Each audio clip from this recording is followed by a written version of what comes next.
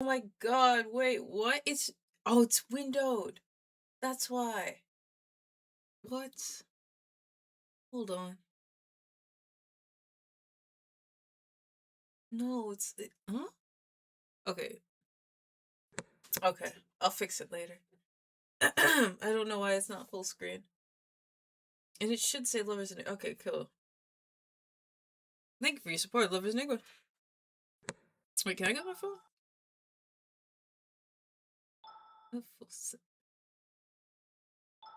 Oh, there we go. Whoa. Wait. No, okay, that's right. Okay. Alright. Oh my gosh, thank you for your support. Yes.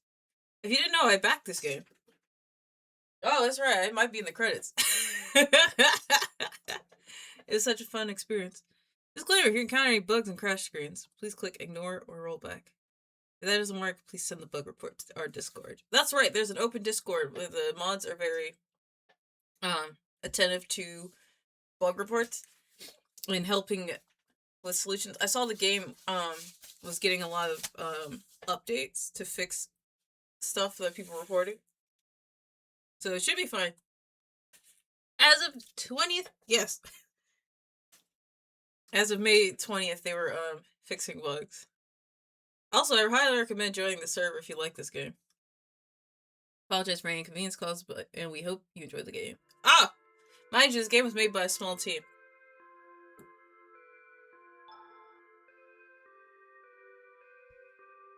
I'm starting over from scratch because I missed a whole lot of shit the first time I played the demo. Burning. I'm a save right off the bat for starting off this way.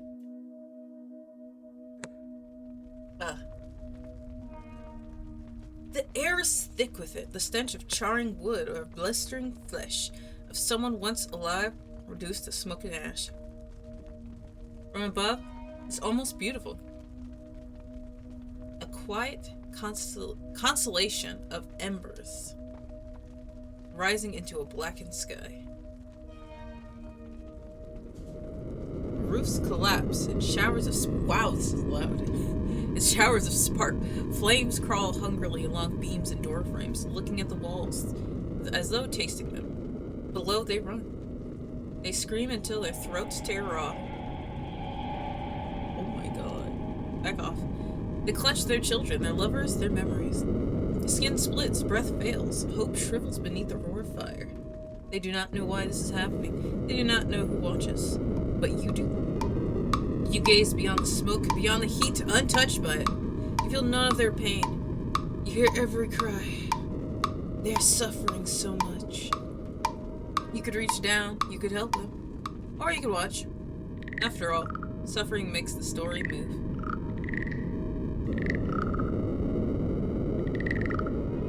Oh, let me see. I remember what you could say. Oh my god, it saved all my save files from before. Okay. Take me back to 1. I'm gonna start from the beginning. Alright. Well, good choice. I look forward to your interference. What? I miss him. Oh yeah, that's the husband. We weren't close, but I think we had something special. Was it Kazuki? A common fear of being alone. I think that's why he agreed to marry me in the first place. But I feel so guilty. Do I miss him? I mean, yeah. Or do I miss the idea of him? Oh. I shouldn't be thinking like this. Not here, not now. At his funeral? Not with flowers wilting at my feet. Oh, at his funeral. And his name carved into stone.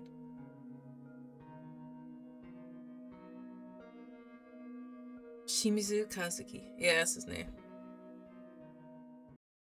Oh, there's like sounds now. Ah, I'm sorry for your loss. It was so sudden too. Huh? Oh, thank you. Thank you for coming. Don't worry about it. I hope you feel better soon. That's not some I mean, I get it. It's a funeral and shit. But, like... Also, I want to try tapping out for a second. It works just fine. I hope you feel better soon. Usually you tell people, like, take all the time you need. You know, relax. Let me know if you need anything. Now, I hope you feel better soon. But it is a coworker, so I guess that checks out. That's some painish. Ooh. I hope you feel better soon. So you say that when someone gets sick, not when someone dies. Thank you. Oh, I like that she still has a sensor. Like, I wonder if there's actually something like a twist, or is that just is that just because, like, hey, the mom, we don't need her, or like the daughter doesn't want to recognize the mom. Echo, please, can you get a grip? These people are here to pay their respects, and you're zoning out. Please don't embarrass me more than you already have. Yes, Mom. What are we going to do about the funeral costs? If I had known he had no remaining family, I would have never agreed to the arrangement in the first place. You didn't even check. What a mess. Her words blur together, flattening into noise. Why'd you agree to fucking let him marry your daughter? You stop listening. I have the best thing to do in this situation. Try to focus on anything else. The sickly sweet smell of flowers. The way the cool air settles around you. The touch of your silk kimono over your skin. But something else slips in. Voices, soft at first, careful, then not. Oh, she's well, I mean, it's not, is it eavesdropping if they're talking shit about you? It's not really eavesdropping, it's getting the truth, but, I digress. She just announced her wedding 3 months ago, right? Yeah, it's pretty extravagant, too, wasn't it? Well, it's such a shame. He died so soon. Saying it was suicide. What, not again? They're talking about me, not again. What do they know? I heard she's some kind of outburst at work. Guess she didn't take it too well. I heard from Majima-san, not my Majima, that she broke down, crying. She had to go home for the rest of the day. They think you're weak. You're weak. They look down on you. Well, it's not something I wouldn't expect from her. Remember what happened after our boss called her out.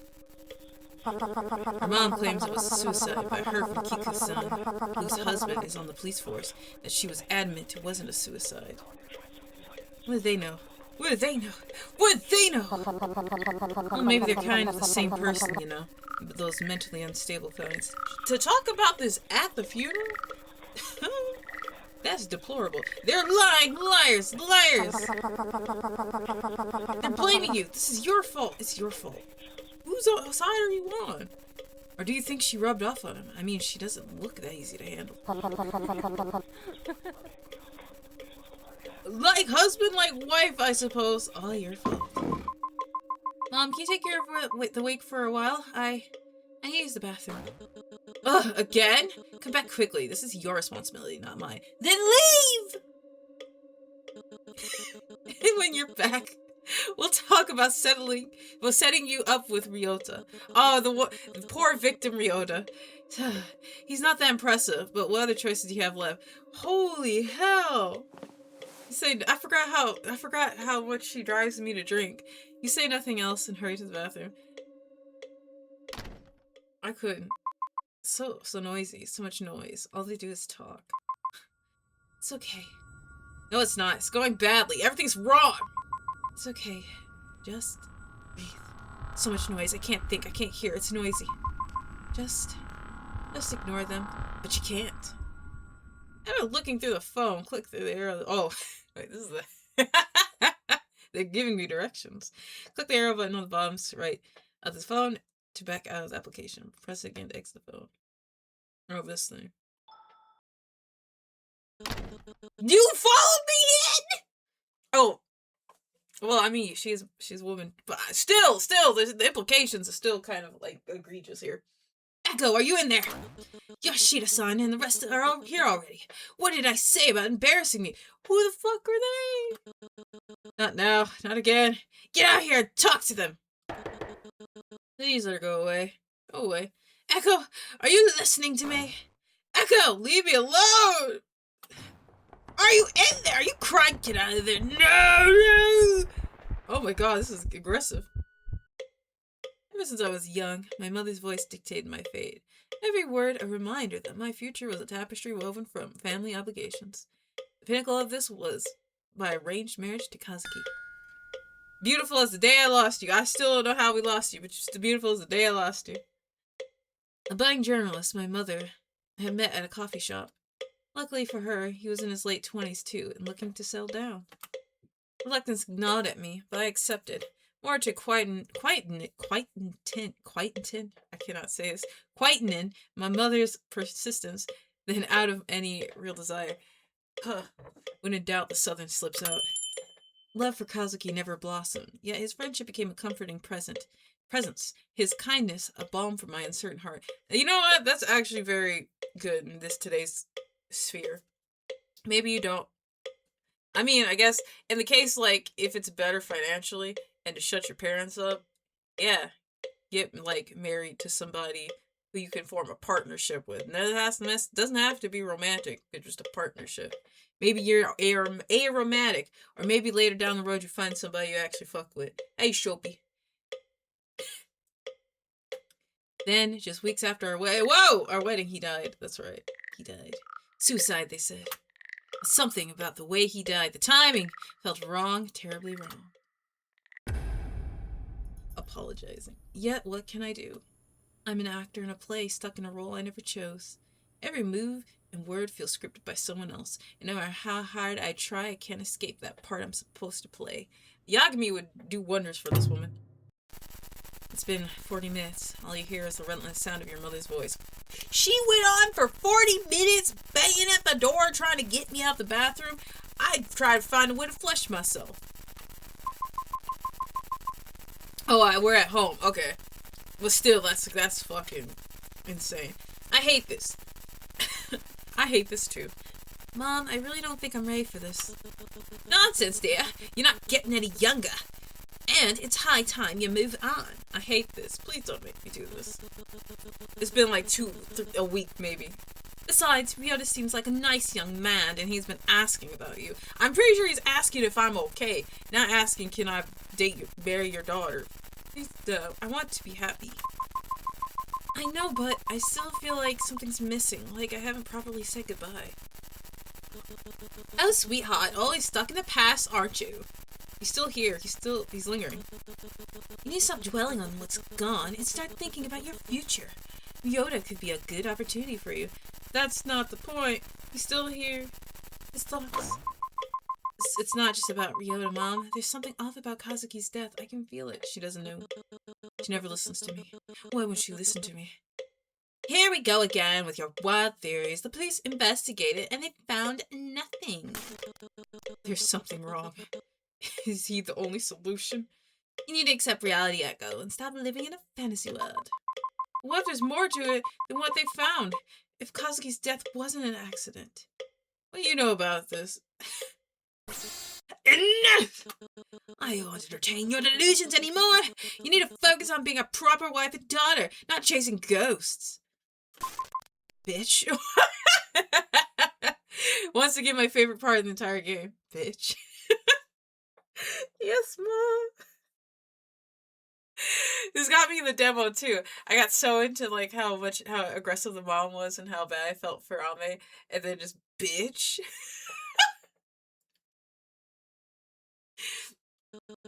Bitch. Good. Now I'll talk to you later, and remember, keep yourself together. We can't have any more embarrassing incidents like last time. Nice with the stream streak, Shopee. Also, I saw Fuma got a Splatoon Raiders, and I was like, the game out?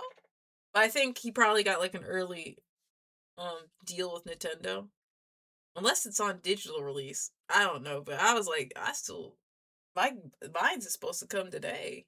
Or shipped to today. But I'm pretty sure he got it early because he had it yesterday. Game looks fire. I don't know if I want to stream it though, because it'll be in Japanese, and I know people are like, well, why isn't it in English? And it's like, well, sorry, I wanted the Splatoon Raiders special Switch 2, so I got it in Japanese.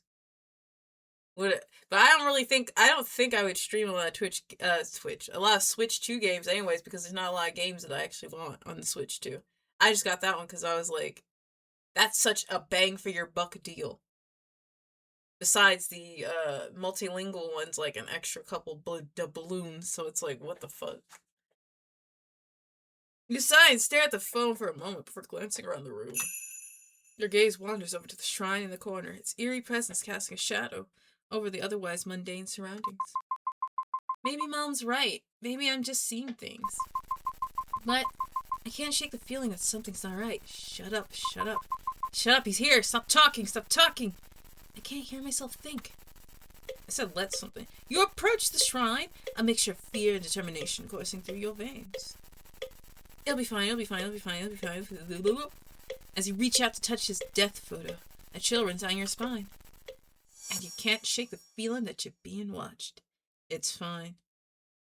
Here comes that creepy... Oh no, day one, okay. Click to continue! I think day one you meet Ryota. Damn, my boss got a fucking... Seriously, again! What do you mean we have to change the section? Stop wasting time and just get done with it already. But sir, our previous reports stated that... Previous reports? You mean the ones that you messed up too, didn't you? How about we try not to repeat that today? Ugh, people like you should really get your act together. You want to speak up to tell him that this report will end up the same as the one before. Full of mistakes and delayed, all because he won't see past his ego. Anything else would you like to add? No? Good. I want that report in by the end of your shift. Don't clock out till you do. That's how I felt that. Maybe you should have accepted the demotion if you can't take this level of work. Maybe you should go sit down. You swallowed your pride, remembering how close you came to losing your position after your breakdown. You're fortunate to not have lost your job, but you're starting to believe it might have been a better outcome. You don't say anything. You just silently bite your tongue, shake your head. I can do it. Then hurry and finish up the report already. Don't make things any harder for me. Or for you. Eventually he leaves, smug and confident. About what? Yelling at a woman? As if he's at the top of the world for exerting his power, bullying those who earn less than the average income. You exhale, returning to your work, your fingers gliding across the keys of your keyboard. Oh, why you texting me at work? Yoshida-san recommended one of the spiritualists from our group. He'll be contacting you soon. Listen to what he says, and again, don't embarrass yourself. And don't send Ryota home early again. Make sure you go home with him. I'm doing this for your own good. Maybe I want to get home and get some extra sleep before work. What? Go home with him? Like, him walk me home or go to his house? Woman! Not again. This is the third person she sent. Why is she so hurting for money if she bought paid? Because, like, from what I heard, spiritualists and these people that they like, hire to help, like, boost your child to, like, matchmakers and shit, like, they are a pretty penny. Why would you do that if you're so hurting for cash? Why would you, pay somebody to, like, exercise the ghost? Oh my god. Oh yeah, Haruki, that's who she fucking hired. I forgot. My god. Hello, greetings. My name is Satome Haruki, but please just call me Haruki. Ooh! Stupid ass. Your mother has provided me with your phone number in order to contact you with regards to your spiritual relationship issues. Are you free today for a quick chat? I promise I won't tell you anything. Looking forward to getting to know you. Satomi Haruki, his fuck-ass logo. A calling card appears beneath the message. This guy is weird. Very different from the previous people your mother has sent. The usual aura of a mysterious spiritual leader is completely missing. If anything, he writes like an old man trying to connect with the younger generation. And somehow, that makes it even more suspicious. Wait till you meet him. Nice, Shadow X. You hesitate, thumb hovering over the screen, wondering if you should reply. On the clock? Hell yeah. So, let me see if that'll, like, summon my boss behind me. And he'll be like, what the fuck?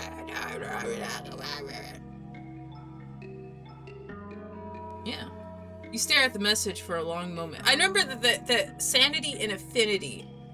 The devs told me sanity and affinity will determine your ending. Because I think I got, like,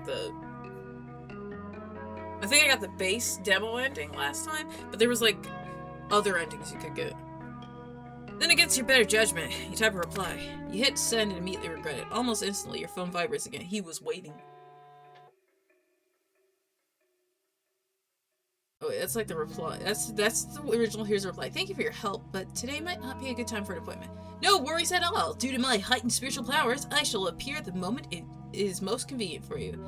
He's stalking me. Time, destiny, and scheduling conflicts are no match for me. Haha! He's so stupid. I stare at the screen. He's either incredibly confident or completely insane or both. Many hours later. Remember to lock up after you're done. He tosses you the keys. They hit your desk with a sharp metallic clank. The ringing sound lingering longer than it should. I'm sorry, but like, do I take... Here's the thing. Do I take the keys home? So what do you mean lock up? Where do I put the keys? You wouldn't put it outside the building, right? Or he means lock up the office, like, floor. And then I just, like, put the keys in, like, the I don't know, the storage inside the building. That's some shit, ain't it? You swallow another insult and pick them up, fingers curling around the cold metal. Your colleagues have long since left. The office is empty. Just you and the rhythmic clicking of your keyboard. You only have one paragraph left. Then you can go home, so you type. I can almost read that. Whoa! You freeze. The sound of a door unlocking echoes through the office. That is the exact moment I leave. Maybe your boss came back. Nope. Shut up. Time to go. Sorry. Deal with it in the morning. You turn around. Nothing. I turn the lights on. The hallway is empty. The light hums softly. Your mind is playing tricks on you. Just ignore it. You turn back to your screen. I'd be like sitting. I'd move my shits. Here's the thing. I'm a firm believer of always face the exit. And if it's a place where there's only one way of entry, make sure you're always facing that shit. Never let them get the jump on you. I grew up on the streets.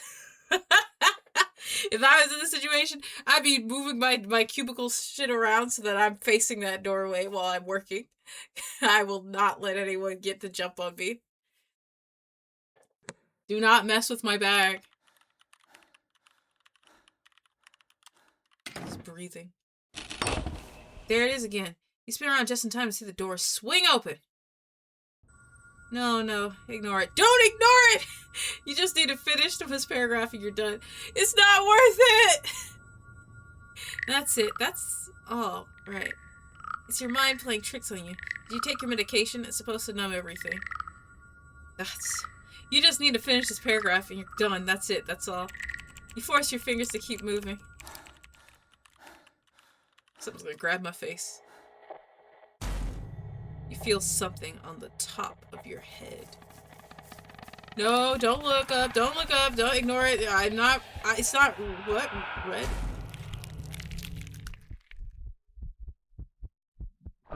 Help me.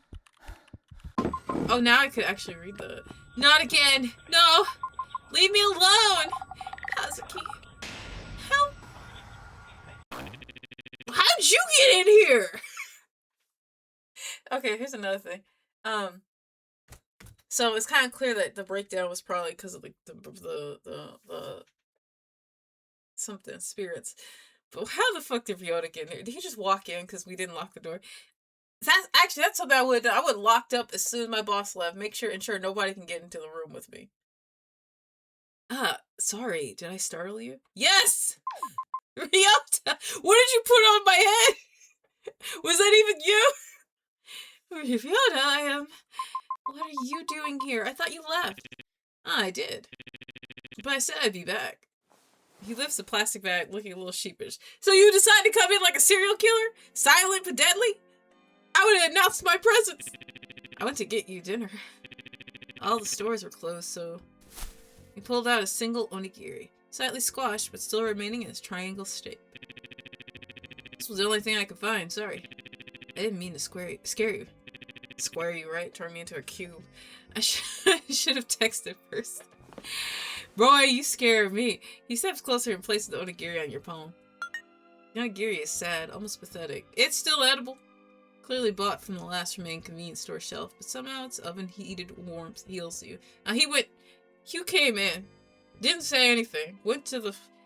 I assume he went to the microwave on the floor, popped it in, still says nothing, and then just, like, walks silently up behind me and is like, hey, don't do that.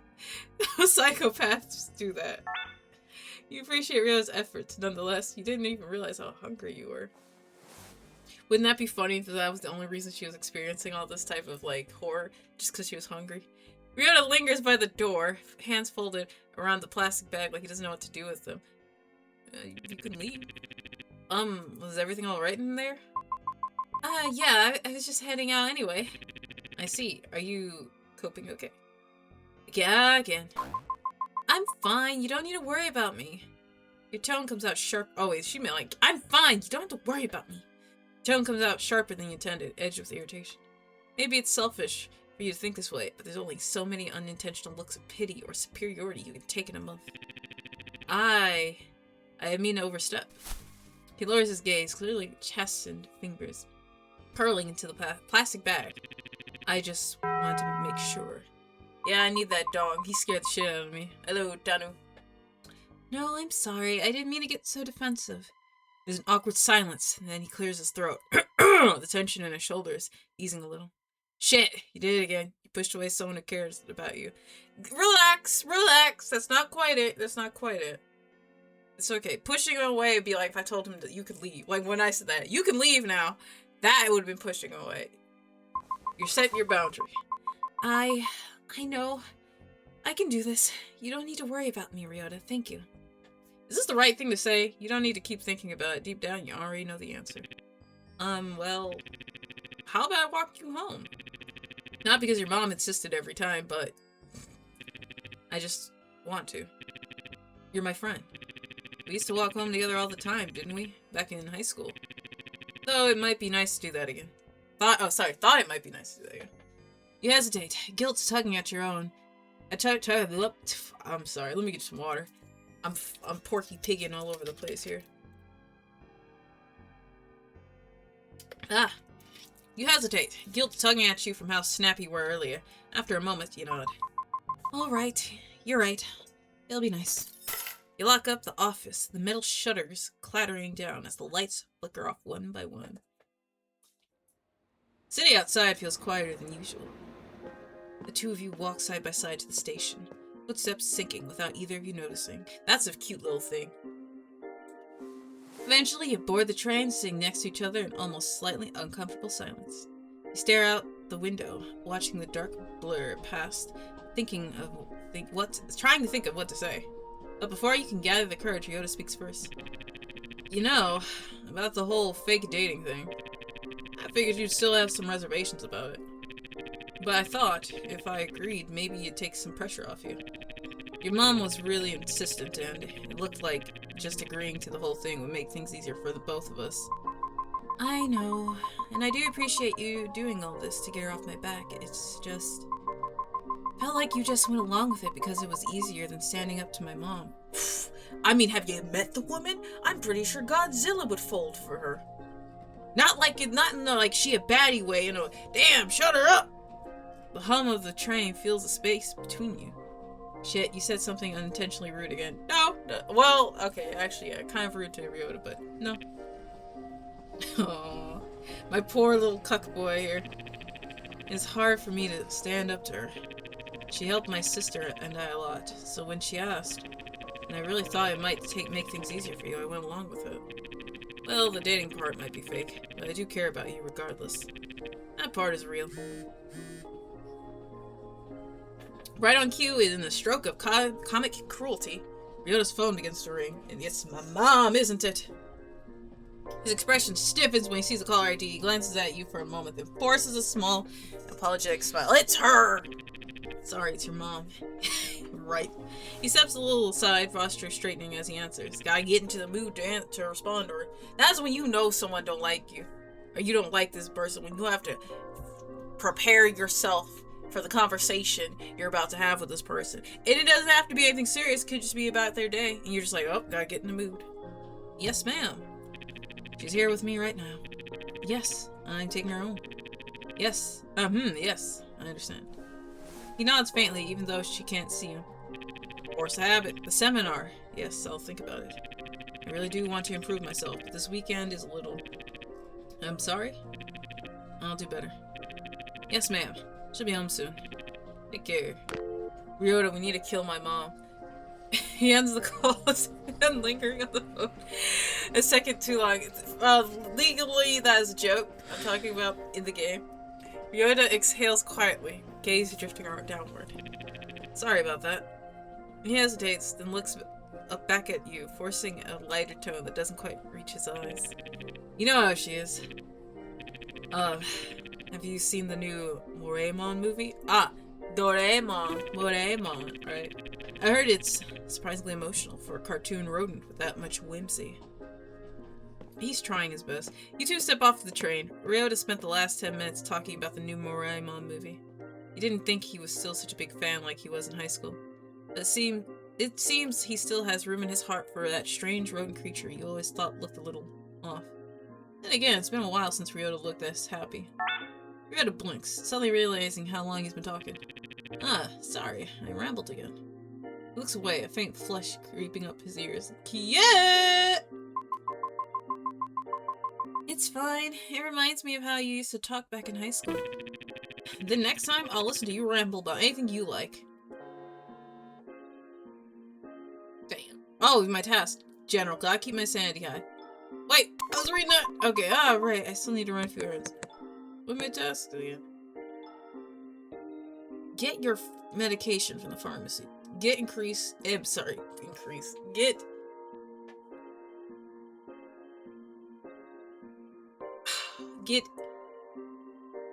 incense for Kazuki. I still can't fucking say that. Incense. Shrine. Leave incense for Kazuki. Bathroom. Do your daily routine. No run in there at all. Alright, I still need to run a few errands. I don't want to drag you around town for all the boring stuff. It's okay, I don't mind. Take him with you. I don't really have anything better to do anyway. I don't want you to feel obligated to come. You've already walked me home. I don't mind. Either he is very interested in her, or he really got nothing going on. And I like walking with you. Even if it's just boring errands. Besides, if your mom calls, it'll probably be easier to explain why you're you're out so late if I'm there too. I suppose if you insist. I insist? He's practically inviting himself. Well then, where should we head off first? Look at him, he's happy. I suppose I should head to the pharmacy first. Oh, he's with me. He's with me. The pharmacy smells like antiseptic and stale candy. Fluorescent lights hum overhead too brightly for this late at night. Ryota lingers near the entrance, pretending to examine a rack of cough drops while you walk up to the counter. At least, now that's another thing. He's giving me privacy. That's good. He's a keeper. I'm more interested in his sister, but he's a keeper. Next. Ooh, the pharmacist. The pharmacist. Hello. Hi, may I get a refill for... Shh, it's under Echo. She types for a moment, then pauses. Her expression shifts into something more than just standard customer service irritation. Oh, it's you again. Oh, never mind. Damn, are you a bitch? Your mother was here earlier. She demanded that we only authorize any medication changes through her. She insisted we block you from picking up your own prescriptions. This is a licensed pharmacy, not a family dispute hotline. We don't take customer orders from parents over adult customers. And frankly, if she keeps harassing my staff, I'm going to escalate this. We can't have people threatening clerks because they don't like how medicine works. I mean, arrest her? What can I do? You've seen the woman. Arrest her? I need the, you can't withhold you can't withhold medication. That's against the law. I'm pretty sure. The most you can do is be like, we're going to recommend you to a different pharmacy to get you out of our hair. Let's try calming her down. I'm sorry about that. She's difficult. This is my prescription. I really need it tonight. Look, I know this isn't on you, but your mother comes in here and disturbs our patients every time she flares up on us. Call the police! Give us a good reason why we shouldn't just get both of you to go somewhere else instead. Call the police! Oh yeah, this part. This is the slot machine. You need 3 matches to win, but if your sanity is high, you only need 2 to match. Well...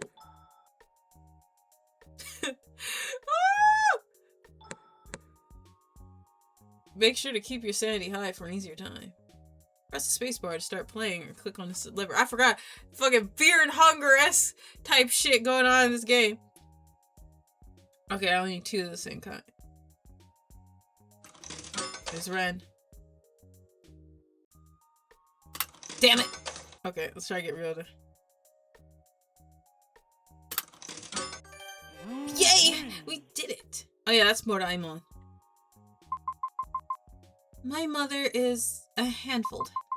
That's why I'm trying to handle this myself. I don't want her speaking for me anymore. Pharmacist studies you for a moment before her expression softens, though just a little. Ah, so you did come around. Yeah, I get that. My dads are kind of like that too. Dads, plural. Hey, pharmacist, back on the table. Back on the table. She sighs and starts filling the order. Not much you can do other than to silently accept that that's just the way they are. She hands you the refill, this time gently. Take care of yourself. And tell her this is a pharmacy, not her personal command center. Thank you. Like she don't listen to me, but alright. Ryota steps away from the shelves as you approach. Everything okay? Yeah. Just the usual. You look away, pretending to adjust your bag. Ryota hesitates, clearly wanting to ask more, but stops himself. See, I'm training him. I see. He doesn't press. Say falls into a step beside you as you leave the pharmacy. The automatic door is sliding shut behind you with a hollow chime. That's the way we do it. Well. Oh, it just disappeared. It was just gone. Okay. What's next on your to-do list? I just need to head to the temple and get some incense. And then I'm done for the night. It's incense. Alright, the temple's just down the road. Let's head there. This is ingot all over again. Uh-oh, sanity's 60! Increased! High sanity? I would have thought high sanity would be like 90. Okay. Actually, wait, was it? I'm going to the temple. Can I go somewhere else? I don't think so. Okay, yeah, I can't. I was gonna go look for Miyabi, but I guess not. Temple grounds are quiet at this hour. Lanterns casting a dim orange glow over the stone path. The air smells faintly of ash and old wood. How calming, or so it should be. From a distance, you hear some arguing, but for now you try to ignore it. It's hard getting. I haven't been here since New Year's. I think I bought an omamori for good luck back then. Did it work? Well, the new Moraemon movie just came out, so I think at least a little bit of it's working. He's so... I love Ryota. He's such a dork. I never consider him an option, but he's such a dork. You snort softly and head towards the small shop near this main hall. For such a modest shrine, it's strangely convenient that they sell incense here. I'm gonna keep saying it like that. You lean on the counter, scanning the shelves. The usual shrine priest is nowhere to be seen. Your attention is being drawn back to the yelling from behind the main building. Raised voices echo through the courtyard. Ah, there he is. There he is. There he is. Please, let me in. Please, please. I told you, you're banned, so get out. What if I gave you this super limited edition talisman? You're one of a kind, because I made it myself. He talks in parentheses. I said no, now go away before I call the police again. Priest, see, he knows what's up. Why can't we call the police on my crazy ass mom? The priest hurries back to the shop, adjusting his sleeves, face visibly strained. A visitor. Sorry about that. How can I help you? Incense, please. The usual. He nods quickly and reaches under the counter, handing you a small bundle. That'll be... He suddenly freezes, eyes widening as he looks past you. Hey! What did I say about entering the temple? Please hold on for a sec, miss. Priest. My dude. You... He literally I don't think I've ever seen someone stop mid-purchase. Usually they'll be like, let me just check this person out and get them out of here before he wants that ass so fucking bad. He wants to beat Haruki's ass so badly that he was like, please wait a minute, and took off running toward the direction he was looking at. I swear I'm gonna make sure this is the last time. You pay and step away with it. That's all you could do. That's all you could do. Does this usually happen? Well, I think this is the first time I've actually processed how strange all of this is. I guess every shrine has its regulars. Strange town, strange people, but at least you got what you came for. He really wanted to beat his ass. That's funny. Alright, my tasks are complete, and with just enough time to spare. And just before your mom called to. You and Rio step out of the lower street, the night air cool against your skin. The previous chaos from the temple before is slowly fading to the distance. At least until... Wait! I thought my spiritual powers had failed me, but it seems I've managed to catch you after all. You freeze as someone skids to a halt in front of you, nearly tripping over his own feet. Oh! Hello! And he talks in... Oh my fucking god. The vibes around your home are not immaculate. I can already sense the bad spirits wriggling around your abode. We're not at my house. What are you even talking about? Sorry. I think I was reading from an earlier draft of this interaction. He talks like he talks like he's not here. I mean, ignore that. What I meant to say is, your aura is exceptionally poor. Do you find yourself more nervous, more stressed? Is your hair falling out more than usual? This is very, was it snake oil salesman type interaction.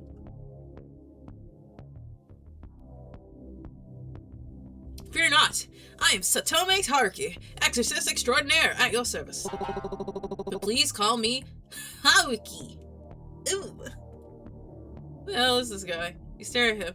You were shaken earlier, now you're just baffled. I bet you're thinking, who the hell is this guy? Anybody would. Fear not, your esteemed mother has employed my services to assist you with the spiritual disturbance plaguing your dwelling. And thank you for answering my text message. I thought you would have blocked me instantly. Ugh.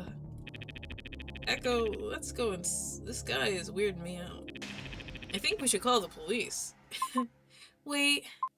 My mom did mention she got someone from her organization to help with the problem. So unfortunately we can't arrest this guy or Mom will throw another fit. The organization? Right. I thought they'd be a bit more professional. Excuse me, I'm still here. Fear not, my reputation precedes me. While some may doubt my methods, I assure you I possess genuine spiritual prowess. I need you to relax. He dramatically thrusts his hand into his pocket and slams something onto your palm. Behold! It's a talisman. A very crude drawn talisman. The ink is smudged. The symbols look suspiciously handwritten in marker. Maybe you shouldn't take things from strange people. Haruki recoils in mock offense. Hey! This is the real deal. Handcrafted, artisanal, spiritually aligned with all that is good. He beams at you. Go on, take it. I mean, if it wasn't for the fact that he's one of the love interests, I would be skeptical, but from the demo, he seems to be on my side. He doesn't really take the talisman.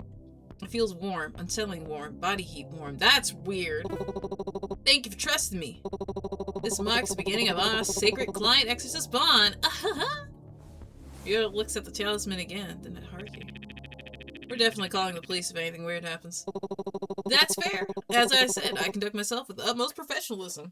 Except when you're skidding around like a cartoon. Anyway, I shall now vanish as the narrative has clearly decreed it so. Farewell, dear client. I will reappear precisely when the plot demands it. Until next time, spiritually burdened protagonist. He's the kind of crazy I fucks with. He spins on his heel and sprints down the street, nearly tripping over a curb. Who you running from? We gotta watch him go silent for a moment. Are you sure your mom hired him? I wish I could say no. Ryota sighs, rubbing his temple. If he shows up again, we're calling the police. You glance back at the street.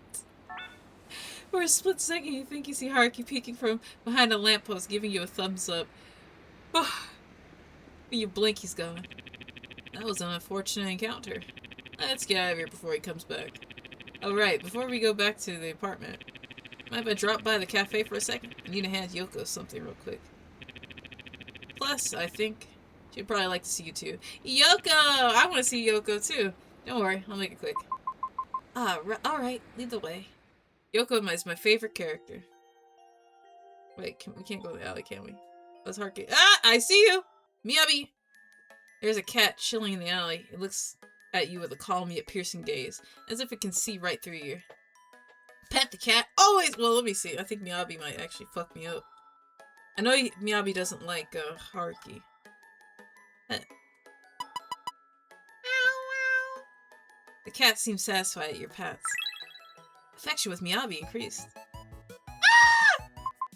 It's really late. I better finish up my task and head home. Yeah, Ryota's just with me, right? I forgot about that. He didn't want to pet the cat either? Pet the cat!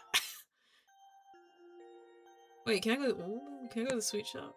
Wait, no, Ren doesn't work at the sweet shop. He works at... wait, go back. Alley. I can't. Ren works at the convenience store. I can't see him though. Cafe. The door chimes softly as you step in. The familiar scent of coffee and syrup wraps around you. Woo! Wait. No. Can't hide the bar. Oh, Ami-chan, my sweet candy. You've come to visit me. She moves towards you, arms lifting for a hug, then abruptly stops herself. Don't stop! Right, sorry, it's been a while. I shouldn't just grab you like that. Grab me all the way you want. Manhandle me, woman. Throw me against the wall. Put me on the floor. She turns, spying Ryota. Oh, and he's here too. You brought my unfortunate baby brother. Oh, she's the older one. Woo! Okay, I gotta stop. You don't have to sound that unhappy to see me. I'm not. I'd just rather see Echo. Ah! It's like ordering a really tasty burger but getting some soggy fries at the side.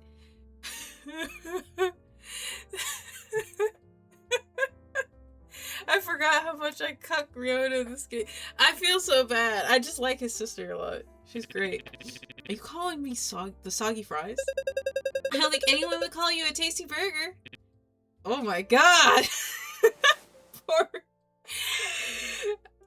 But okay, like when I was on the live stream, I drew Ame-chan and then I drew Ryota. Like, I think I drew him twice. I drew him as Shinji in the chair. And then I drew him somewhere else. I can't remember. Yoko leans across the cafe table, chin resting in her palm, staring at you with an exaggerated sigh. Oh my god. I don't want to talk about you anymore, Ryota. Echo, we barely see each other these days. I know, I'd like to see more of you too. You're always busy. I'm always busy. The only time we see each other is when you drop by the cafe. Hey, I can't help it if our shifts overlap with our rest time. Totes, despair! Maybe I'll open my own cafe someday that you can drop by whenever you want. You could hire me. I'd work a cafe. I think that would be better. Imagine that! 2 girls running a cafe. That'd be much better than the corporate life. Ryota can be like the busboy or something. I don't know. Your own cafe? Yeah, it'd be a maid cafe. Okay. He's put him in the maid suit too. He's being a maid. I didn't think you were the type to work as a maid. Who said I'd be the maid? I'm the manager. You're the maid. Me?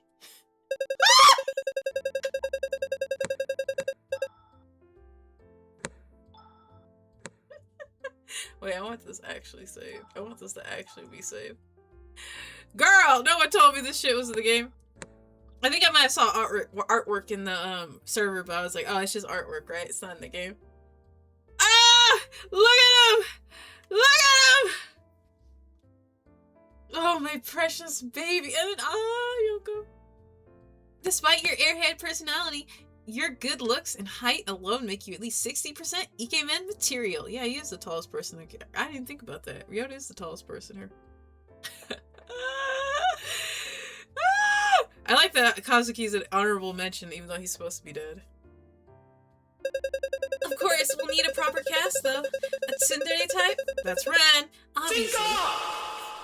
Yeah, my Chinko is fucking going off fire. It's firing off all cylinders right now.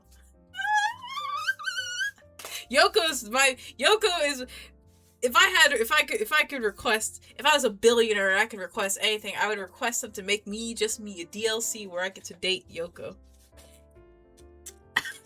But also, maybe I would ask for a paper cardboard cutout of Ren in a maid outfit. He'd be my emotional support, Ren. Hold on.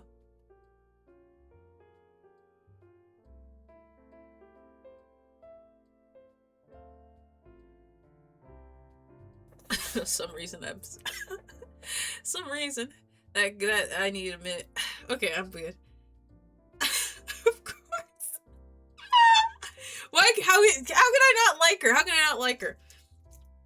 I feel so bad because this is Otome, and I'm supposed to like the men, but I like the. This is a common thing that happens with old Otome. I would like the side character girl more than the men, and she is not dateable. Like Yoko, she's got the piercing, she's got the mole, she's got the hair. I forgot what it's called, the type of cut. I love this girl. Of course, we'll need a proper cast though. Tsundere type. Obviously. Maybe a Genki one too. That's Haruki. And of course, a charming princely type. That's Kazuki, I would imagine. Because she called him an airhead. I don't know what any of those words mean. You can be the airhead type. It creates a gap moe with your seriousness to outward appearance. Yeah, I said it. Yoda's cute. He's cute as fuck. I feel like I should take that as an insult. It's a compliment. Your airheadness is endearing. Is it? It is. See? That's right there. That's your thing. The soft, confused airhead energy. Alright. When you open your cafe, I'll work a few shifts, but I demand 100% commission rates. But the best I can do is get you free snacks. As much as I like to indulge in the scenario, Ryota, didn't you say you need to hand Yoko something? Oh, right, I do. He reaches into his bag and pulls out a familiar stack of pamphlets. The same designs, the same slogans, your mother's handwriting scribbled on the corners. What does she do for these children? Well, I mean, they're adults now, but what does she do for them? Is she like their caseworker? Oh, wait, that'd be a conflict of interest. Madam wanted me to hand these to you. Yoko's expression tightens the moment she sees them. Ryota, I told you I do not want to join them. Is it like a cult? I know. It's just, she helped us a lot in the past. It feels wrong to just ignore her completely.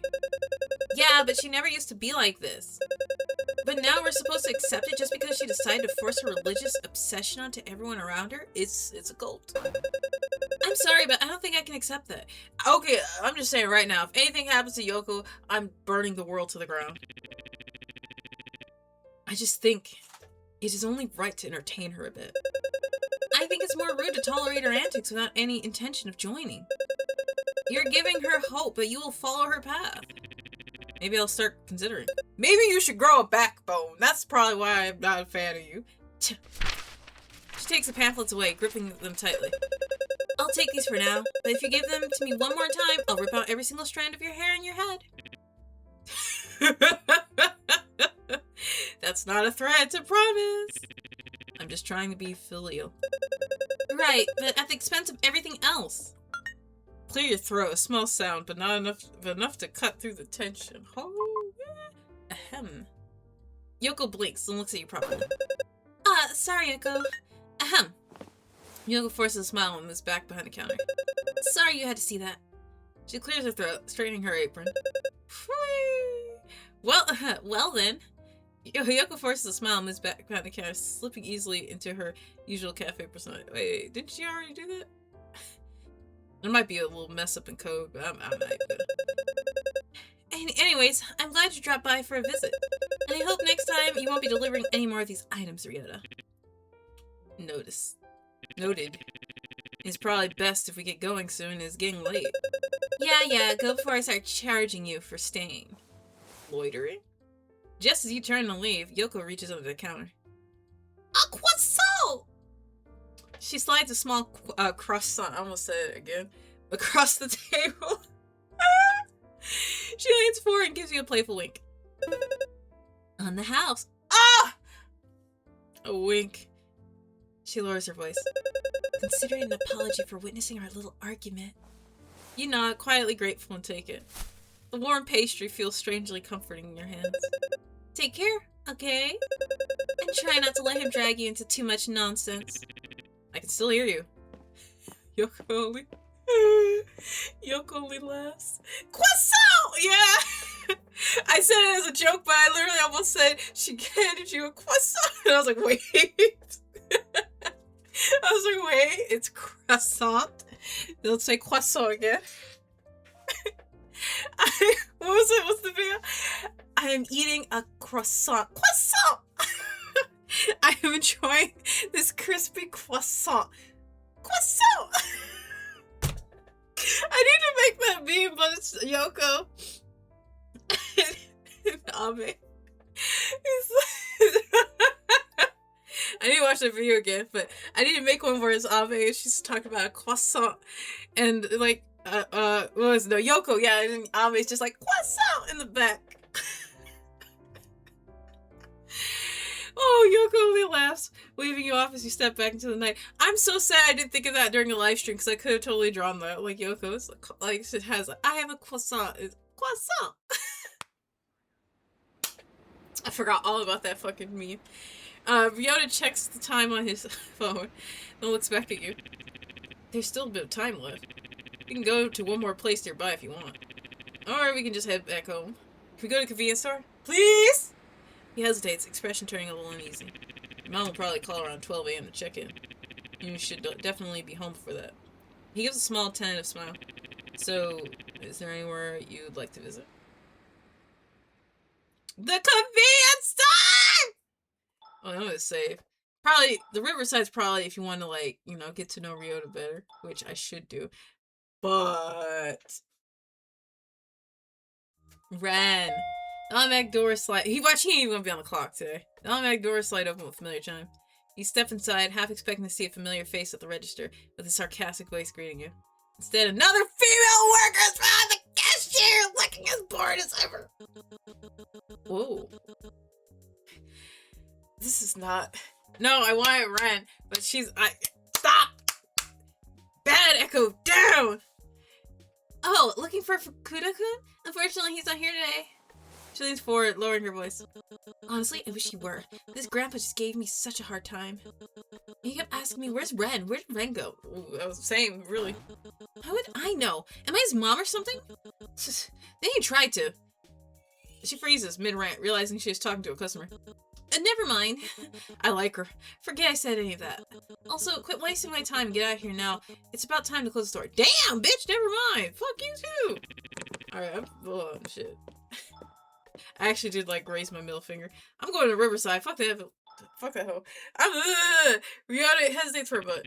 Ah, alright. We can take a short stroll there, but are you sure? He doesn't finish the sentence, but you know what he means. You nod.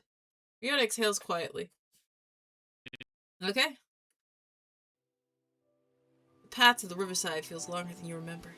The city light reflects faintly on the water, rippling in slow, uneven patterns. I forgot my You know what, it's fine. I forgot my, I just remembered. I always do that. An hour in, I forget the translation stuff. I was just so gung-ho to play this shit, and I was waiting for it to quiet down. I had forgot all about my subtitles.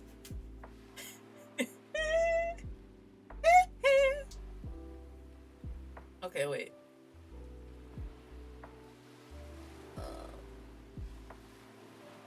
Part of me thinks I need to make these smaller.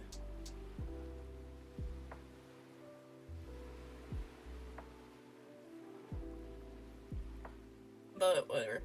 Is it listening? Are you listening? Thank you. I can raise that up. It's not like you guys need the English.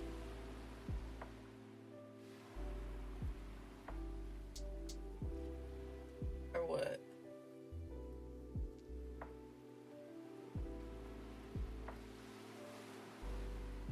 Yeah? Okay.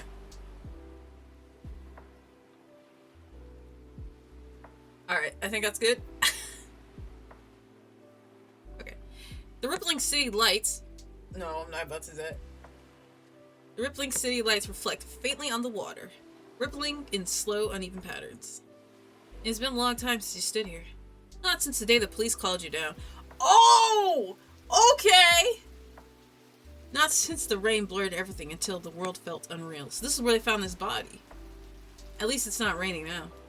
You stare into the water, your reflection looks distant, like it belongs to someone else. Ryota stands beside you, and after a while he speaks. If you don't mind me asking, how are you holding up these days? Well, as best as I can, I suppose. He glances at you, then quickly looks away. If it's too much, we can go somewhere else. Shake your head. It's fine. It's just weird to be back here. I see. Does it still hurt? I don't think there's a right answer to that. I don't think grief fits on any kind of measurable scale. Or maybe the better answer is that everything feels so sort of numb right now. Like I'm going through the motions. I understand. I felt the same way too with my parents. I hope everything works out for you in the end, Echo. I really do. I hope so too. We should head back to your apartment before it gets too late. Ren's so sweet.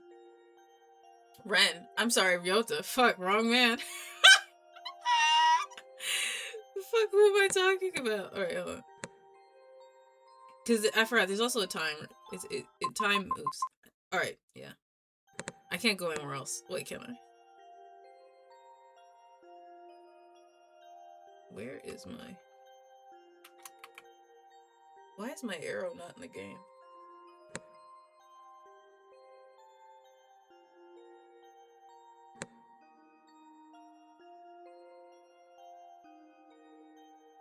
There we go.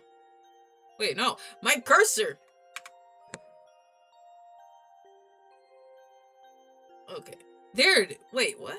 My cursor does not appear on my desktop. It appears in OBS. That's crazy. I might have to, like, restart the game. I'm gonna pet the cat. Meowby. Meow meow! Yeah. Alright. Oh, let me save. This is really weird. I have to, like, look at OBS to make it... Okay. Well, the thing is, I'm also blocking the phone, so it's not like I can see what I'm doing.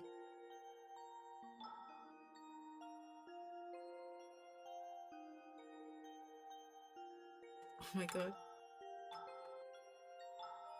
Oh, wait.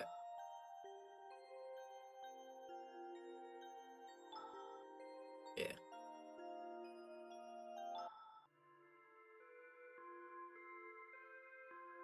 Log out.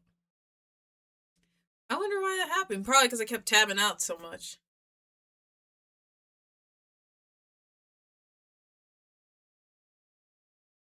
Well, that's weird. Or it might be because OBS is running. That's so weird.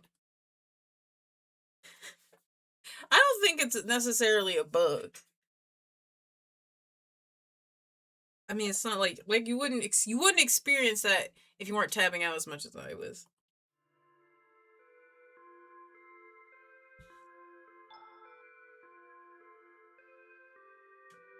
Okay, this is a problem. No, I still don't have the cursor! I still don't have it! Why? Oh, now it appears for me. Oh, I see why. Okay, yeah, it's because OBS. It's literally because of OBS. Okay. Whew, that scared the shit out of me. Okay. Let me just move. I'm gonna move OBS a little bit. because I don't. Ooh, that was. Ooh, I don't like that. I don't like that at all. But I can't. I need to be able to see chat. There we go. Sorry, what?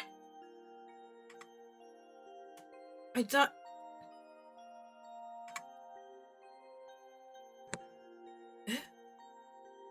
Wait, now it's like.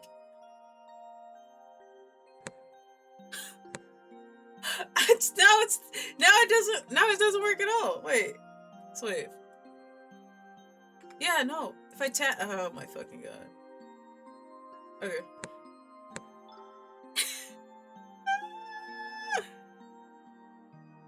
Let me close the game again. So yeah, if I tab out, the cursor disappears. Like if I tab out at all, the cursor just goes bye-bye.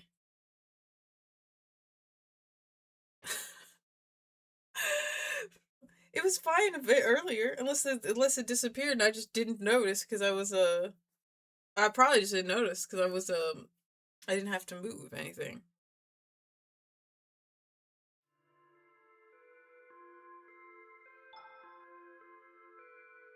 No, the cursor's just gone.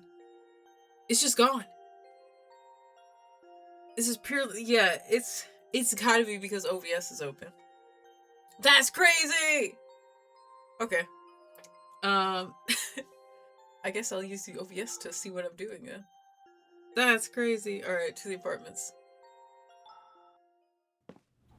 You step into the hallway, the fluorescent lights humming softly overhead.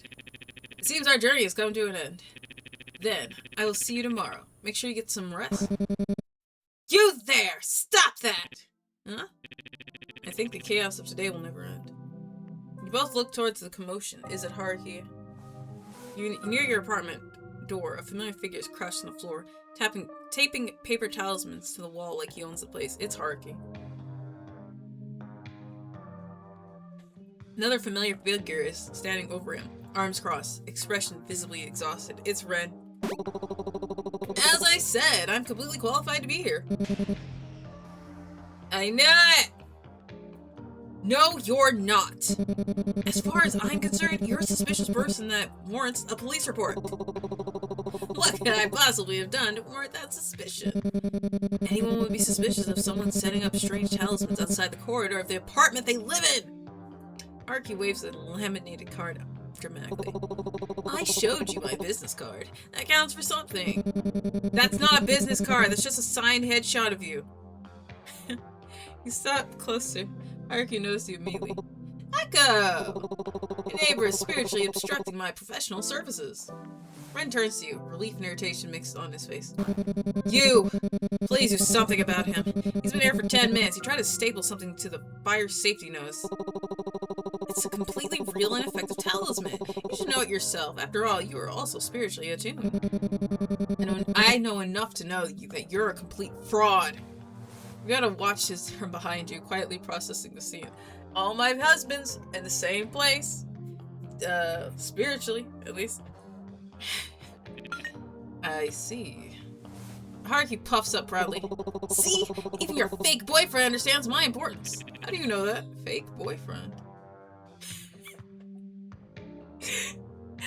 Or see, this is why he's cute. You know, he's like fake boyfriend. You didn't have to. You should be like, how the fuck do you know that? Dog, how the fuck do you know that? No, I wanna like. There we go. Next one. See, that was September. I played the demo. Ooh. What are you doing here, Haruki? Is everything alright? Walk past. Ignore! And so that seemed like the Ryota move. Ignore them all. Is everything alright, Ren? And then ask. I don't even know if I should even talk to Haruki right now. He already said why he's here.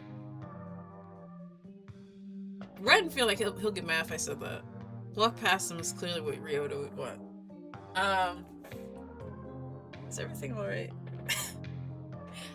Oh! Okay. Is everything alright? What does it look like? Yes, everything is perfectly fine and spiritually under control. Your mother asked me to start setting up preliminary wars around your living area. I'm just doing what I was told. But your neighbor appears to be spiritually resistant to my presence. I am just resistance to nonsense. Okay, I understand. I shall withdraw for now. But I would like everyone here to know that I am leaving of my own accord. Not because I was threatened by the sheer number of spiritually unappreciative civilian present. Please go! I will return when the spiritual vibes are more receptive. Farewell. He's so funky. He jogs down the corridor, again, nearly tripping over his own bag of talismans, and disappears around the corner. Silence finally settles over the hallway. Yoyoyo looks at you, equally confused. I am sorry. I did not expect that. Oh, he's so adorable! Ah! Ren has already stepped back into his apartment. Toward his apartment, hand on the door handle. You call out before he can close it. Wait! He pauses, glances back at you. Sorry about all the ruckus. He is not usually like this. How do we know? He's always like this.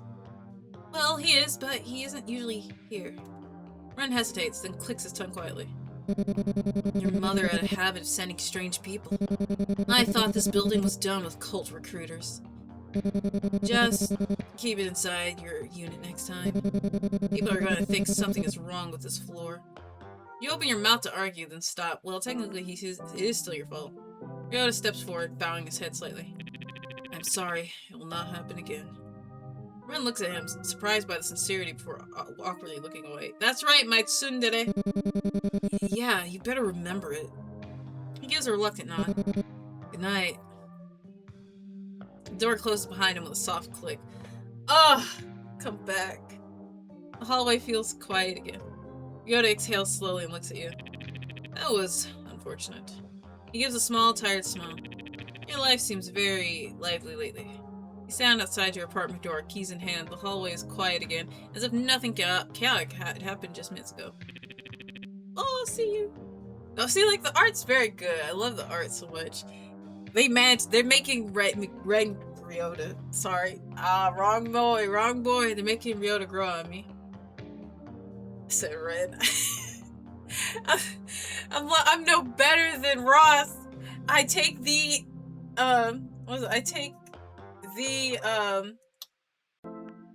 Rachel, instead of saying his wife's name, soon-to-be wife's name. Today was nice. I had fun walking with you. You are alright with it. I'd like to spend more time with you soon. I mean, only if you're up to it. No pressure. Well, see you tomorrow. He gives a small nod that turns and walks towards the stair, posture stiff like he's afraid to look back.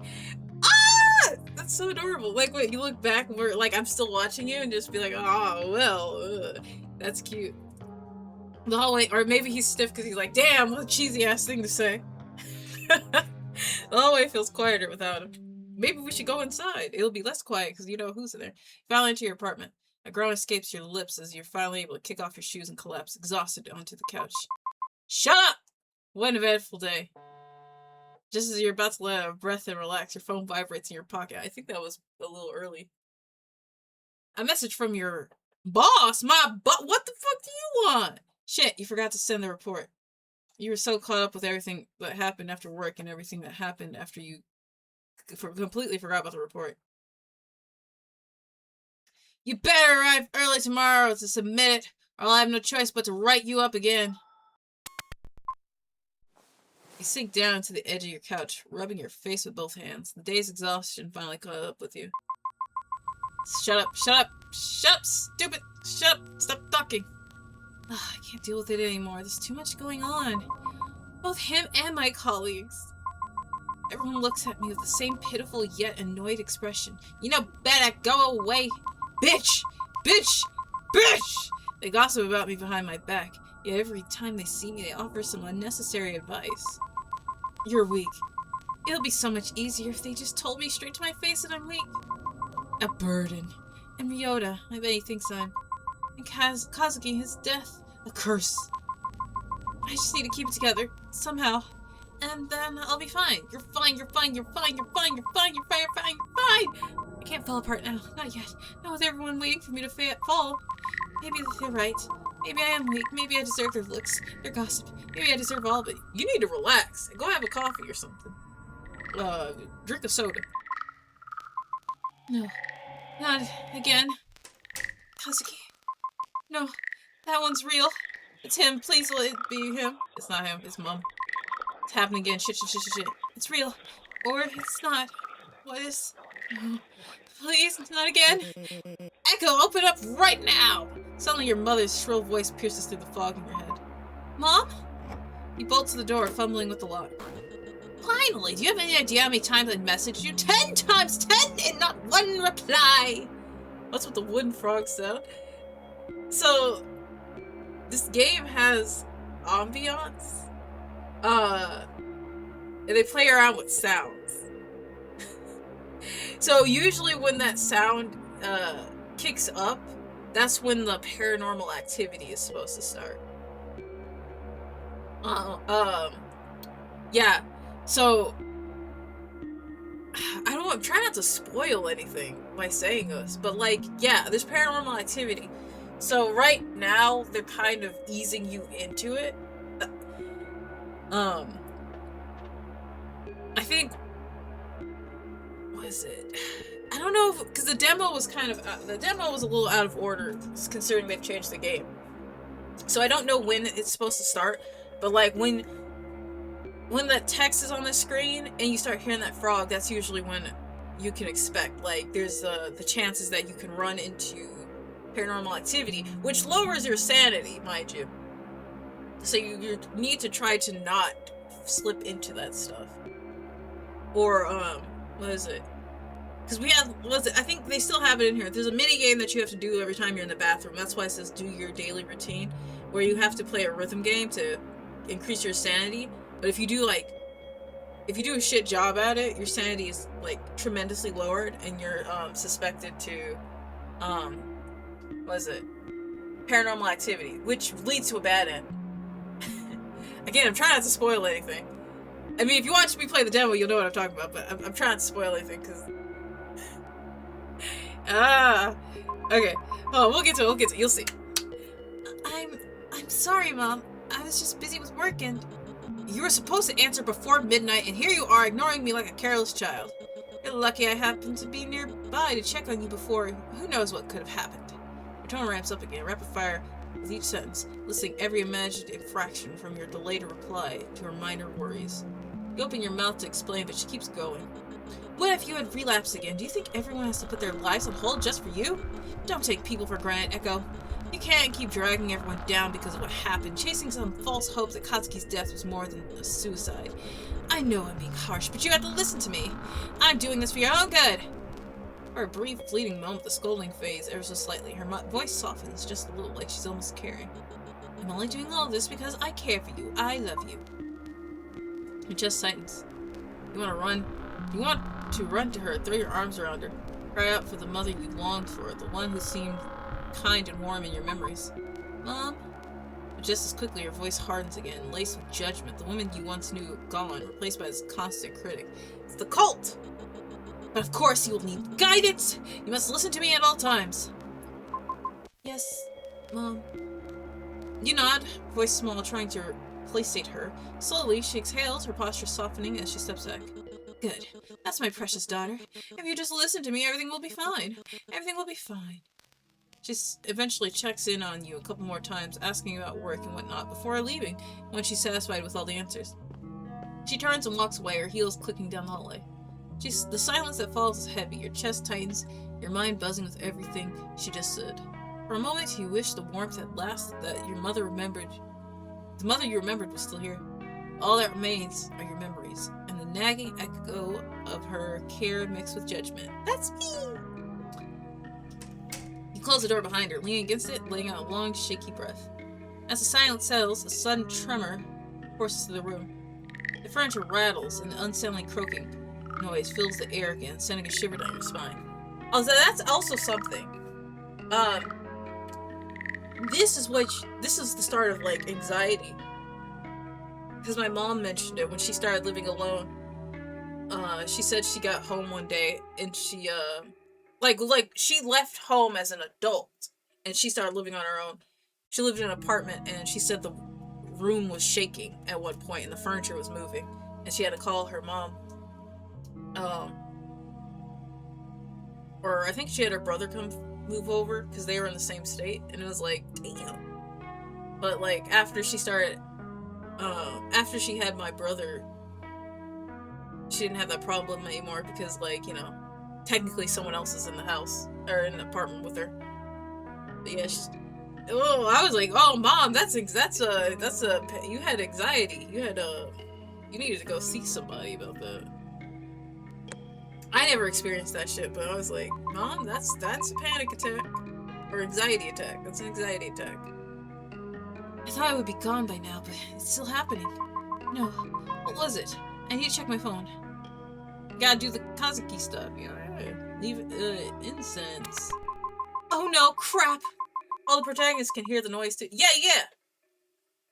Yeah, like I said, it's a sign that you're hitting that part where the stuff's supposed to happen. But right now, they're in the demo. They just throw you straight into it. Like, oh, I think this might check out, so you'll get to see it in just a minute. What they're leaning towards, but like, I've only experienced a couple of it because I kept my sanity high, but yeah, it gets really creepy. Oh no, crap! I must have forgotten to leave the incense out for Kazuki. No, damn it! As you approach the shrine, it begins to shake violently. Kazuki's death photo slips off the altar. Alright, let's see who I get. Whoa! Kazuki. Who's after Kazuki? Haruki. Damn it! That's alright, I'll get one or the other. Yay, we did it! You managed to catch the photo just in time, clutching it tightly as you stare at it. Your heart still beating loudly in your chest. Surprised at your own reflexes, you gaze at the photo longingly, wondering if some divine intervention has guided your hand. Take a deep breath, trying to collect your scattered thoughts. With trembling hands, you carefully place the photo back on the mantle. Stepping back, you let your eyes linger on the image, your heart heavy with a mix of confusion and logic. The room feels eerily quiet, the silence amplifying the turmoil in your mind. Oh, I think I had to fail that for it, because in the demo, a shadow of Kazuki appears. And she starts panicking. And she's like, I gotta go to the bathroom. Nope, there he is. Kazuki? Shit. I'm losing it again. That's not good. I need to calm down. I need to calm down. What did she tell me? What was it? The bathroom. Yes. Yeah, like, this creeped me the fuck out. I was like, ah! I have to get to the bathroom. Normally, you would get actual help in order to keep yourself together, but that's not an option for you, at least not now. So this is the next best thing to keep things under wraps. In this rhythm-based game, your goal is to match the beat by pressing the arrow keys at the right time. Arrow icons will appear on the screen and sync with the music. Hit the corresponding arrow key just when it lines up with the target zone. The more accurately you hit the keys, the higher your score. Keep calm and stay your heartbeat, and remember, suppress it. It's also cute because you do this one time to get away from your mom, and you call Ren. Like, I mean, I think you can call anybody, but I called Ren, and he's like, I'll be over. He, like, chews out your mom, and I was like, ah! That's my boy! Alright. I want udon for dinner. Shit.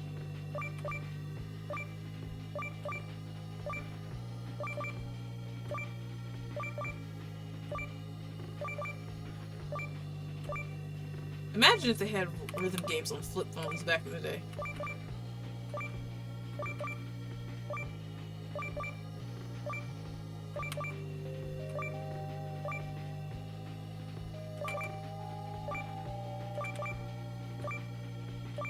Later you could pick a higher difficulty, but I think I tried hard and I was like, damn, this is breaking my fingers. I mentioned, I was like, I want Zora to play this.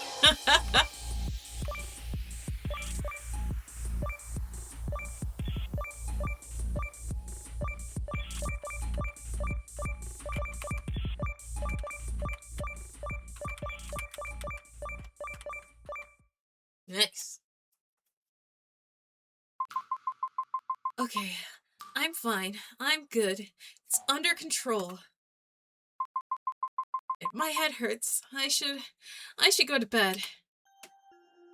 Oh, this is new. We have a little. Oh, wait a second. Wait a second. I remember this shit. Let's save. Oh, right. That's right. I was like, what? I already saved? No, that's from September. That's the demo. Okay. Let me check the window. That's always a good thing to do. You open the window to let some fresh air in, but all you're met with is the unfortunate smell of sewage. Close the window disappointingly. I'll see Kazuki again. You tidy up his shrine, dusting off the remaining memories of the wake. You adjust his incense laid out for him. The note sits beside the offerings. The last memory of him that hasn't been claimed by the river. The only proof he's really gone. And yet, even now, part of you wonders, was it really goodbye?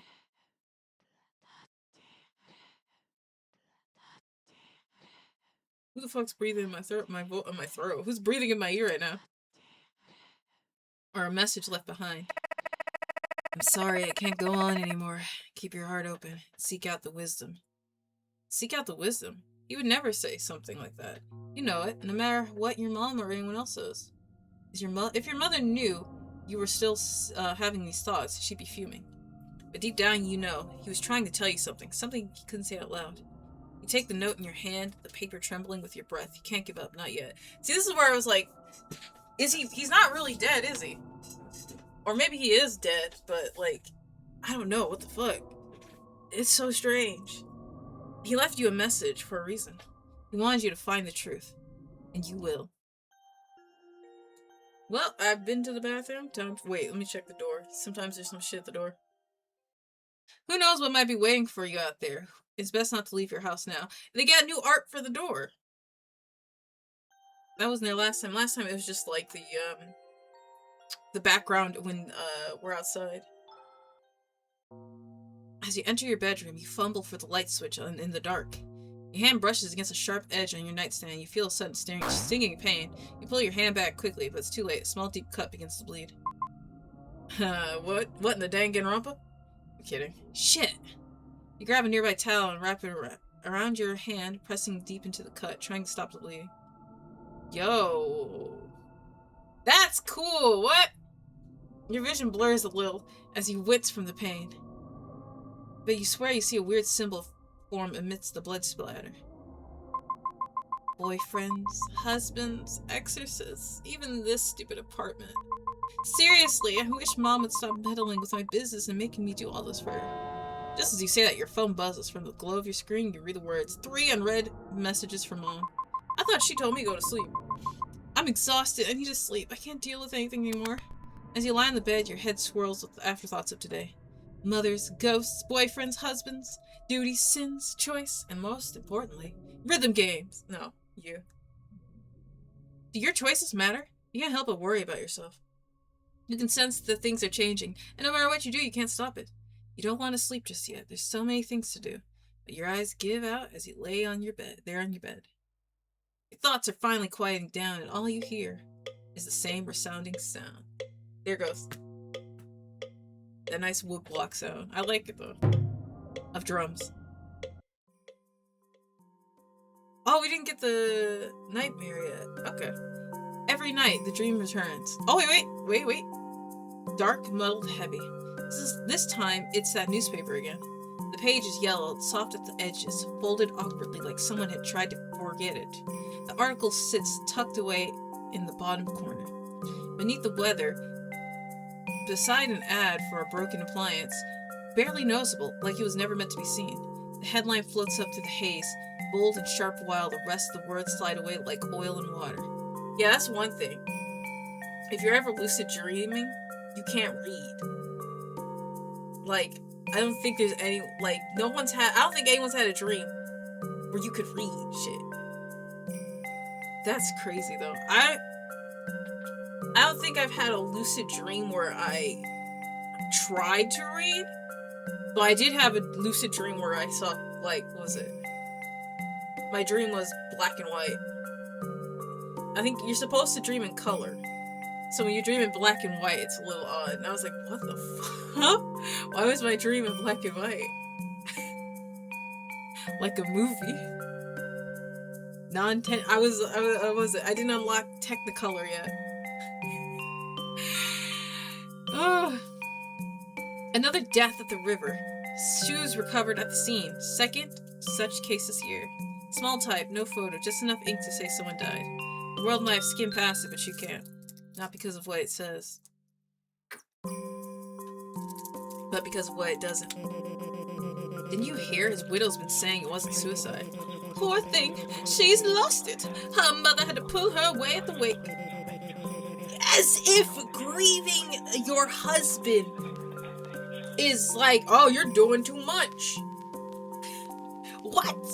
Heard she had a total breakdown there. Who wouldn't? You would expect that. Honestly, she's not well.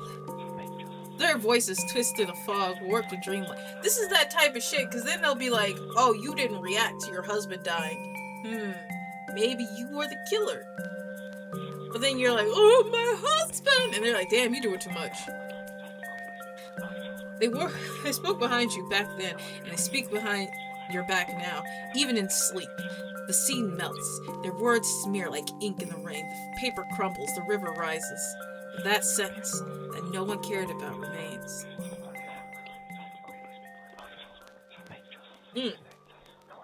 Sorry, I'm finishing my drink. Like it was asking you not to forget.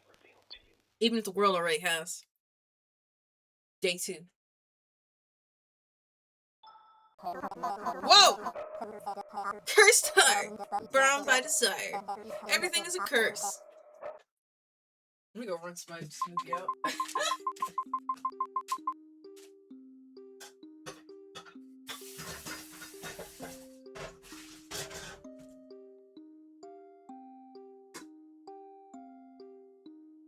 I'm already dealing with some gnats. I don't want more gnats. Okay. So we're skipping the whole workday, going straight to... Oh, well, that's good, because I assumed the boss man just chewed me out about some bullshit again. I'd rather not have to deal with that.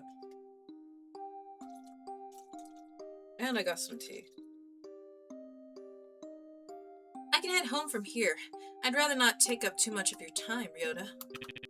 It's not a problem for me to escort you back. He's so sweet, and it's kind of sad, because I feel like his route is gonna involve a lot of dealing with the mom and pain, rather than it just being, like, cute moments.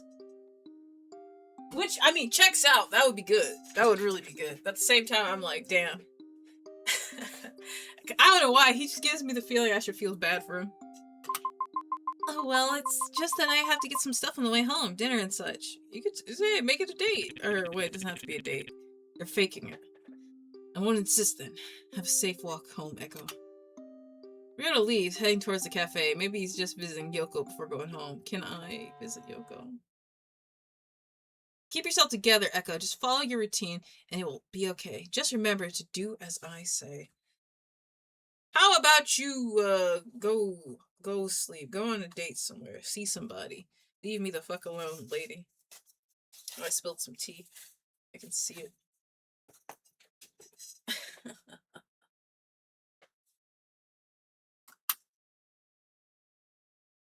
Oop.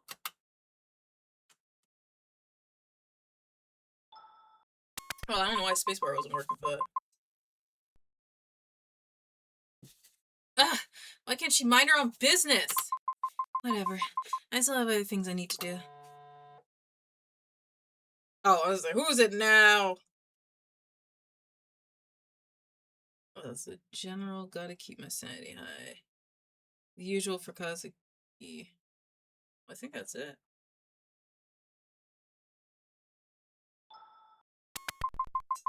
Anyways, I should get home. I should get some offerings for Kazuki's shrine before going home. Thankfully, the temple is still open at this hour. Free roaming is now available again. You'll be able to explore the town from 2000 to 2300.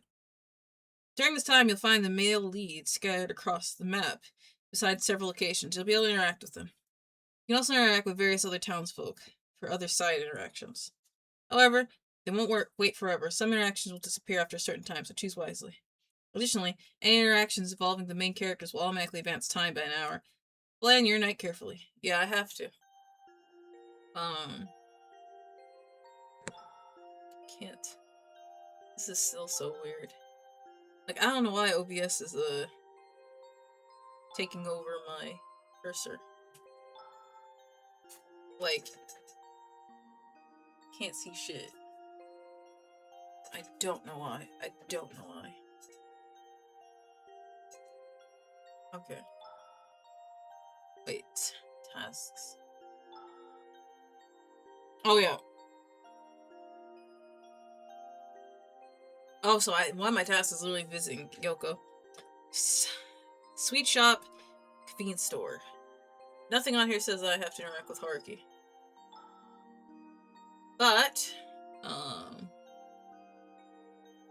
pretty sure.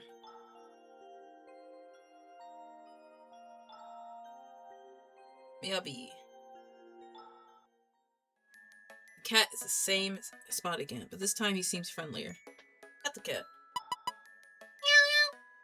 The cat seems satisfied with your pets. Miyabi is a choice! It went about 15 minutes! Okay, hold on. Back this shit up. I thought I could just mess around with Miyabi. I didn't realize Miyabi was also vying for my attention. Well, he's always gonna be there, so I'm not gonna deal with that right now. I don't know where Haruki is. Maybe his office. Oh wait, it literally tells me. It literally tells me. Wait.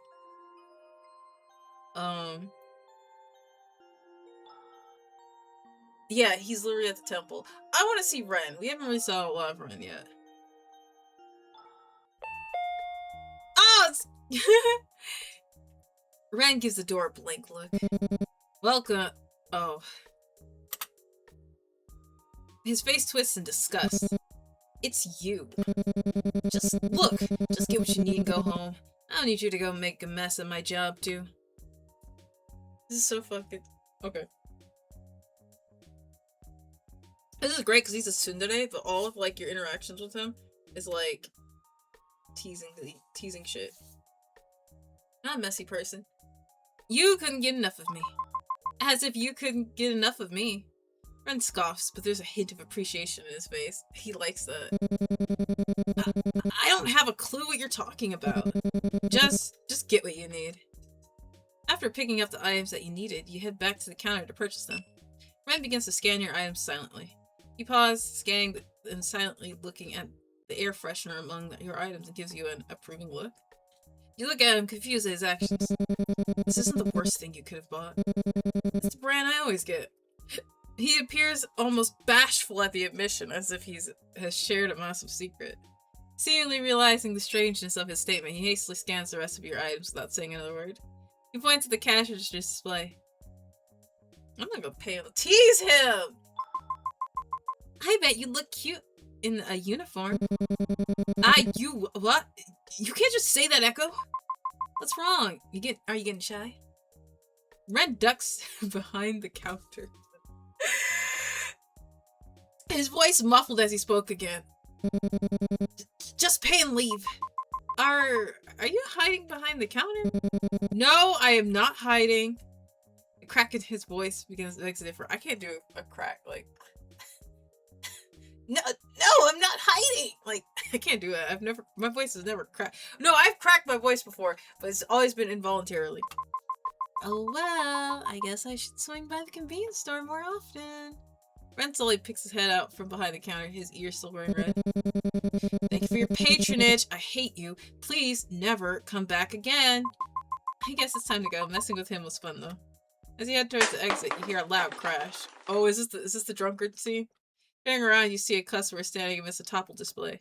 Ren, clearly irritated, clicks his tongue. Did you just click your tongue at me? You unworthless brat!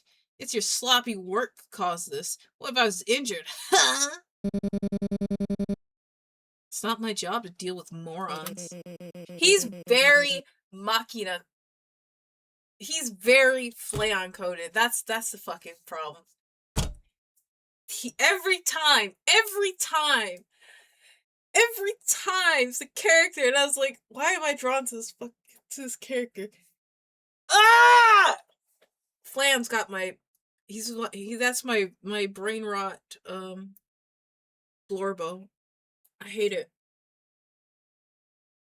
The hold he has on me is like, it transcends spirituality. It transcends the normal plane. And fuck, I'm a simp. What did you say to me?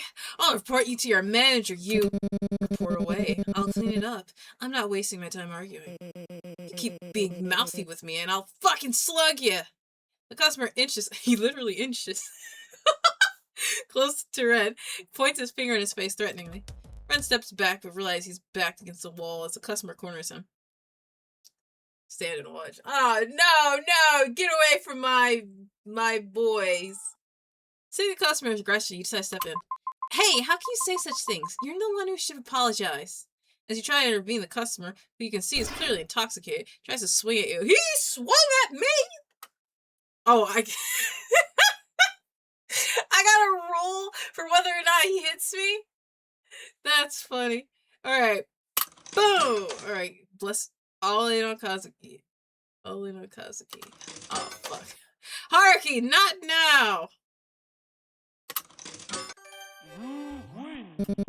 Ha! Serves you right. Ren takes the mop in his hand and continues to hit the already down customer. Wait, what? Wait. What happened? What? What? Did I skip something? When did he get him up? Oh, God, I think I did skip something. That's why I hit the spacebar. No, I just go straight to Ren with the mop. So I guess I missed. Okay. I could have sworn there was more to it. This like, oh, he missed and he fell and toppled over.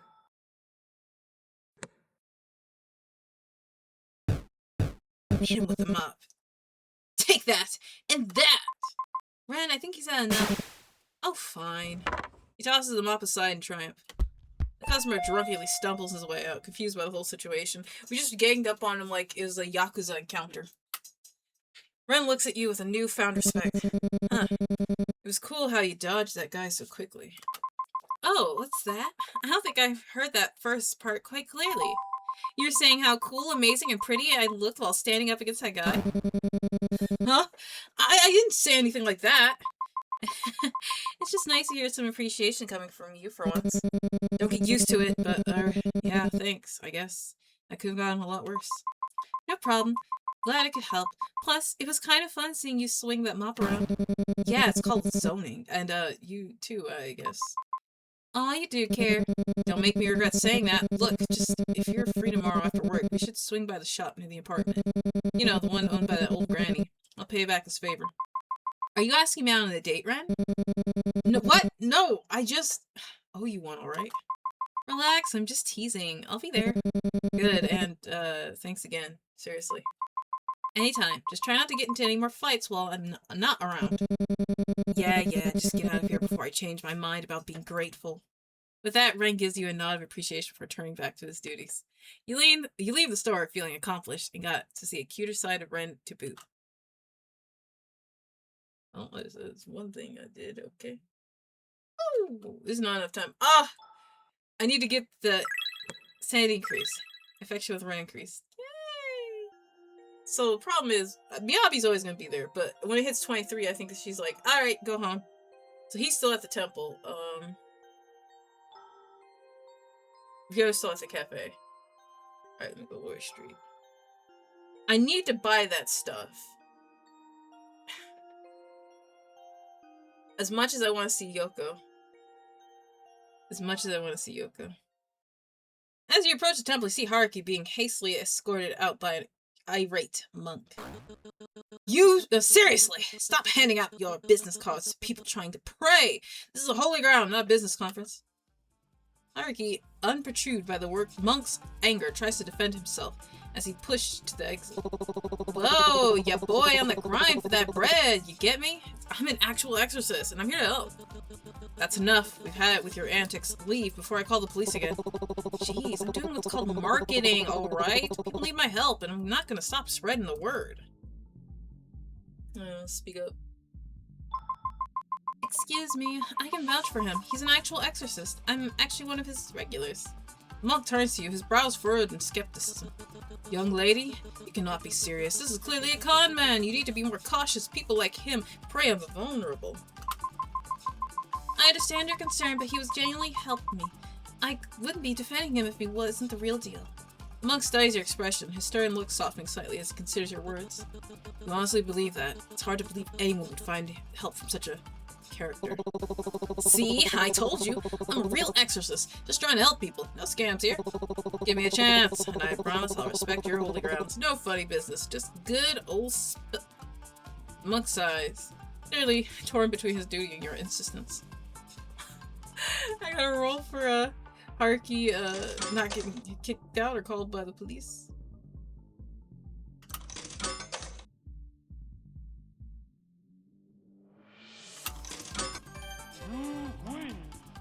Jackpot. Alright, I'll give him the benefit of the doubt this time, but if I catch him causing trouble again, he's out for good. Thank you for your understanding. Trust me, he's really helped me out of some bad spots. Monk nods reluctantly.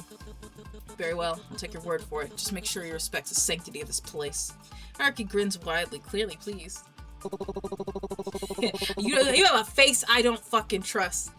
I'm asking about the slot machine that's doing the Elmo No! Like the rise! Rise! Mordaimon! I didn't think about that. It's like, yeah, there was it. Yeah, rise. Oh, fuck. Ah! Thanks for backing me up, Echo. You're the best. I owe you one. Ooh. Anyways, dear client, what brings you to the sacred ground? Surely you didn't come to witness my flair. I'm here to buy some stuff. Oh, I came to see you. Why do you care? I mean, it's called being honest. I don't want to, here's the thing. It's like, I want to, like, you know, affection up with everybody, but at the same time, it's like, I don't want to, like, glaze him up. I don't want him to think I like him. I guess I came to see you. Oh, how flattering. I must admit, this feels more personal than professional. But I'll graciously accept such a compliment. Ooh. Well, one compliment deserves another. Your presence is like a radiant light in the darkness, guiding us all with your incredible spirit. He gives you that wide grin. You can't help but sigh and shake your head at his usual antics. Your aura is so captivating. It must be the reason why spirits are drawn to you, and why I'm here too. You must have a spell on you, because whenever you're around, everything else just fades away. He's hamming it up. Okay, get on with it. Anyway, on a serious note, I must warn you about the dangers lurking around you. The world of the supernatural is like an intricate dance. Sometimes even benign spirits have their own quirks and challenges. What I sensed at your home the other day, I didn't want to mention it, then to avoid scaring you, but whatever there isn't an ordinary spirit. It's something that's been festering for years. I take back my compliment, you're scaring me. Ah, forgive my choice of words. What I meant to say is there's something strange to be brewing spiritually in your home. But that's not something the strong and knowledgeable exorcist from the Satome clan, that is, I can't handle. Mind you, later on he gets manhandled by the spirit. So please trust me. I'll help erase any evil that plagues your way. Ooh. Anyways, I'd love to stay and chat, but duty calls. Remember to contact me if anything happens. I'll be off. With a dramatic flourish of his coat, Harky turns and heads down the temple steps, disappearing into the bustling streets. You watch him go, a mixture of amusement and reassurance setting in. Despite his eccentricities, Haruki's presence feels undeniably comforting. Right, I better go get Kazuki's incense while I'm here. I thought it was me for a second, but I was like, no. My phone don't vibrate like that. Affection with Haruki increased. It's really late. I better head home before Mom gives me a mouthful. Ryoda? Oh, the cafe! The cafe! The cafe is closed. It's really late. Well, She can talk all she wants. Miyabi. Pet the cat. Yeah, because apparently I was supposed to be coming back and petting Miyabi. Like, that's actually something you should be doing. I think there's a Miyabi ending, but it's not like romantic. It's a gag ending. I'm pretty sure there's a Miyabi ending. Alright, let's head home. Heading home. Wait, it's up a street. Yeah. Neighbor's door. Can I go talk to her? I can't find two. Yeah, no, I'm pretty sure they said there's a Miyabi ending. But it's not romantic ending. It's just gag ending. Like, Miyabi, if you don't know, Miyabi's essentially the mascot of the game. You hear what sounds like muffled speech behind the door. It seems like some salt-inducing shooter game. Is that how Randall leads his day stress, huh? He decided to leave him to his gaming session. He's even a gamer. How can I not pick Ren? Alright, let's go home. As you step into your apartment, a knock echoes through the door. A voice calls from the other side. Now, I think this is the cultists. Hello? Is anyone home? Yes, a cultist, alright. What now? With a resigned sigh, you approach the door. When you open it, you're met by a woman standing there, her hands clasped together in a formal manner. Yep. Have you found salvation through Hiroshi no Kami? Oh, I said that so American. Salvation? What do you mean? Hiroshi no Kami, the Divine One, offers visions and guidance to those who seek the truth. He is the light in the darkness, the savior of lost souls. You seem like someone searching for answers. Why not explore what he has to offer?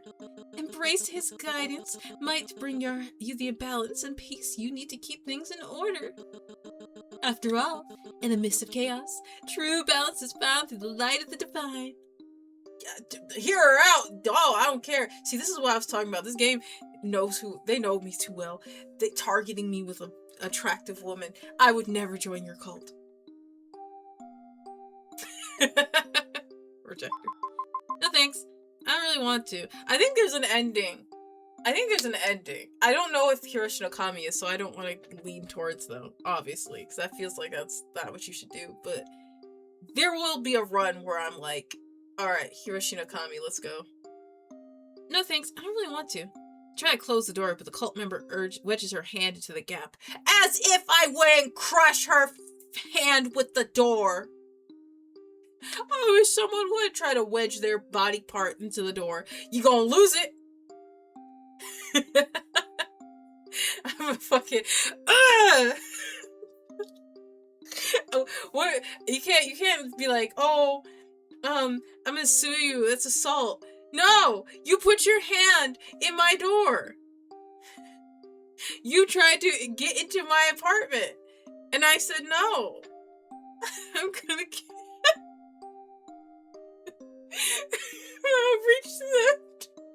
if I don't reach to that peephole and strangle you. This is where I was like, I'm my mother's child. Because that's what she would do. I forgot what happened. She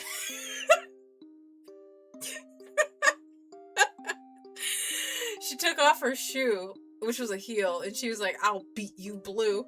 Because this guy wouldn't leave her and her cousin alone.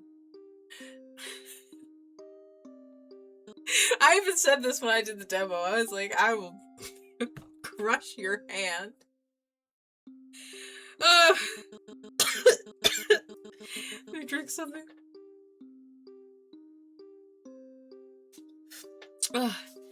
I understand your reluctance, but Hiroshi no Kami's light is too important to ignore. Then talk to someone else. This path offers salvation and purpose, and turning away now means missing out on a profound truth. Then I guess I miss out. Please reconsider.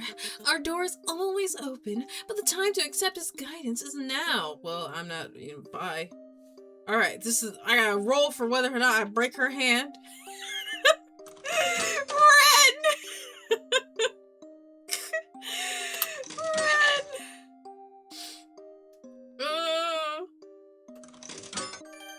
The stakes weren't even that high, but I was just like, I appreciate your concern, but now is not really a good time. I'll definitely check it out again, though. I understand. It's not the best moment, but Hiroshi no Kami's guidance is essential. Take no for an answer. This opportunity to find balance and peace might not come again. Is your search for answers worth exploring? I'm really not interested right now. Also, I forgot. Wait. This girl's killing me! Woman! Oh yeah, I forgot if I scroll down, it shows like my entire settings. Yay! That's one creepy smile. Yeah, no, I love it. I love it. Like, the art in this game's impeccable. I love how they make people look creepy and stuff like that. Like, I said it before, I was like, Haruki reminds me of a fox. He looks like, he reminds me of those characters who has their eyes, like, apparently they're squinting, but I always thought their eyes were closed. Like, was it Hazuma from Blaze Blue, Yin from Bleach, Sasura Nuride from Hypnosis Mike. They always have their eyes closed, but they look like foxes. Ugh, I'm really not interested right now. But think of the clarity and purpose you might gain. Just a brief visit could make a world of difference. I said no. I need to focus on other things at the moment. I see. Well, I'll respect your decision for now. And she means it. She's gonna send those goons behind her. I'll come back with more information if you're still unsure. Thank you for at least considering it. Remember, our door is always open. Usually they hand you like a pamphlet or some shit. The woman bows deeply and with her final, lingering look, turns away, leaving you alone. Thank God she left me alone. Let me look at the door again. I'm afraid that a strange woman would come back, as it would be best not to leave the house right now. Yeah. Alright, what about the window? To the window! To the wall! To the wall. The window remains closed from the previous day. Do you still want to open the window? Yeah, at one point this was a jump scare, so I don't know what's gonna happen again. You open the window despite the nauseating stench from yesterday, and yet you're still met with the sweet smell of cotton candy. I'll leave the window open for now. At least it smells nice. Okay. A shrine. Let's go pray to my husband. After a long day, you decide to visit Kazuki's shrine. Compared to the day before, it's still relatively neat. I should take care of him first. I hope this keeps you at peace for tonight once again. Maybe it's my imagination, but the air around the shrine feels a little colder, and the feeling of gratitude settles in my bones. You smile softly at the shrine. Good night, Kazuki. Ah! The fuck? Oh,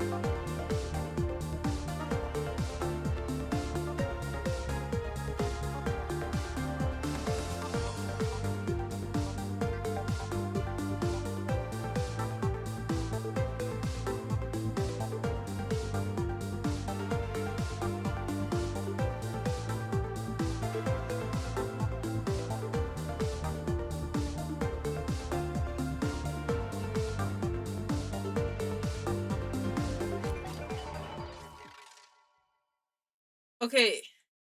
Okay. Okay, wait. That's the wrong one. Wait, Tanjio. Yeah, wait, no, I did unmute myself. To be fair, it is the sound. It is the sound because I've been into other apartments and um their sound is not the same as mine. And I've been to convenience stores. So yes, it does have the convenience store. Sorry, I've been playing hokey pokey with getting my Hibachi Mana earbuds because of some technical errors. So I had to answer the door. Otherwise, they would have sent it back. And I would have had to deal with it again. Ah!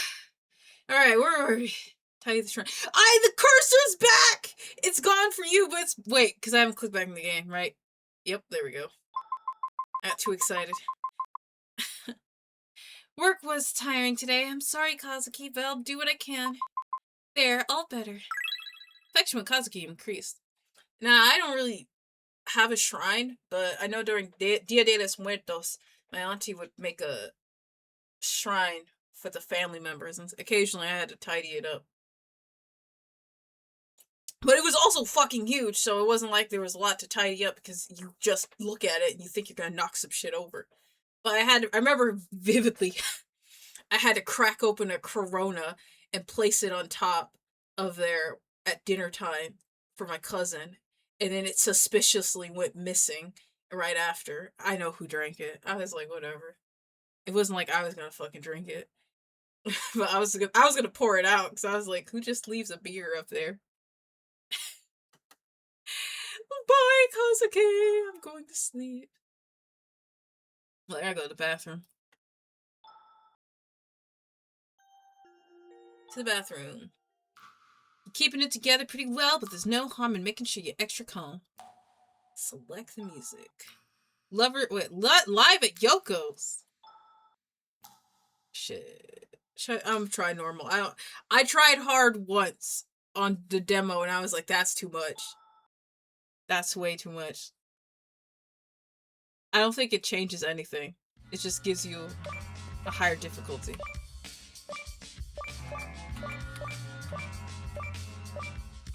But that means, like, if you fuck up, that's bad.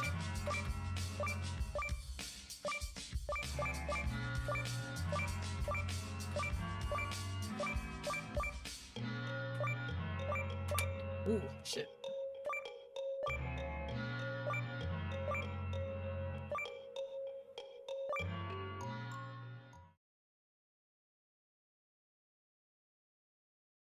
Impressive, you have hit 100% of the total notes. Oh, cool, thank you.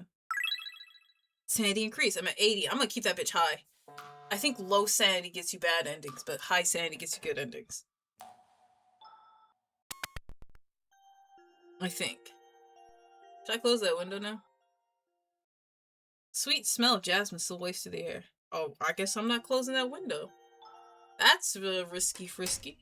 You step inside and everything seems in place. The door clicks shut behind you.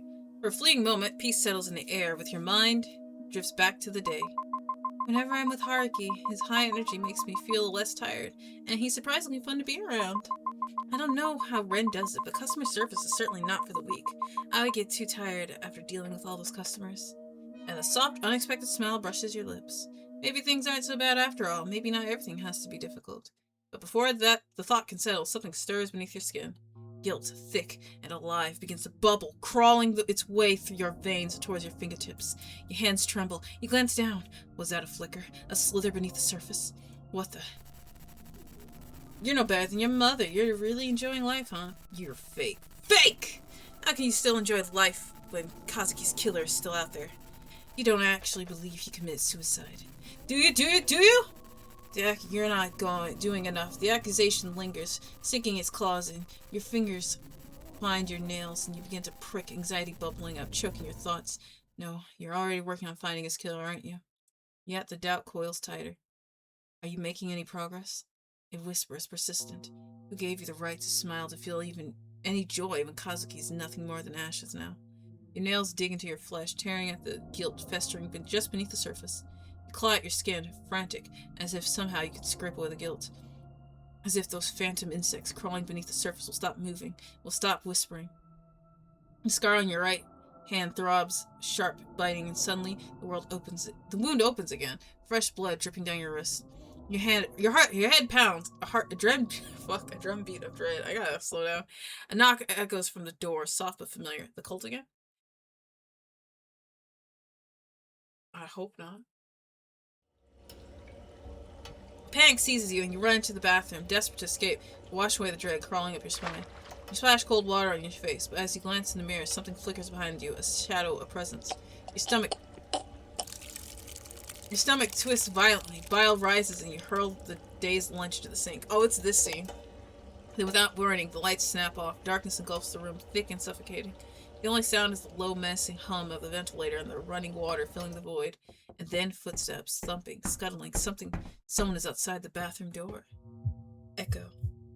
A voice calls out to you. Mom? No, it can't be. She's far away. Too far to be here. You shake the thought away, but the thumping grows louder, and a cold dread seeps into your bones.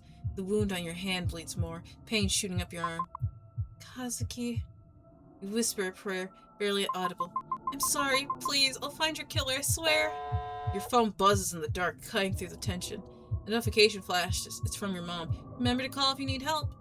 Your heart clenches, a bitter laugh slipping from your lips. Fuck that. I'm not calling that bitch. Ooh! But then, a colder thought cuts through the fear. Who are you calling? Right to Kazuki. Run out. What? Wait. I thought I could call... Well, Ren, I think that's when mom's being mean to you and you lock yourself in the bathroom. That's when you can call Ren. If I call Haruki, he's gonna come over. If I call Ryota, I don't know what's gonna happen. Like, well, you know what? Let's just fucking run out. Let's see what happens when I run out. Probably gonna die. The ticking of the clock grows louder, each second a relentless drumbeat that seems to close in on you. Your hands fly up to cover your ears, but you fail to drown out the incessant noise. The room around you just starts to spin, and a heavy sense of dread tightens in your chest. Something's wrong. Something. You don't pursue that thought. Instead, you yank the front door open and bolt into the corridor. With a pounding heart, your bare feet slipping into the pavement, you almost run headfirst to a familiar figure. Oh, it's Ren! Oh! What's all the noise? Didn't I? Before Ren could say anything else, a loud crash resounds from inside your apartment, causing his eyes to widen in alarm. What the hell? What's going on in there?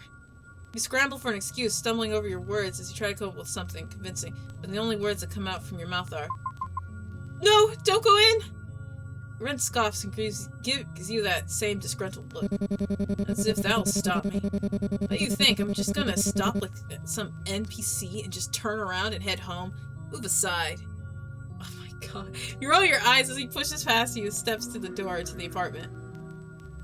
Inside the apartment, the mess still litters the floor, but Ren remains unfazed.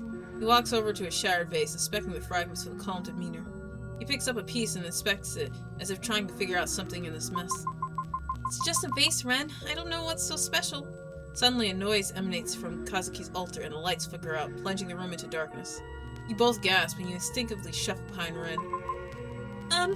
Ren? He doesn't answer, but you can feel his trembling slightly. Shut up. I've got this. He clasps his hands together and starts chanting a quick prayer. The words spill from his lips in a rapid, almost ritualistic rhythm. For a brief moment, a familiar phrase peeks out from his strings of incantations. Keep it together. The phrase sends an uncomfortable feeling through you. The room feels colder despite his supposed spiritual chanting. Something about all this just feels unnatural. Just then a faint whisper, snaking from the darkness beyond, fills the silence beside your ear. You barely make out the words. Trust no one. You jump back in shock, letting out a yelp that breaks Ren's concentration. Damn it! Calm down! I'm trying to handle this! He also seems to be freaked out, but he quickly takes a deep breath to calm himself. I'm sorry, I didn't mean to. Just stay quiet and let me focus. I know you're afraid, but I need you to stay calm too. You nod, trying to steady your breathing as you watch him. Even though he's doing his best to stay calm, you can see the nervous tension in his movements. He hesitates, his usual confidence wavering. That drunk guy in the store was way scarier than whatever this is. If you could handle that back there, this should be a piece of cake for you. Your words seem to anchor him. He nods, takes a deep breath, and presses his hands to his lips, letting out a faint whistle. Suddenly, a sharp pain shoots through your wrist, but it's swiftly replaced by a soothing sensation. Ren takes a deep breath, and miraculously, the lights flicker back on. Huh. I didn't know you had the ability to use spiritual powers. Well, we all have our own talents. Yeah, but this is... Don't gawk too much. Besides, it was an elder. They could have... If it was an elder, they could have handled this easily. Elder? Ren's eyes widen as he quickly claps his mouth shut, almost as if the words had slipped out unintentionally. Forget about it. Is Ren related to the shrine in some way? Because I don't remember any of this. I think I called Haruki, and he just comes in and he does his thing. I wonder if I called Ryota, what would happen? Ryota would just be like, calm down? He coughs and mutters loudly. Well, who would have guessed? All those noises in your apartment were actually ghosts. You should have told me sooner. If I knew, I would have gone easier on you before. In that case, I think I deserve an apology. What? No way. You're still noisy as hell. If anything, you should be the one apologizing for turning this place into a stigmatized property. I know that reference. Now I have to deal with the rumors about ghosts and creepy stuff all because of you. This guy. Yeah, always a tsundere. Red narrows his eyes at you, clearly annoyed, but a faint blush creeps up on his cheeks. He huffs and looks away, his tough exterior faltering for just a moment. Tsun, tsun, tsun, tsun, tsun, tsundere, tsun, tsun, tsun, tsun, tsun, tsundere. So how do you know how to deal with all this? Ren hesitates, the usual confidence in his eyes faltering. He's clearly not used to sharing this part of himself. I've had bad luck since I was a kid. Oh no! This immediately thinks about Nagito, Komeda Nagito from Danganronpa. But someone saved me, my master. He taught me a bit about spirituality.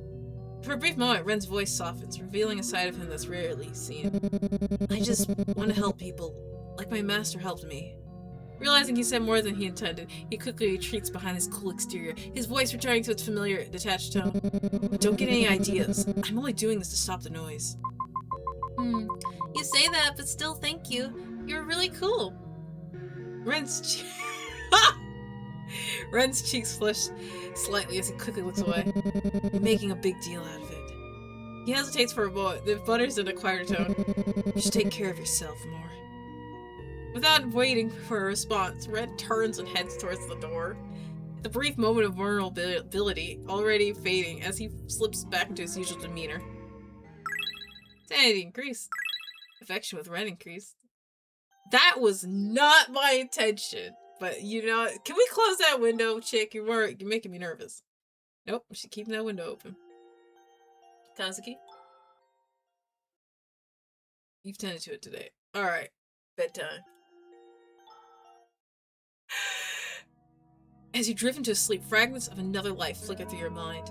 Faces and voices swirl around you, familiar yet distant, leaving an unsettling sense of déjà vu. There's a leader's presence, a protector's shadow, a friend's warmth, a wanderer's wisdom. Okay, leader's presence. I think that's supposed to be... Ryota. I'm gonna put that. Protector's shadow, Haruki. Friend's warmth, Ren. Wanderer's...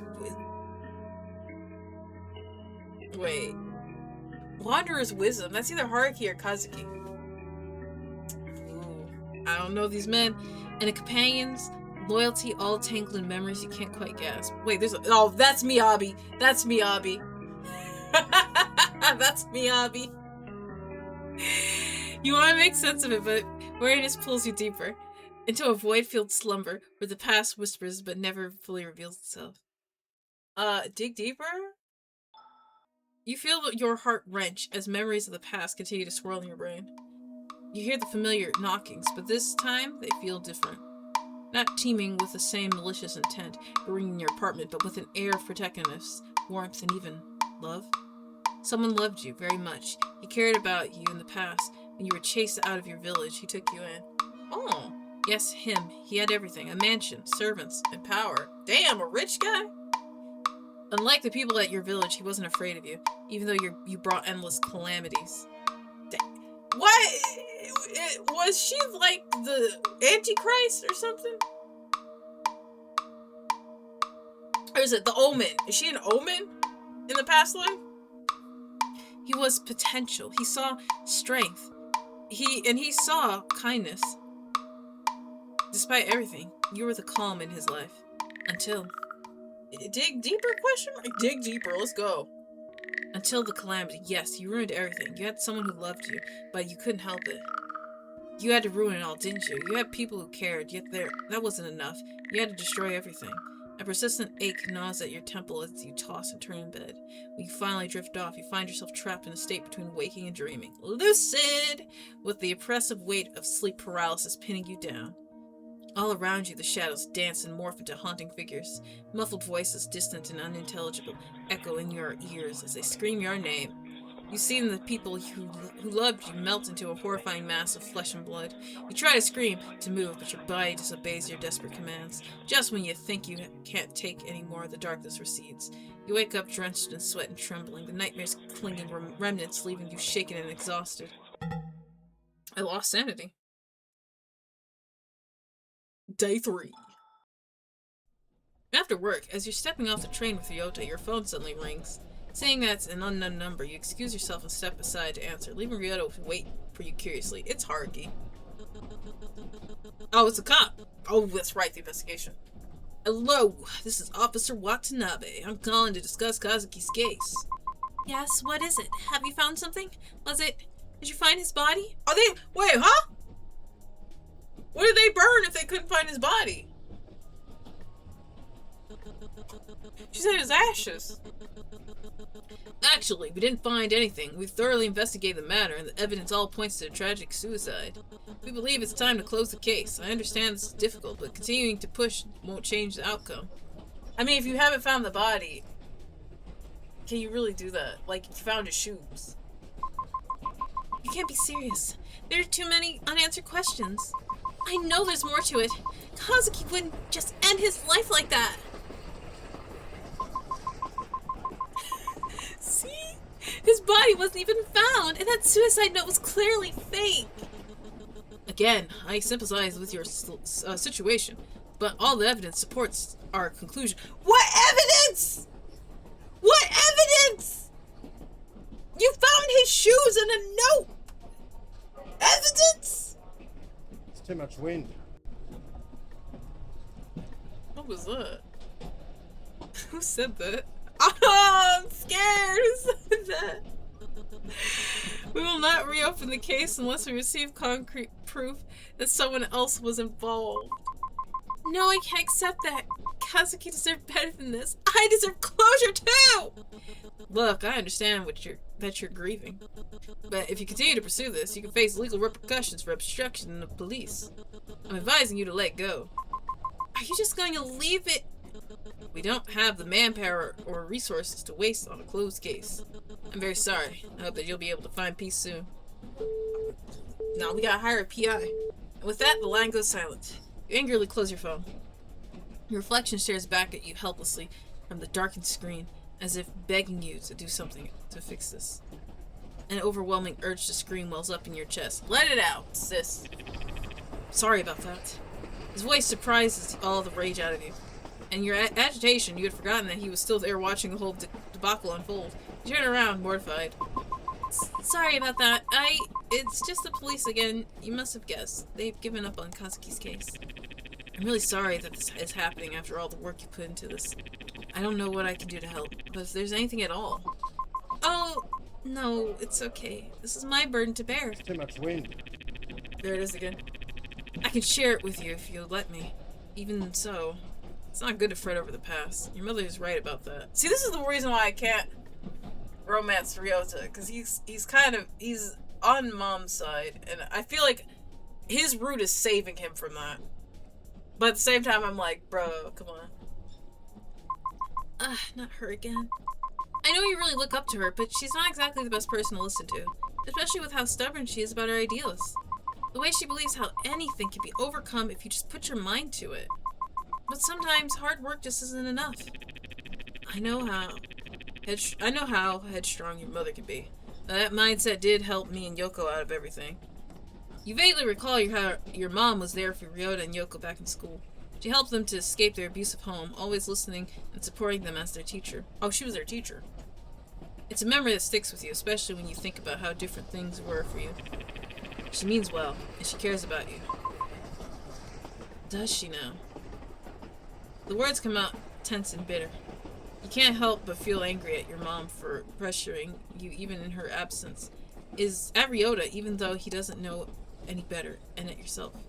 Ryota senses the change in tension and clears his throat. Today's been a long day.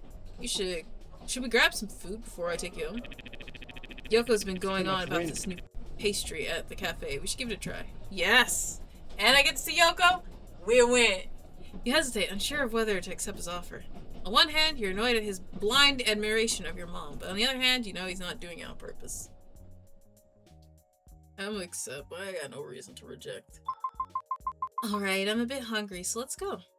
Ryota smiles warmly at you, his concern momentarily fading. Alright, let's go.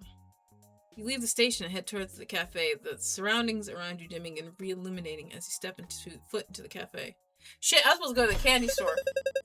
Okay, Ren or Yoko? Who's a higher priority for me? I don't know. Oh, Ame-chan, are you here to see me?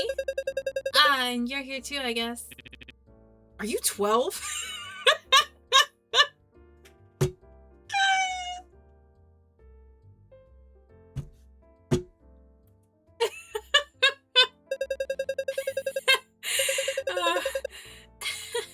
You're always so sensitive, yo. Anyways, how can I help you guys? I gotta play into it. Oh, I just came here to talk to you. You shouldn't have offered, man. You shouldn't have offered. You should have just said, see ya! Bye! Have a good night! You're so cute. You don't have to butter me up to get pastries. I always save some for you in case you drop by after work. How can I not? She's feeding me too? For free? Yoko, I'm Coco for Yoko. You know I'm not here for that. That's just a bonus. The real tree is talking with you. She's blushing. Ryota, you better watch out. It's Miss Steal Your Girl. It's Miss Steal Your Girl. Thank you, Ame-chan. Your sweetness is wasted on someone like my brother. Seriously? I'm right here, guys. We're only joking around. I'm not. And besides, I think I also said that in the demo. It's not like you guys are actually dating, right?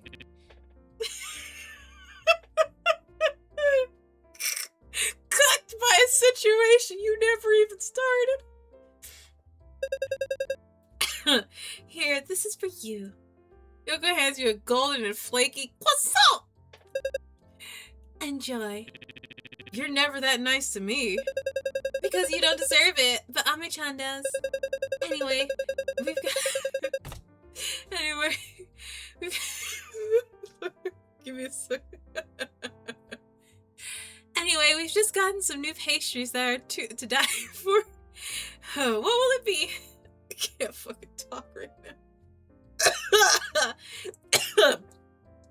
I'd like the chocolate crepe, please. I've never had a Mont Blanc, so I don't know what the fuck it tastes like. I'm scared. Sounds great. I'll take that over there. Ooh, that's cute. Ooh, delicious looking. Damn. I haven't had a crepe in a while, but I'm also on a diet, so I'm not going to, but damn. Ah, chocolate crepes, thin and golden, filled with gooey chocolate and a drizzle of syrup and whipped cream, and it's dessert heaven. And what about you, Ryo? Just a coffee for me, thanks. She's gonna be like, what a boring ass choice. Oh, never mind. Alright, coming right up. You two find a seat and relax. As you find a cozy corner to sit in, you can't help but notice the warmth in the cafe, a stark contrast to the cold conversation with the police officer. Ryota's attempt to lighten the mood doesn't go unnoticed, and you start to feel a bit of the day's stress melt away. Shortly, you see Yoko bring over the pastries and coffee with a cheerful smile. Here you go! Enjoy! Thanks, Yoko. This looks delicious.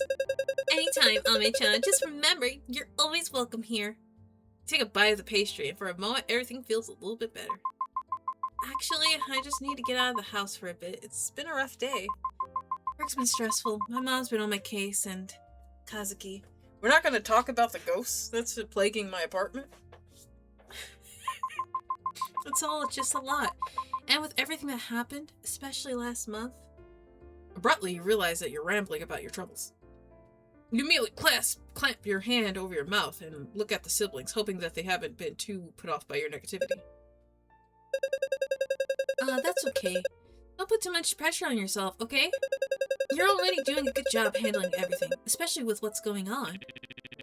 I know what I said earlier about your mother's mindset, but it's also about your own strength. You're doing great. Thank you. You can always rely on us. You know, we're always cheering you on. Ryota nods in agreement. You feel supported. Despite everything, you are loved. You spend the rest of the night with them, talking about mundane things as you enjoy your dessert. Maybe you'll be alright. Not in the long run, but just for tonight. Eventually, the cafe closes, and you part ways with Ryota and Yoko, feeling a bit lighter than before. We're gonna roam the streets. Sanity increase. Wait, no, I think just being here has increased my sanity. Yeah. Affection with Yoko! Oh, it's over. It's fucking over. What do you mean? I cannot. Oh, I'm dating your sister, Ryota. Sorry. That's just how it's gotta be. I'm dating your sister. Is there a Yoko ending? I have to know. Okay, first, Ren's at the sweet shop. Okay, cool. Hold on. Where the fuck is Haruki? Go up the alley. Alright, I don't see a Haruki, so I'm gonna go talk to Ren. At least I don't think it's, like, neighboring district? Riverside? Oh, he's at the river. I made plans with Ren. I'm not gonna. As you enter the sweet shop, to your surprise, Granny's cheerful greeting isn't the first thing that you hear when you go in. Look at this. I don't know. Still so shy, Renjiro. That's his whole name? Renjiro? Don't worry. I won't push you to tell me even though it's been so long. You'll be welcome here no matter what happens. Thanks. But you've got to take care of yourself, okay? You've lost weight. Working too hard again, I bet.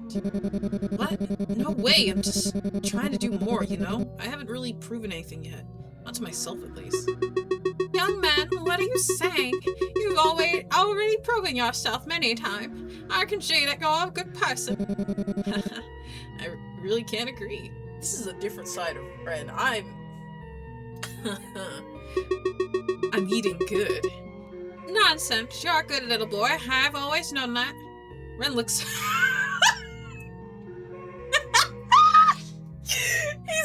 he's Oh shit, give me a second. I gotta turn off the AC. I'm fucking chilled. I'm chilled. This shit's killing me. Ren looks away, clearly embarrassed at being doted on by Granny. He coughs and stumbles on his words. In his typical Ren fashion, doesn't even know I'm watching. I need the sprites. I need every sprite that they've made of Ren, like, today. What? I'm not! Granny, please. I'm 24. Leave quietly before anyone knows. I'm gonna fucking step forward. The fuck you mean? Step forward and Granny notices you with a cheerful smile. Oh, Echo, how long have you been standing here? Come on in. Ren turns around, the blush on his cheeks finally fading away as he narrows his eyes at you.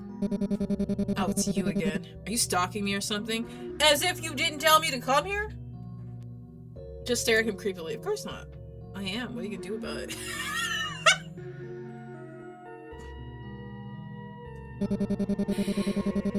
I'll still call the cops, even if you are a girl. Quite the Karen, aren't you, Ren? Fitting with that haircut of yours. Oh no. I know I talked about with like on the stream, I think I said he got a Karen haircut when I was drawing him. Oh no, I can't remember for shit. What the fuck? Granny interrupts cheerfully, cutting Ren off before his irritation spills further. Oh, is this your infamous neighbor, Renjiro? Infamous? What? You've been talking about me? That's exactly. I'd be like, you talk about me? I'm a totally sane, normal person. Ren rolls his eyes, crossing his arms with a huff. You're a bit hard to ignore, especially with all the noise you make in your apartment. Ren then waves dismissively at Granny before pointing at you. That's her, all right, the nuisance herself. You pout, jabbing a finger at him. Oh, please, Ren, like you're any better. I've heard you yelling in your apartment late at night. What, did you bring a girl over or something? Ren's face flushes with embarrassment, his eyes widening in disbelief. What? A girl? No, that's ridiculous. I didn't. Yeah, remember, he's a gamer. He's a gamer. He doesn't bring girls over. They don't touch women. Was it points and whatever the fuck they be saying? Also, I mean, like, this is very distracting, but he has, like, I want to know what the hell's going on with this, belt going down his body. He bites his tongue, nearly revealing more than he should. Oh, what was that? You didn't what? Come on, spill it. Who's this mystery girl? Maybe he's just, you know, alone time. He's just being very loud about it. Ranjiro, I didn't realize you were inviting guests over. You know, you have to be careful with that sort of thing, dear. Ren's face goes from red to mortified. Yes, right? There wasn't anyone over. I was just streaming my games, okay? My teammates were terrible, so I had to, motivate them. Is he a streamer? Wait! What? Oh, I have so many questions. How are you motivating them? What kind of noise is he making? What games are you playing? Motivate them. Is he an e-boy? Or was it the... No, let's not go there. Wait, you're a streamer, Ren? Ren stiffens, realizing he's let something slip. Let Ren be a VTuber. I swear to God, I'll lose my mind. No, that's not the point. Anyways, Granny, you really ought to be careful around her. She's always poking her nose into things. You never know what she might be up to. Excuse me? You're the one spilling all the secrets, and if anyone's suspicious, it should be you. What, me? I'm trustworthy. I've known Granny since I was a kid. She practically treats me like family. Granny chuckles softly, clearly amused by the whole exchange. My, Ren. I've never heard you say something so sweet. You always kept to yourself so much. Ren stammers, embarrassed. He's at this point, he's going to die. I didn't mean it like that. You're twisting my words again. Did you just come here to make me look bad? I didn't realize you had such a soft spot for anyone. It's actually kind of sweet. Cute, even. Ren turns even redder, glaring, but unable to find a proper retort. I do not! Stop making it sound like that. You're the one being weird here. He smirked clearly, enjoying his flustered reaction. You're making it too easy, Ren. Ren's still embarrassed, mutters under his breath as he crosses his arms. Ugh, whatever. Granny watches the exchange between the two of you, her eyes softening as she smiles warmly. I'm glad you have someone to get along with, Renjiro. Now Granny doesn't have to worry so much about you. Ren's eyes widen, clearly taken aback by her words. He opens his mouth to respond, but fumbles. Right? His face turns a shade redder as he struggles to find the right words. You gonna pass out? Don't worry, I'll take care of it. Look at you, going around making trouble for others. Let's continue to get along together in the future. Don't worry, I'll take care of him. You flash Granny a reassuring smile, crossing your arms confidently. Don't worry, I'll take care of him. You throw a playful glance at Ren, clearly enjoying the situation. Ren's eyes widen, his face turns an even deeper shade of red. How many shades of red are we inventing at this moment? He immediately steps forward, waving his arms in protest. I don't need to be taken care of! His voice cracks slightly as he tries to assert himself, but the embarrassment is written all over his face. I wish I could do that on command. This is the shit I live for. I would love to hear his voice crack. You can't help but chuckle at his reaction, which only seems to fluster him more. Oh, look at you, getting all worked up. Ren shoots a sharp glare, crossing his arms defensively, trying to maintain whatever dignity he has left. Cut it out! I'm not some kid you need to babysit. His cheeks remain flushed as he huffs in frustration. Despite the endless teasing between you two, he still remains as embarrassed as ever. Before you could respond, Granny lets out a sudden harsh cough. Her frail form leaning heavily against the counter's edge. The sound startles you, and before you can move, Ren's already at her side, guiding her to the creaky wooden stool behind her. Granny, are you watching your health? Remember what the doctor said about resting early? You should close up shop soon. It's so late already. Granny chuckles softly, her eyes crinkling with affection. Oh, yes, I will. You're such a worrywart, Ranjiro. Granny is still strong. You should take care of yourself as well, alright?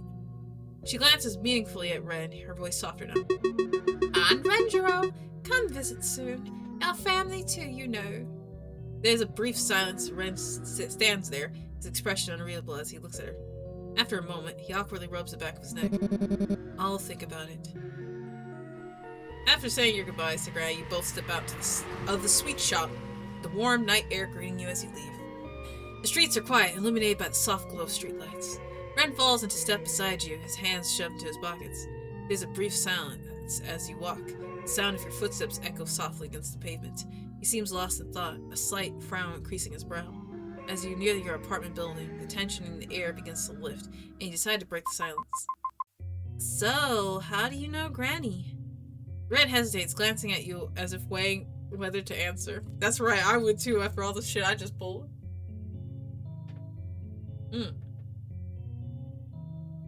Well, that was a big one.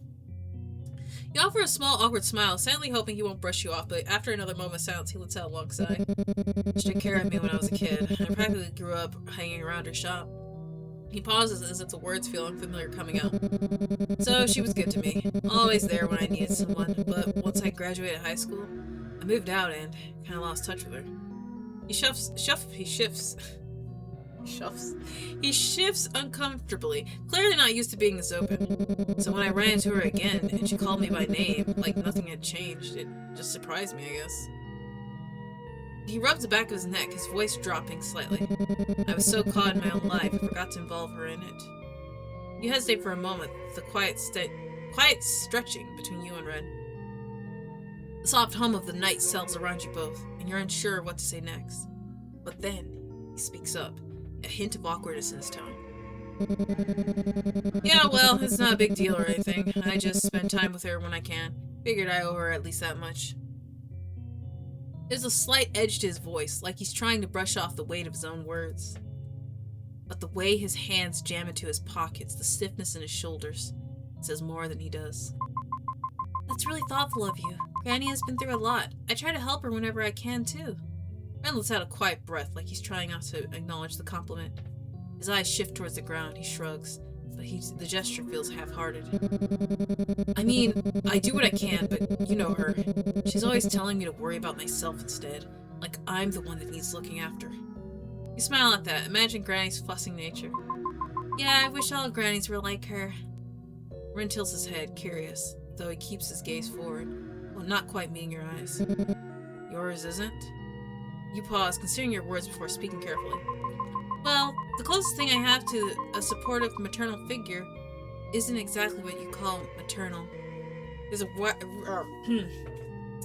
wry smile on your face, but the weight behind your words linger in the air behind you. Ren doesn't press further. Like, has he not seen her yet? But the solid nod he gives feels like he understands more than he lets on. There's a softness to his expression now, something quieter, more introspective. Granny's different. 1 in a million, I guess. His voice dips, the usual sarcasm fading as a more vulnerable side peeks through. It's brief, though, and before you can say anything, he clears his throat and quickly adds, maybe I'll visit her again tomorrow, if I have time. Maybe I will too. She always seems happy when you're around. Ren's usual smirk starts to return as if he's trying to push away the previous moment of vulnerability. Vulnerability? Huh, yeah. She might like that, but me, not so much. You roll your eyes at him, unable to stop the smile that plays on your lips. Oh, come on. You know you secretly enjoy my company. Ren scoffs, but there's no real heat behind it. His sarcastic mask slips back on like armor, though the tension in his shoulders has eased. Enjoy it, please. You're just tolerable, that's all. The two of you continue walking in companionable silence, the soft crunch of gravel underfoot the only sound. The night air is cool and gentle, but there's a strange sort of peace in the quiet between you, something unspoken yet understood. Oh. When you finally reach your apartment doors, there's a brief hesitation. Neither of you seem quite ready to part, just ways just yet, and the silence stretches again, Though this time it's warmer and more comfortable. You're about to break it, to say something, anything, but Ren beats you to it. Thanks for, keeping Granny company. There's an unexpected sincerity in his voice, and when you glance at him, his usual bravado has faded. His eyes flicker towards you briefly before darting away again, and he awkwardly shifts on his feet. A soft, genuine smile touches your lips. Of course, she's important to me too, but thanks for looking out for her. I think I learned a lot about you today. Oh, I sure as hell did. Ren's eyes widen slightly, and you see a faint flush creep up his neck, spreading to his cheeks. What was that? Okay. He opens his mouth to respond, but then quickly shuts it, clearly flustered. His gaze flicks away, and his voice comes out hurried and defensive. Well, forget all about that, okay? Before you can respond, Ren quickly spins on his heel, making a beeline for his apartment door. He fumbles with his keys for a second and throws the door open with a little more force than necessary. It slams shut with a loud thud, rattling the wall between your apartments. You can't help but chuckle to yourself as you stand there for a moment longer, staring at the now closed door. Ah, there he goes again. There's something endearing about the way he tries and fails to hide his softer side. As you turn toward your own door, the small smile still lingers on your face, the night feeling just a little warmer than before. Oh, I just go home? Oh, I didn't get the stuff for Kazuki. Another exhausting day of work is finally over. I hope tomorrow won't be as bad as today. Just as you're about to close the door, you feel a pressure on the other side. A foot wedges between the door and the frame, stopping you from shutting it completely. Ah, here he is. I would have broke that foot. I would have... Bah! Bah! Bah! Until it's no longer... Until he has to shake his leg to, get the bones shaking in the sack of skin out. Tall cultist. Ren! Come back. Ren! Hello, miss? Not this again. Although reluctant, you didn't have much of a choice but to reopen the door. No! Crush his foot. Yes, how can I help? You trail off as you count a group of 4 men standing behind the apartment. It's the 4 guys. They don't look particularly friendly. There's something unnerving about them. Apologies for the late visit. I believe your mother has mentioned that you've been experiencing spiritual issues. Shake a head. My mother? What are you talking about? I think you've got the wrong person. I'm not sure who you... You might not have noticed it, but Hiroshi no Kami's influence has already touched your life in ways you don't yet understand. Meh, cultist? What do you mean, meh? We understand that this must be overwhelming, but Hiroshi no Kami sees things in you that may not you may not even realize. I'm still laughing at meh cultists. So there's one cultist who's tall, but the rest of them are just meh. His guidance has already found its way into your life. I don't understand. What do you mean? You try to shake the confusion out of your mind, but the mention of this Hiroshi no Kami fills you with unease. He chooses his followers carefully. Those who seek answers, those who are lost, those who are searching for something greater. And you, miss, have already begun your path without realizing it. Hiroshi no Kami offers peace, clarity, and understanding. His light can guide you through the darkness and alleviate these spiritual issues that you have. All you have to do is let him. You take a cautious step back, trying to shut the door again, but you can feel their presence looming. Break his foot!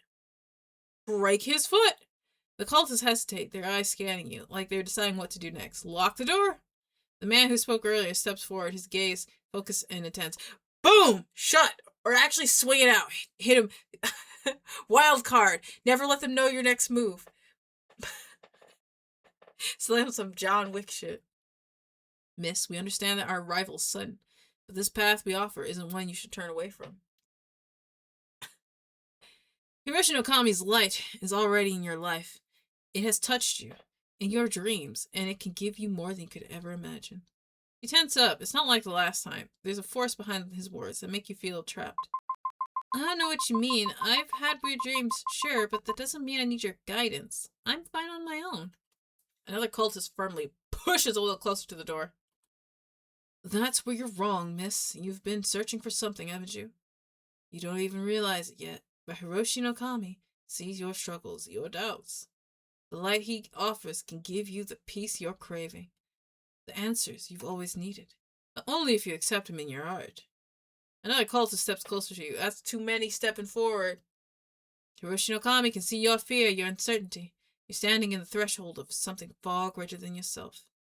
We are offering you the key to unlock your potential, but you have to choose to step forward. Don't let fear keep you from the truth. You feel your stomach tighten, the pressure of their words hanging in the air like heavy weight. I don't need anything from you. I'm fine. No, you're not fine. You're hiding from the truth. It's obvious. You've been running from your own destiny, from the path that Hiroshi no Kami has set for you. But his light is unwavering. His purpose is inevitable. I'm not interested in this Kami of yours, okay? I just want you to leave me alone. Ugly.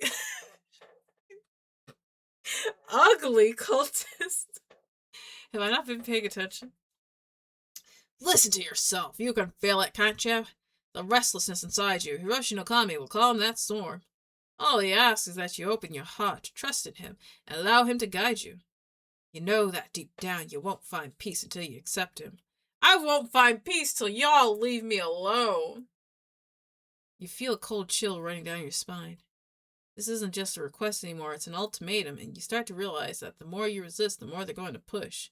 I'm gonna push you over the railing if you keep that up. Miss, please. You don't know what you're turning away. Hiroshi no Kami offers you everything you've ever wanted. Purpose, clarity, belonging. Can't you see the truth is right in front of you? All I want is good Wi-Fi, a house over my head, some delicious food.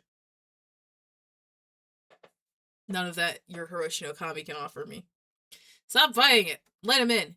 You'll find peace. You'll find strength. Just open your heart to him. Feeling the weight of their words press on you, anxiety starts to build up. You don't understand. I don't want this. I don't want your salvation, your Kami, or whatever it is you're offering. Just leave me alone. A look of disappointment flickers in his eyes before he exhales, almost sorrowfully. We were hoping you would come to this on your own, miss. We wanted to offer you guidance, not force you. But it seems you're still not ready. We will be back. Hiroshi no Kami's light will reach you eventually. Everyone finds their way to him in time, but you will have to face him whether you're ready or not. The cultists begin to step back one by one, but their eyes linger on you almost as if they can see something you can't. The weight of their gaze lingers long after they disappear down the hallway. You close the door, your heart pounding, panting, feeling the strain of the encounter. I hope they stop coming back. Sanity decrease. Whoa! However, before you can crash into the couch as you usually do, you see her. An all too familiar presence, seated with a rigid stillness that sharpens as she looks up, disappointment carved into her expression. Why are you doing this to me? Do you know who called me today? The police, again, and why? Because of you prying into that Kazuki's death again. How many times must I tell you, this curiosity will be your ruin? Mom, please, I don't need... Need? This isn't about what you need. I'm not offering help. I'm telling you what has to be done. Everything you're missing, I've already laid out the answers for you. I'm giving you solutions, but you're the one not willing to change. It's you that's the problem. Ryota, the exorcist. Mom, I'm trying. I really am, but... Trying? By pushing away the people I send your way? Imagine my shame, knowing you treat those with wisdom and respect like common intruders. You were the one who sent those weird religious people to my house? Mom, they're complete strangers. Weird? Watch your tongue, girl. They've grasped truths you'll never understand, and yet you turn them away. You are unwilling to change. See, I was right. She is part of the cult. Mom, I don't need them. I don't need... They can help you find peace if you let them. If you let me help you. Her gaze pierces through you, and then a calculated shift, her voice softens to a deceptive murmur that chills your skin like the calm before a storm. You wouldn't have to bear these burdens if you just listened. All I want is what's best for you. The room feels as if it's closing in, shrinking with every word that slips from her mouth. Her voice relentless and insistent, sinking into you like a weight pressing from every side. It's too much. Your sanity slowly slipping. Damn, it is slipping. Your heart slowly pounding against the pressure building in your chest. The constant urge for you to give in, to surrender, is only if only to quiet her voice. Damn, she's eating away at me. I can't take this. I don't know what to do. Your mind reels, clouded by anxiety as her words echo around you. The pounding in your chest grows stronger, threatening to overtake your last bit of composure. And despite your visible displeasure, your mother keeps speaking, her voice a constant assault against your thoughts. You almost break down as your mother's words ring in the background. There you go again. Are you going to say something or just sit there? She waits, her gaze piercing, expecting you to respond. What are you trying to pull? Don't just stare blankly at me. Her face hardens, her gaze lashes onto you, expectant, demanding more. Your grip falters, nearly slipping entirely, when suddenly a voice soft and unfamiliar echoes in your mind, cutting through the clamor. You don't have to do this alone. Your eyes gaze over to the phone in your hand. You don't have to deal with her ramblings alone. Yes, you can always get help. I'll have to call someone, but Yoda's nowhere nearby. Haruki, who knows where he is right now? Ren could be an option, but he's hardly the type to calm things down. If no one's going to get here right away, then I'll have to keep her distracted until they do. But who should I call? See, if it wasn't for how much of a pushover he was, I would call Ryota. But he ain't gonna, call Ren. I call Haruki, but I don't know about that. I think he'd just make her mad. Oh, we do this. Ren, please.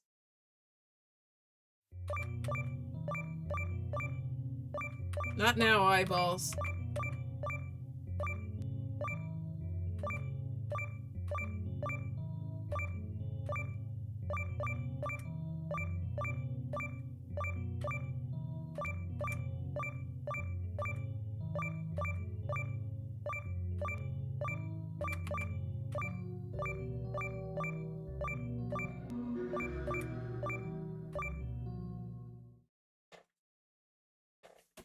I will eventually go through Ryota. I will, but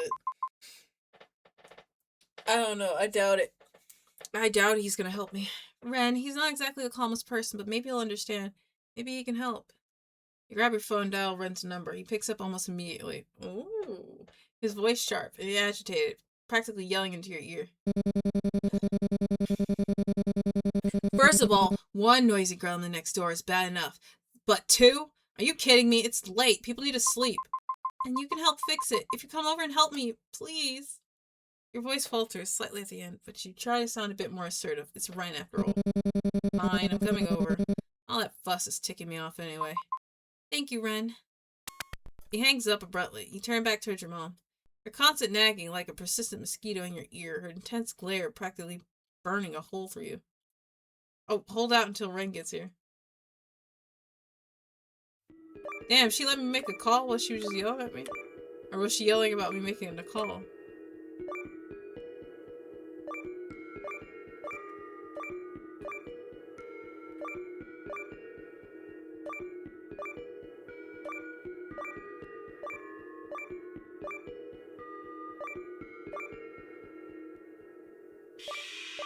Ooh, what the fuck?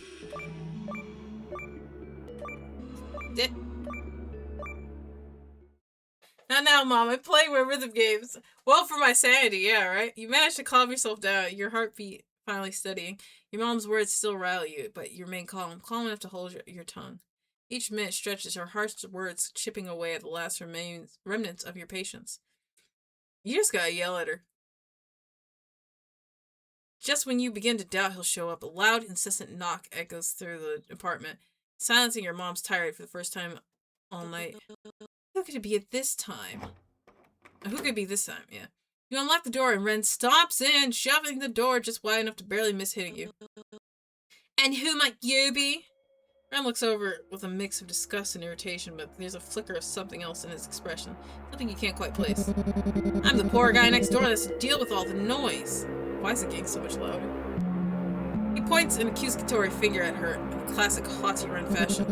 And you must be the absolute nuisance and the source of the decibels peaking in the background of my microphone recording. You resist the urge to clamp a hand over his mouth, though you know deep down that if anyone can stand up to your mom's fiery temperament, it's Ren. How dare you? You barged in my home, call me a nuisance? Stay out of things that don't concern you.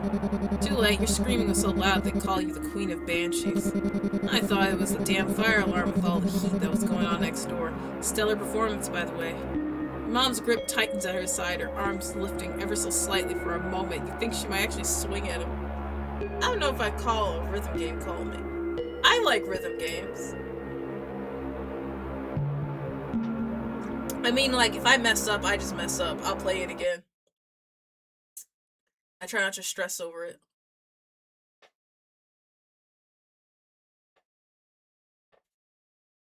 Okay, why quiet?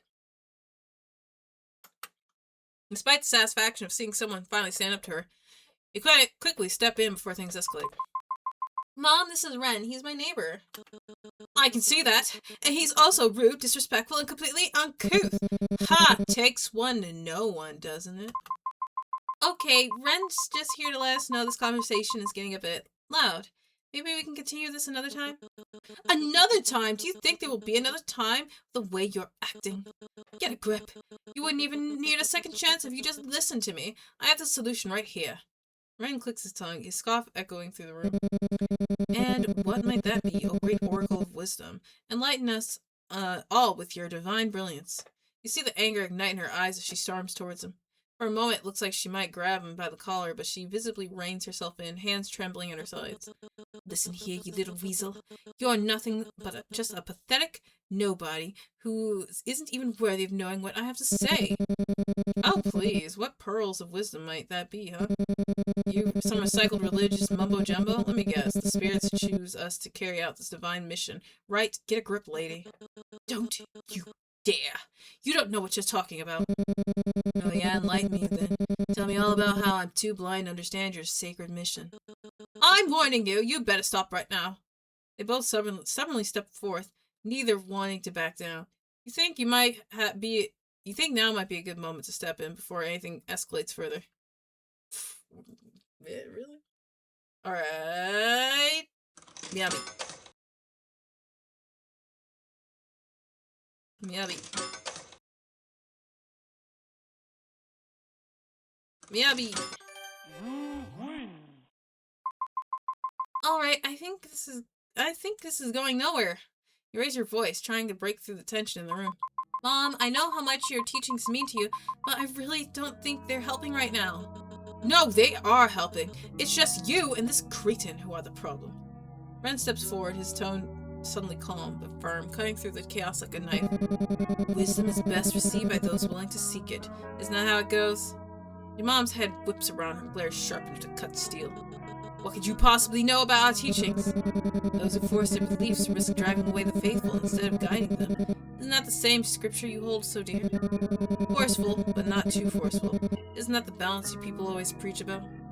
For a moment, your mother freezes, her lips tightening at his words, as his words hit a nerve. Whatever Ren is saying seems to have worked a number on her confidence.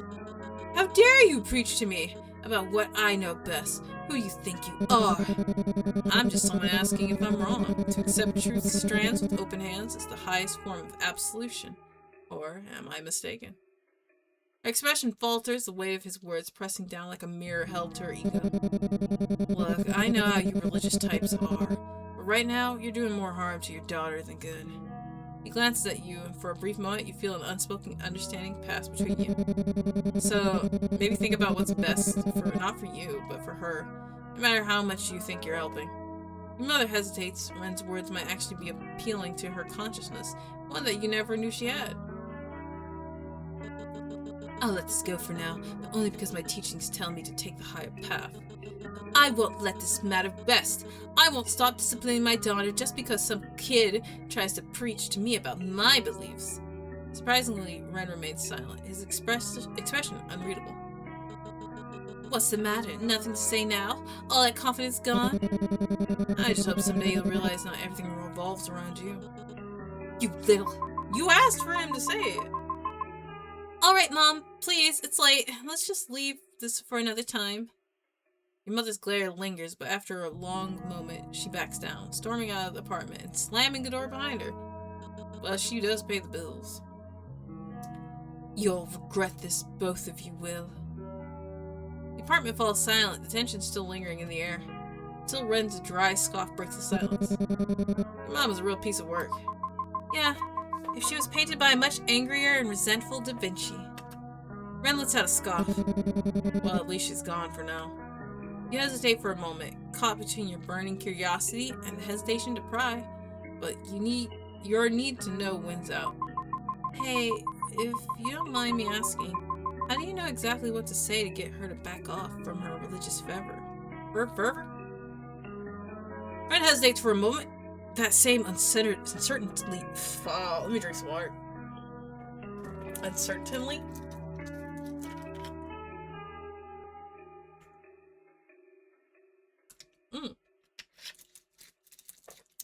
That same uncertainty flickering in his eyes. It's always the same with these people like that. You just throw out some religious jargon, and they'll eat it up. But you knew exactly what to say. You had the right phrases, the right words. It felt like you've done this before. Ron's expression tightens, the uncertainty deepening. Look, I know people like her. Over time, you learn how to handle them. You start to recognize the same phrases they use to convince each other. You want to push further, but something about the way Ren's eyes avoid yours. No matter how much more prodding you do, he's dropped the matter. Probably his parents, huh? You bite your tongue. Maybe someday he'll open up on his own terms. But for now, you decide to let go. But, thank you for coming to my help. Oh yeah, no worries. I've got angry customers to deal with, and you've got the female xenomorph to deal with. You bite your tongue. Maybe someday he'll open up on his own terms, but for now you decide to let go. Still, thank you, Ren. I really appreciate it. Ren looks away in classic 90s shoujo fashion. Yeah. He coughs, then unexpectedly meets your eyes with more seriousness than you're used to from him. I just hope you'll be alright. I know how hard it can be to deal with people like them. Thanks. I think I'll manage. There's another 30 years of mommy issues. What's another 30 years of mommy issues, right? Mommy issues, spiritual issues, and religious issues. The trifecta. Triforce, even. There's a lot of references in this game. Can't help but muse at his little quips. After everything you've seen of Ren, you realize there's more to him than just being snarky and hot-headed. It's not all ignorance. It's not all arrogance or bitterness. It's a defense, a shield he puts up. And somehow, that makes you feel less alone in your own sharpness. Maybe your sarcasm doesn't make you a bad person, like your mother always said. Ren is more than he lets on. Dependable, quick-witted, and when it matters most, kind. You catch yourself wondering if you were able to see past this exterior of his. You hope, you pray, deep down, maybe he might be able to see past yours too. Ren eventually says his goodbyes, claiming he has important nighttime activities to tend to. You want to tease him more about his unique choice of words, but you held back. I wouldn't. He's likely heard enough sarcasm for one night. After exchanging your farewells, you settle in for the night, a quiet sense of relief washing over you. And learning more about him, you realize he's no longer just a neighbor. Maybe, just maybe, he's becoming something more. A friend. Ooh, sanity increase. Affection will increase. Boy, I'm so sorry I did not get your stuff. Well, let's check the window. Whoa, what the fuck? The window remains open, but this time there's no cotton candy scent. I saw it. Instead, you see a child crouching in the corner, unmoving. No explanation, no reason, just there. Now, that's a strange sight. In true classic horror movie fashion, do you keep the window open to check if he's okay, just in case it's a neglected child? Or do you pretend you saw nothing and close the window? Look at him, he's just crouching there. I mean, the right thing to do would be not to say anything, because clearly that is a fucking apparition. But, what the fuck was my options again? Oops, wrong way.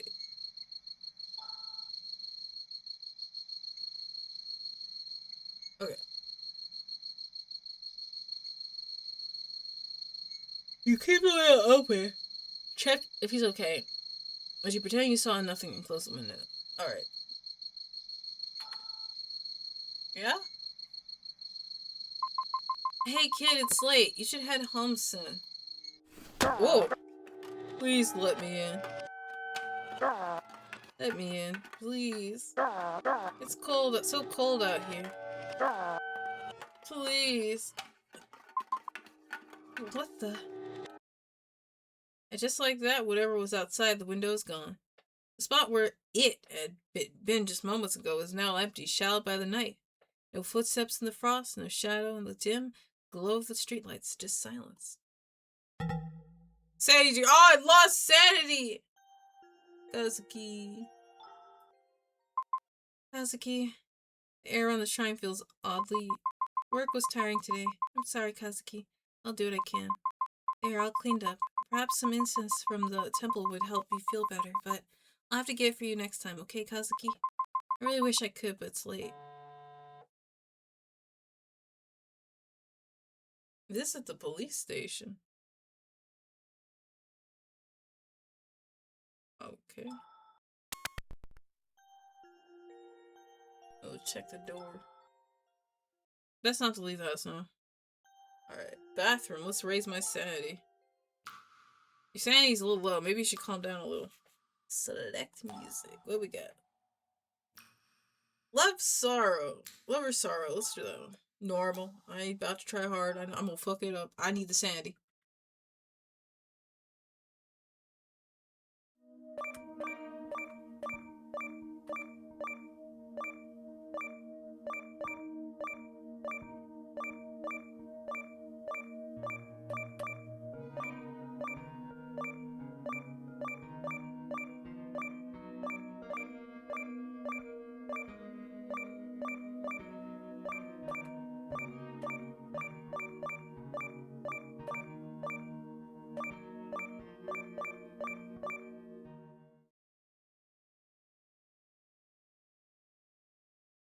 Yeah, 100%.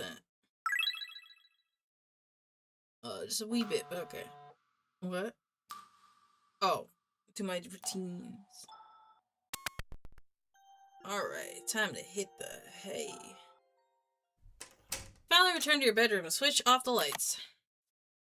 What? Ooh, they flicker and sputter before finally surrendering to darkness. See, that's a sign that there's either, like, the light bulbs are loose or something like that, or there's an electrical wiring problem. But we know this game has ghosts in it, so it's probably a specter trying to scare me.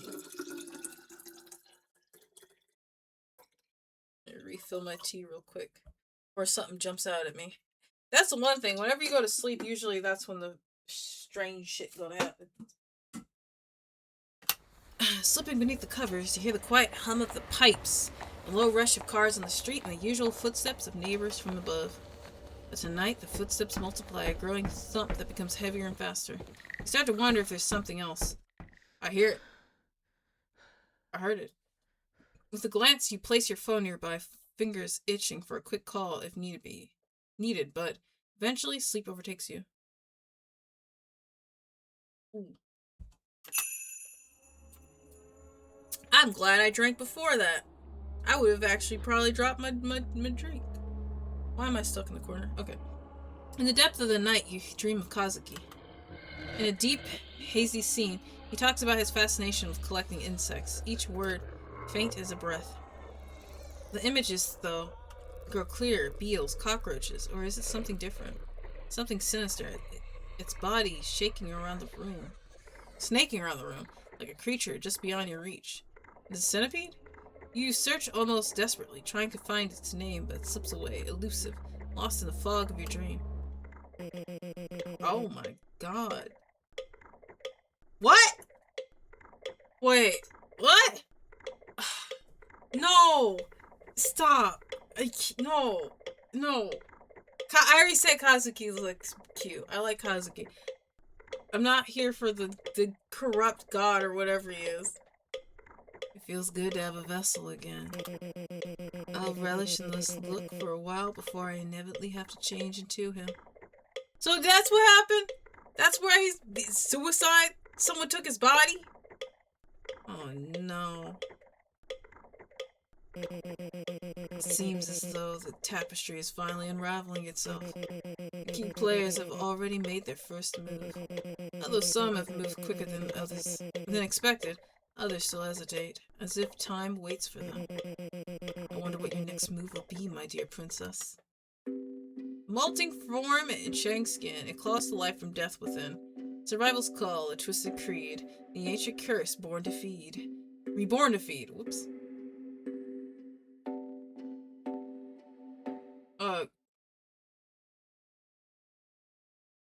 What? Oh my god! Oh man, that's how worse, is he's being puppeted around. You wake up to the familiar buzz of your phone. A few messages from your mom light up the screen. The first one featuring a painfully outdated gif of balloons and clear text. It's my birthday. Ooh, what the fuck? Ooh, brother, ooh. Happy birthday, Echo. I'll be dropping off a cake later. Make sure you finish it by tonight or it'll go stale. What cake goes stale that fast? When I got a cake from the bakery, they're like, you got like 7 days, as long as you refrigerate it. Yes, a classic from your mother. Equal parts affection and command. It's almost slipped your mind. It's your birthday today. You're turning redacted. If Ren's 24, I imagine she's Ame's around that age. The number seems to glitch in your mind like a censored secret. The universe refuses to acknowledge, or maybe you're just repressing it. Because then also, Kazuki's in his late 20s. She said 2. So she's got to be like 25, 26, maybe. Maybe this year your birthday wish will actually come true. Maybe your mom will finally listen to you, hear you out, and let you breathe without the constant pressure of her expectations. Maybe today will actually be a good birthday. Just kidding. You already know how it's going to end. Oh well, no point in dwelling on it now. You'll deal with that matter after work. Hey, Echo, happy birthday! Getting pretty old, huh?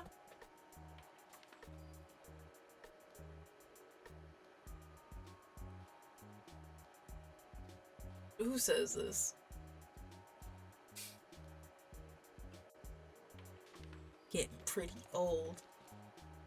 What's that? I need to figure out what that guy's name. His name's like Raj or something on like Roger, something on TikTok. He always makes these videos. He'd be like, I hate when my coworker tries to make jokes about something. He goes like, hey Raj, wouldn't it be funny if you came in on time? Wouldn't it be funny if you shut the fuck up? And it plays like the Hope Core, and he just starts yelling. I love his videos. They make me they make me laugh. But he's very aggressive and loud, so I think like if you're someone who doesn't like that, you won't enjoy it. He also says a lot of stuff, like, so it's like I couldn't put it on stream, but it's like I could show it but just mute it. But I'm pretty sure I can't play it on Twitch or YouTube because he says like he's black. Let me preface that he's black. So he says the word that gets you in trouble. But I really like his content. He's funny. He's funny. But this is exactly one of the moments where he'd be like, I hate when it's my birthday and my coworker comes over like, hey, happy birthday. You getting pretty old, huh? You know what else is getting pretty old? Y'all jokes. He'd be like, woo! Oh my fucking god. I wish I could share it. I wish I could play his videos, but I can't because, I don't want to risk it. I feel like I'll get in trouble. Yo mama. Oh, yeah. I miss Yo Mama. I grew up with that. You know, it's getting old too. Your mama. Ooh, Yo Mama's so old. I say she's so old. She was there when they built the first railway. Oh, Yo Mama's so old. She tried to breastfeed, but it all came out as dust. Your mama's so old, she comes with an expiration date.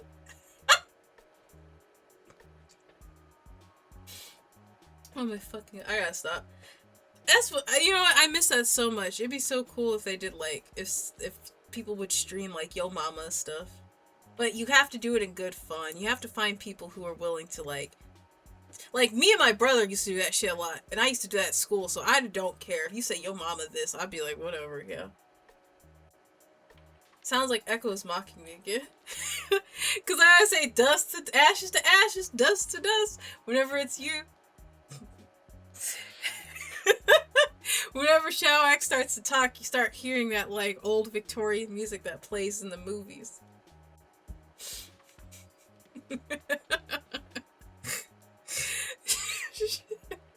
Shao-Ak, when you start talking, in my head, I visualize that text like when they open up the Star Wars movies.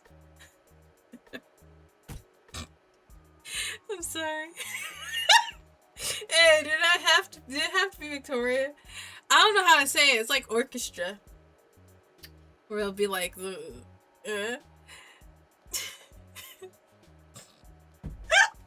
Stop! It's not about that. Yeah. Whoa, I heard from Tanaka-san that it's your birthday. Must suck having to spend it at work, huh? Damn, these coworkers are real. Well, that's just life, haha. Real annoying. I don't know how many more ha-has I have left in me. By mid-afternoon, it's clear that today is just another work-filled birthday. The highlight of today, a hefty stack of monthly reports unceremoniously dropped onto your desk by your boss, a truly unforgettable birthday gift. As you sift through the reports, a familiar voice calls out from behind you. Happy birthday, it's Ryota. Ah, thank you. You glance over your shoulder, offering a polite smile. You said that quite a few times today. Oh, I didn't realize it was you, Ryota. Maybe I should have made my birthday wish a bit more memorable. The words appear on the screen after he moves his lips. What? Subtitle cards. I haven't noticed. I'm usually looking at the words. I didn't notice. Wait, don't worry about it. Don't worry about it. Honestly, I think I've heard enough birthday wishes to last me until next year. Oh, I see what you mean. Silent film. Yeah. It's like the... Oh, you meant... Oh, I see. I was thinking of the game. No, yeah, the silent movies where it'd be like... Read the talk, and then the card pops up, and it'll be like, you don't say. I forgot all about that stuff. That's older than me. I only saw some of that stuff because my grandpa had old cowboy movies in black and white. And there were some, like, the older ones did that. Or the comedy skits. Oh my god, that's perfect. Shopi, your humor is unparalleled. Unparalleled.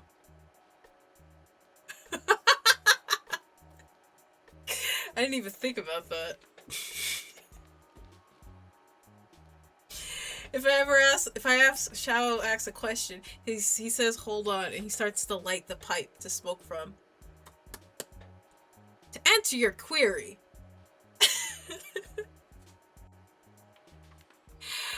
Hopefully you're not too worn out to actually celebrate it though. Boss asked me to stick around and finish some reports, but you're still up for a birthday dinner. I'll be at the station around 8 p.m. Before you can respond, a voice cuts through the air from the other side of the office. It's my boss. Oh, Corey. Hey, can someone help me with this? Yoda straightens up, already running towards the sound. I've gotta go. Good luck with your work. And happy birthday, Echo. You go about your day as usual, the hours slipping by until it's finally time to head home. Stepping off the train platform, you pause for a moment, a thought lingering in your mind. How should you spend your birthday today? Maybe you should spend it with someone? Though be careful, you might not have enough time to spend it with everyone. Just one. I've been ignoring Haruki. So find Ren, he's at the cinema. Find Haruki. Go home, celebrate. I'm not going home to celebrate my birthday. Meet Ryota after work. Ah. Ryota did took the initiative, so I kind of gotta reward him for that. Yeah, Haruki's messing with me. Oh, but Haruki's messing with Miyabi. Ren's at the cinemas. I don't even know where the fuck the cinema is. I went Upper Street. Neighboring district? Oh, cinema, there he is. You know, I spent enough time with Ren. Which is, a thing I said. I totally said. Oh, there we go. I wish OBS didn't steal my cursor, because I have to look at OBS to do this. Let me save.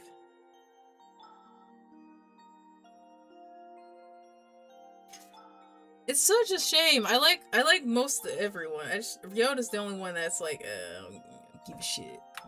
But he insisted. If I somehow get a second costume for Lucas, it'll be that mid-century leisure aesthetic. Oh my fucking god. You would do that. You would do that. See, if you do that, you also need to get like a, what is it?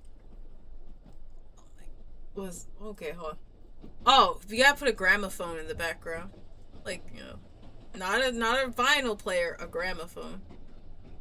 With the whole big ass, horn. Sweater vest, cardigan, pipe, vintage look. Shit.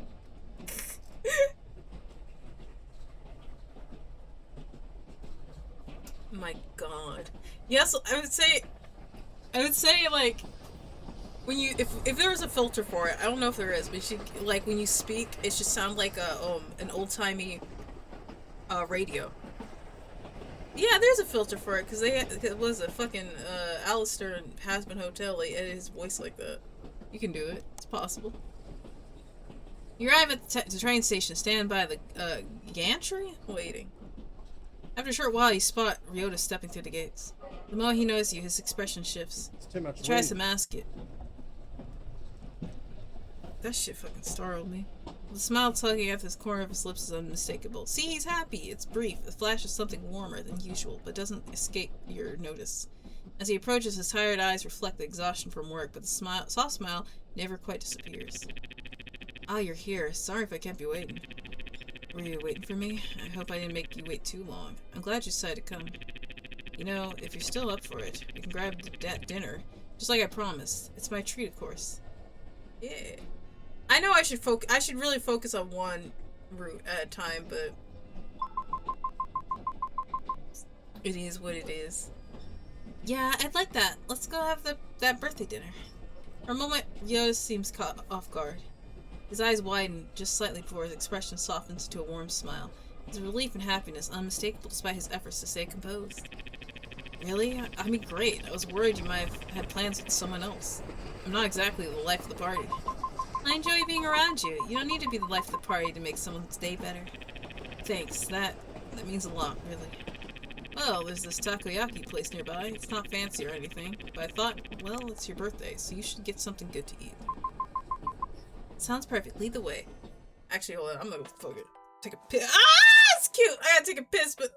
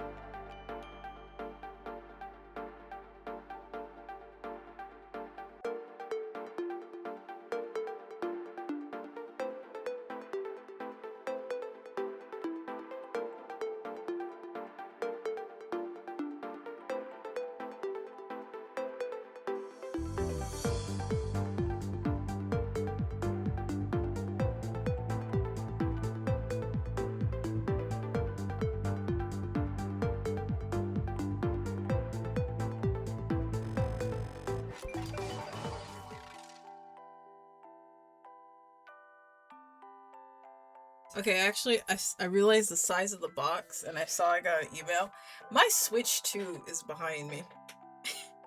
I was like, oh, these must be the earbuds. And I realized, wait, I got an email from Nintendo. And I was like, oh, that's my goddamn Switch. Yeah, that explains the size of the box. At least I think it is. Because, damn, what the fuck? How did Fuma get hit so early? I don't know. Whatever. You take a seat beside Ryota at the counter. The comforting aroma of freshly grilled takoyaki wafting as the steaming plate is set before you. Congrats, so happy for— I have that fucking meme saved. No, literally, I should just— I low-key kind of regret, but I wanted the design, right? So I got the Japanese one. It's not a problem for me, but it's just kind of like, oh, can't really stream it. But again, I don't think there's any Switch 2 games that I want to stream, to be honest, other than Raiders. But I feel like the only people who would watch it probably already know about Splatoon, so it's not like you're missing out. It's not like you're missing out. But I have to do a bunch of stuff anyway, so it's not like I can just break it out right off the bat. I might, after stream, I definitely got to unbox it, that's for sure. But I don't think tomorrow I'll be streaming it. I'm not getting a Switch 2, so I'm willing to watch a little. It'll be in Japanese. Oh, but they have Furigana. I saw Fuma playing. If there's Furigana, so I can read it, but I couldn't translate. Maybe tomorrow, depending on how setup goes, because they said I had to link my Switch, my Japanese account, so I don't know if they're gonna raise a stink over that if it's still connected to my Switch, or if I have to because I just bought it. I didn't really look at what all came into it. I might have to get a memory card, which would be some bullshit. I feel like it should come with a basic memory card, and you should be like, oh, if you want to buy a more expensive one, here you go. We'll see. This guy making me hungry for some takoyaki. Girl. I might get some later today. I have some change in my pocket. For a moment, neither of you speak, the quiet hum of the restaurant filling space. You glance at Ryota, his gaze fixed on the food, and you find yourself wondering how to break the silence. Ask about— I don't need to talk about work. I'm gonna ask about this place. How'd you even find this place? It's so tucked away. Honestly, it was by accident. One night after work, I was wandering around and just ended up here. I didn't even know this place existed before that. An unlikely coincidence. Quite so, like how in stories, the main character always ends up in the right place at the right time. Maybe we're in some cheesy romance written by some lonely writer. Well, they've got some good taste for food, I guess. Oh, I don't have a choice. So, how was work today? Actually, pretty busy. I was just rushing to meet a deadline, but luckily I made it just in time. Right. I hope I didn't make things harder for you. If you needed more time, we could have done this another day. Ryota shakes his head, a soft smile spreading across his face. Don't apologize. If anything, it gave me something to look forward to. Anything for you. Ask about the food. I didn't know you liked takoyaki. I'll eat anything, really. Even shellfish. What's wrong with shellfish? They're like the ocean's cockroaches, physically and biologically. Oh, you are just like my friend. That's exactly what she says. That's such a dramatic way to put it. They're delicious, though. Yeah, well, so are cockroaches to some people, apparently. Boy, chill. Clams are also bottom feeders. Bottom feeders. Clams are bottom feeders. Fuck, snails are, I mean, in a way, bottom feeders, too. Like slugs and shit. Cockroaches, man, please. Do you know what they put in peanut butter? You wouldn't be eating that shit anymore if you knew what they did. I won't tell you. Because I'm sure there's some people who like peanut butter. I don't eat peanut butter. But it's not like I won't eat it. Like, oh, you put peanut butter in front of me? Fuck, I will starve. No, I'll still eat it. But I after finding out what they put in peanut butter, I stopped eating peanut butter a lot. Nah, fuck that, man. No. Y'all really couldn't find anything else to get that consistency? Y'all really couldn't? Okay, fine. I'll stop trying to defend seafood. As you sit at the counter, the comforting aroma of takoyaki wafting around you, a raised voice from a nearby booth catches your attention. Oh, actually, that got me thinking of something. I gotta check something real quick. Because I did switch to eating something else, but wait.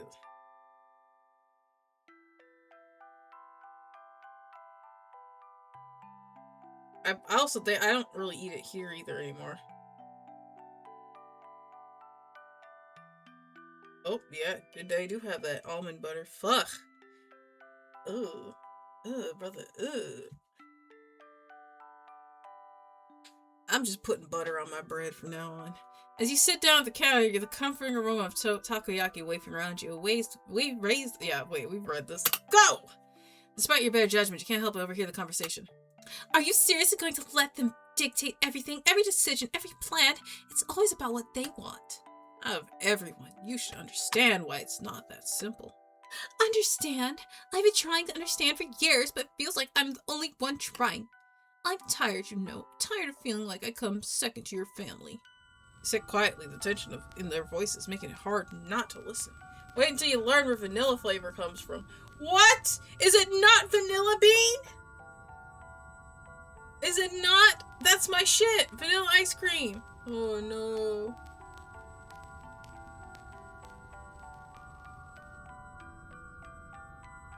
Unless this is a D's nuts joke. Are you talking about extract? Because I don't like vanilla extract. It's too chemically for me. I just get vanilla bean and like pestle it. Yeah, beans. Wait, what?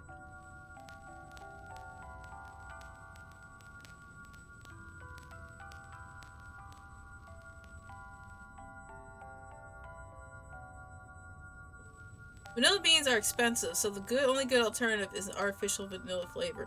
Is this the... They get it from a beaver? That's what I'm seeing. Something about it coming from a beaver.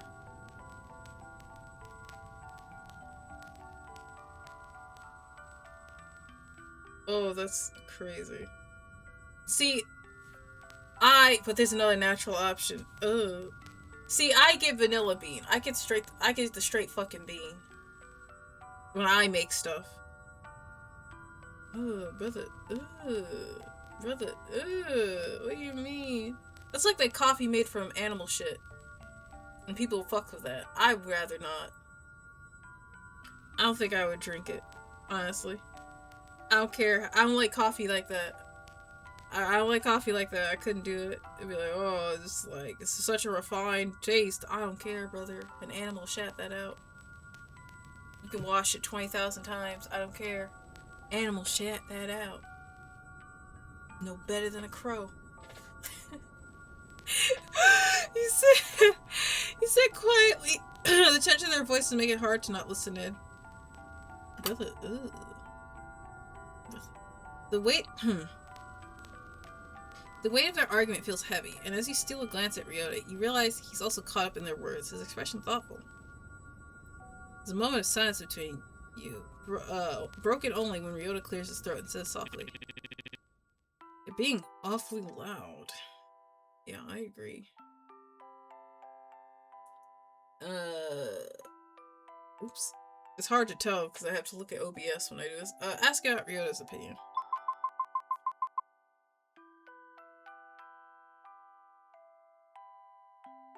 What do you think? Who's in the right here? Oh, I'm not sure. Stuff like this, it's not so black and white. You can't really know who's right unless you're in their shoes. That's true. Do you think family is everything, though? Phew, that's a heavy question. He exhales softly, the faintest traces of a nervous laugh slipping through. I guess I don't really think about it much. Maybe it's better that way. He tilts her head, waiting, but he quickly continues before he can press further. I hope the food's to your liking.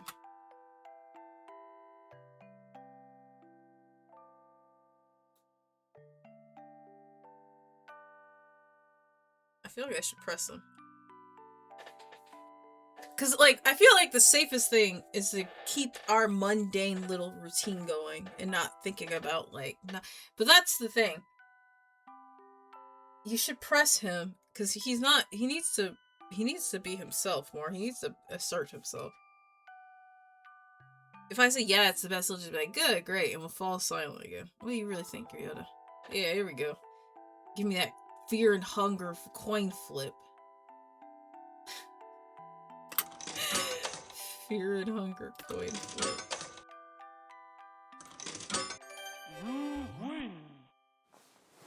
Yeah, shifts slightly. His expression pensive. I almost said penis.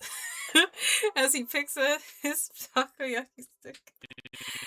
You know, I used to think family was everything. That no matter what happened, you had to stick by them, no matter how bad things got. Maybe I still think that in a way, but then I start thinking about everything my parents put me through, and it just doesn't feel right. It's hard to call them family when I feel like they've hurt me more than anyone else. It feels like I'm contradicting myself when I think that way. And I wonder if it's just bitterness that's clouding my judgment. Maybe I've let it build up over the years, and now it's all I can see. If you ask me who's in the right, I honestly don't know. Even though their family has done some terrible things, part of me still feels like if I were in his shoes, I'd still feel in debt to them. It's like this strange codependent connection I can't shake. The words hang between you, heavy and uncertain, but you can't help but feel a sense of understanding stirring within you. You gently place your hands on the counter, leaning forward as you meet his gaze, offering a quiet reassurance. I get it. I'm in the same boat, honestly. Even though my mom is terrible to me, I sometimes wonder if I'm just holding on to all this bitterness because of everything she's done. I don't even know if I'm angry at her, just at everything she's made me feel. It's hard to tell where the bitterness ends and what's real begins. Ryo is quiet for a moment, processing your words as he looks at you. His face softens, and he gives a small, understanding nod. Yeah, I know what you mean. It's not easy to sort through all of those feelings, especially when you don't have the answers. But maybe that's okay. We don't have to figure it all out right now, I guess. That's just how life is, one long, undecipherable journey. His words are gentle, sincere, and the weight they carry is comforting in a way you didn't expect. You give him a small smile, grateful for the quiet connection that passes between you in this moment. It feels like a small step forward. For the first time, you don't have to carry the burden of all those unanswered questions alone. Okay, enough sad talk. This is the part where I give you your birthday gift. You got me something? Oh, Ryota, you shouldn't have. It's nothing much. I bought this a few months ago, but I didn't know when would be the right time to give it to you, but I thought your birthday would be the right time. I glance at him curiously as he reaches into his jacket pocket, his movements deliberate, almost hesitant. And he pulls out a small velvet box. Your breath catches. It's not without. He opens to reveal a delicate necklace, this pendant shaped like a radiant sun. You doubt yourself a lot, you know that? I know that. But to me, you're the sun. You're bright, Echo. His words leave you speechless for a moment, your heart full as you carefully take the necklace from him. Yeah, that is some romantic ass shit. Ryota, I don't even know what to say. Thank you. This means so much to me. You don't have to say anything. I just want you to know how much you mean to me. And, well, maybe it's a way to pay you back for everything you've done for me. You don't owe me anything, you know, but thank you, really. The two of you fall into a quiet rhythm as you leave the restaurant, the necklace resting against your collarbone, its weight a comforting reminder of his words. You find yourself replaying them in your mind, marveling at how he could see you as something so bright and positive. You've never thought of yourself like that before, and now there's something unfamiliar bubbling up inside of you, warm and fluttering. As you walk side by side, you're glad for the cover of the night, the shadows hiding, the telltale red creeping onto your ears. Ah! Ryota walks beside you, his hands in his pocket, his presence steady and reassuring. And for a moment, you wonder if he can feel It too, the quiet shift in the air between you. Well, I found... Wait, what? There we go. Bruh, he making me hungry. That takoyaki stand doesn't open till like 6. I got like 4 hours. Sanity increased. Affection for Yoda increased. Alright. Who's still up? He's still fucking with that cat. Ah! If I see Haruki, he can be like, happy birthday, happy birthday. I don't know. He ain't gonna be...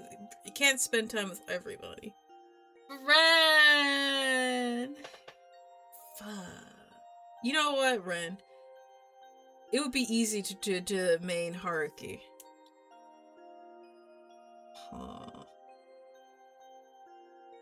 I gotta talk to Ren. I gotta talk to Ren. I can't not.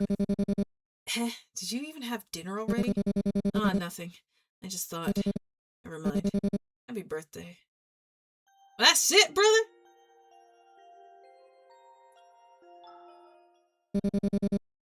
Oh, so I have to have... Okay. He would went to dinner with me, I guess. Okay. Whatever, I guess. Okay, Haruki, I'll bite. I'll bite. Ah, did you have dinner already? I was too late. Oh well. This is for you anyways. Hope you like it. Isn't that the thing yeah, he finessed off a kid because it says Mora underneath it. He fucking gambled against some child in oneness. I'll be off now, as the story demands it. Farewell, my dear client, and of course, happy birthday.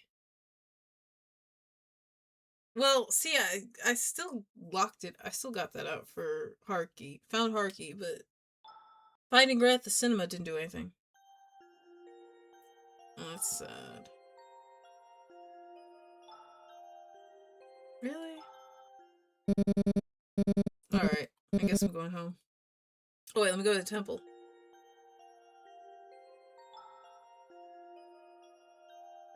Lower Street?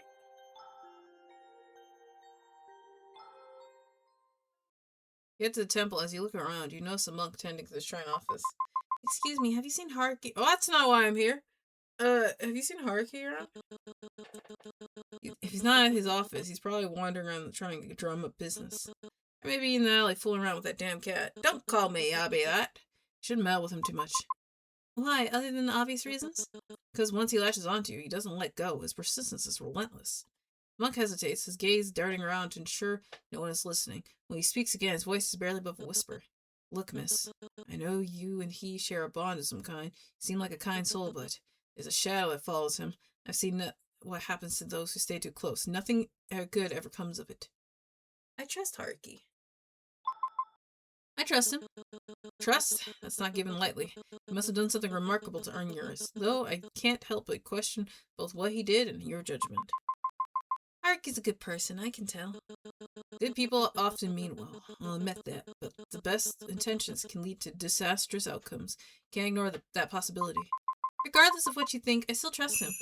Seems no words of mine will sway you very well. Just be careful, miss. The world is rarely kind to those who trust so easily. Please take care of yourself. Right, I better go to get Kazuki's incense while I'm here. Yeah. Oh, well. What? Did I get it? Tasks. Okay, yeah, I got it. Find Haruki in the alley. Again? Did I not already? Okay, let's see what's fuck.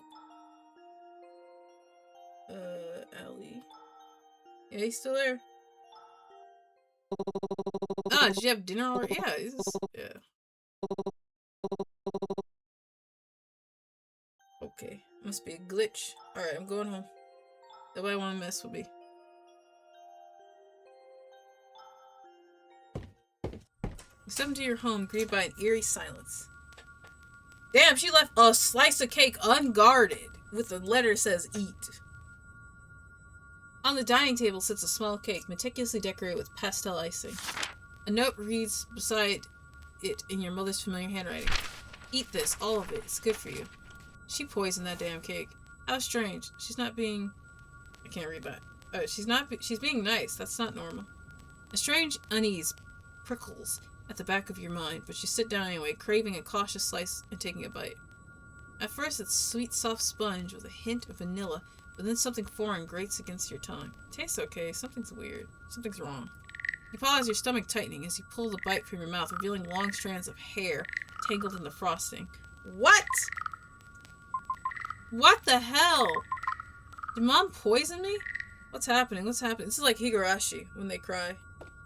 That scene, I ate before watching it, and he's like, there's a needle in it.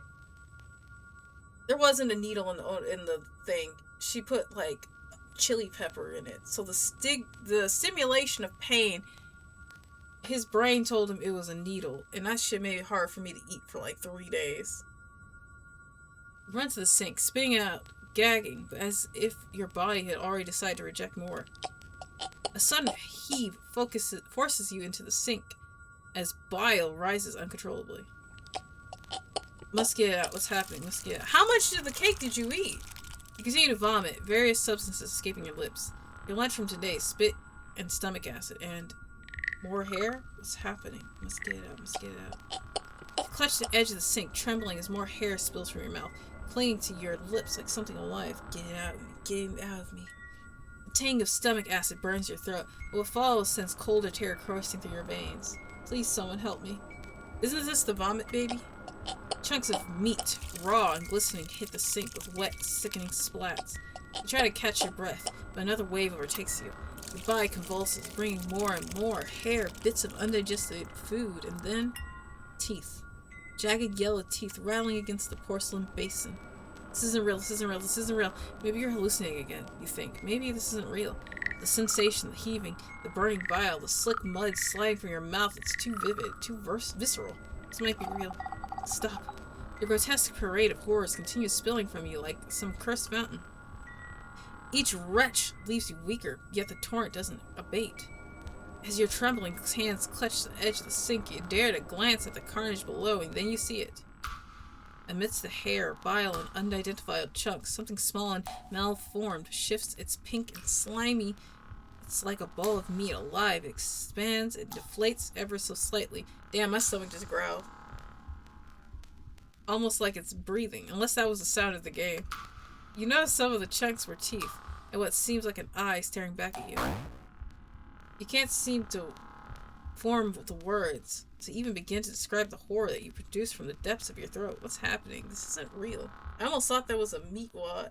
No. It said, oh, he does have hair, doesn't he? Oh, what? Grabbing the faucet, you turn it on full blast, desperate to erase the nightmare. Water gushes down, carrying clumps of gunk with it, but the sink quickly clogs. Ooh, that's my worst fear. The fetid water pools around the mess, rising in defiance of your efforts. Frustration boils over. You seize the nearest object, a hairbrush, and jam it into the drain, jabbing fiercely. Don't do that.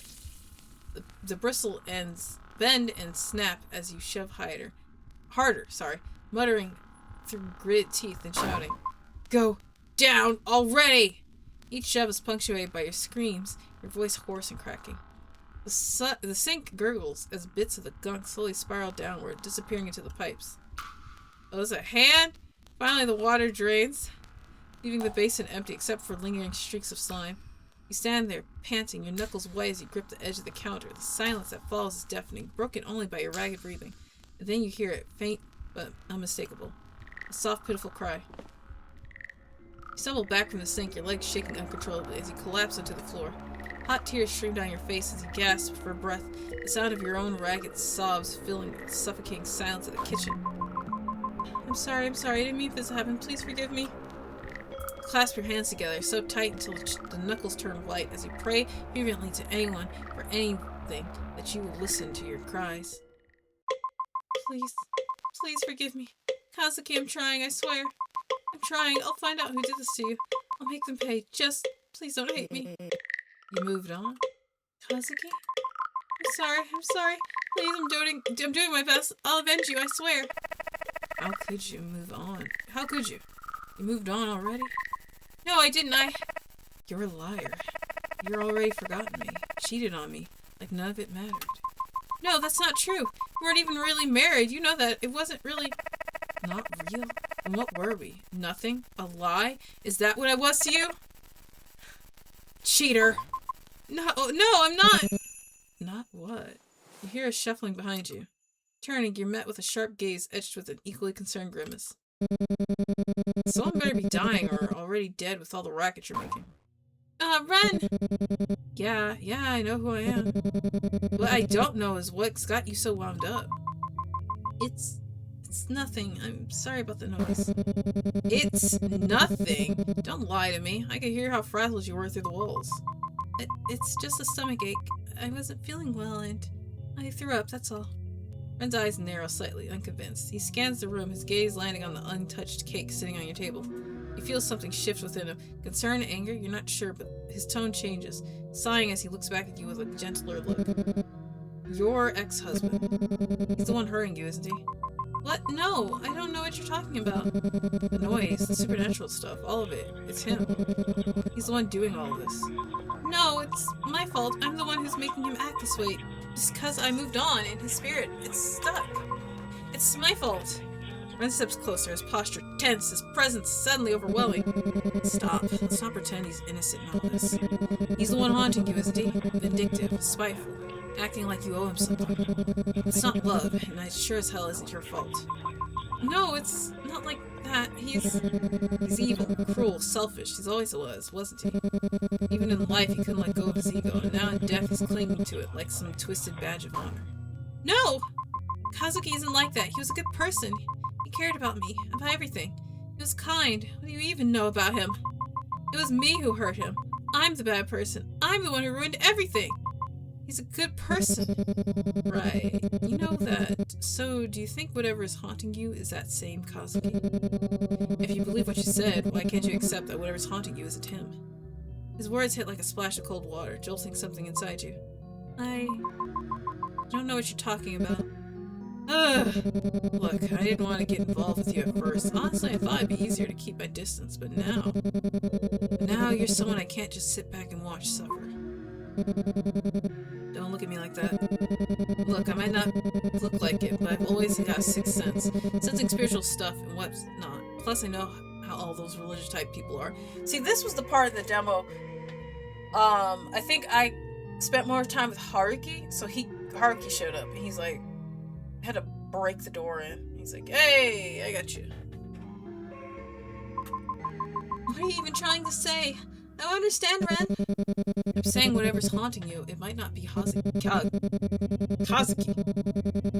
Wow. See, I'm mixing up my boys now. Spirits, real ones, don't care about fairness. They latch onto pain, vulnerability, and sometimes the fear people stir up around you makes it worse. And your mom, we all saw how she was yesterday. You can't tell me she hasn't fed into all this. But it's too much of a coincidence. Everything started after Kazuki died. Try to hold your ground to push back against his reasoning, but deep down there's a part of you, a small trembling part that knows he's not entirely wrong. And admitting that feels like losing a part of yourself or everything you've endured. I know, but you know there are always bad people, whether in life or in death, who will take advantage of that tragedy. Plus, you already admit yourself. Kazuki was a good person. I don't know him at all, but do you really think he would do all of this to you? His words hang in the air, heavy and unshakable. You don't know whether to feel relieved or devastation at the possibility that the torment you've been carrying might not be Kazuki at all. It's not Kazuki. Who? Or what could it be? That's the tricky part. There are countless things out there, spirits, demons, and even gods, just waiting to prey on human vulnerabilities. And, well, I've always had a knack for bad luck. Maybe some of it rubbed off on you since you keep coming to find me all the time. But anyways, whatever it is, I might not be some big shot exorcist, but I'll help you with whatever I can. You're important to me, so rely on me, okay? Ren, thank you. You know, if we're both unlucky, maybe sticking together will cancel it out. Then I guess I can't leave you alone for now. Anyways, enough of this sentimental stuff. So before I go, I need to tell you, these sort of spirits cling onto people's emotions. Especially your sanity. You're doing well so far. Don't let that thing get any stronger. Definitely, definitely not looking forward to that. Don't worry, I'm always a knockaway. If I hear any more noise, I'll make sure to punch a hole through that noisy bastard. I'll hold you to that, Ren. Eventually, after checking through the house one last time, Ren says his goodbyes. Once he's gone, your gaze falls to Kazuki's altar. His framed picture, still and silent, gazes back at you. The smile he wore in death no longer holds malice or anger, hatred or greed. No, it was the same smile he had at your wedding, reassuring you that everything was going to be fine. And somehow you believe it still is. Well, time to check the window. The window remains closed. Do you really want to open the window after what happened yesterday? Open it? Are you sure? Very sure. Are you really, really sure? Are you really very sure? Now, I remember this happened in the demo. I don't know if they were joking around with me or they're telling the truth. Open it already. You say so. Oh, that kid's still there. With a hesitant hand, you draw back curtains and slowly push open the window. But the night offers nothing in return. Oh, he was there, I guess.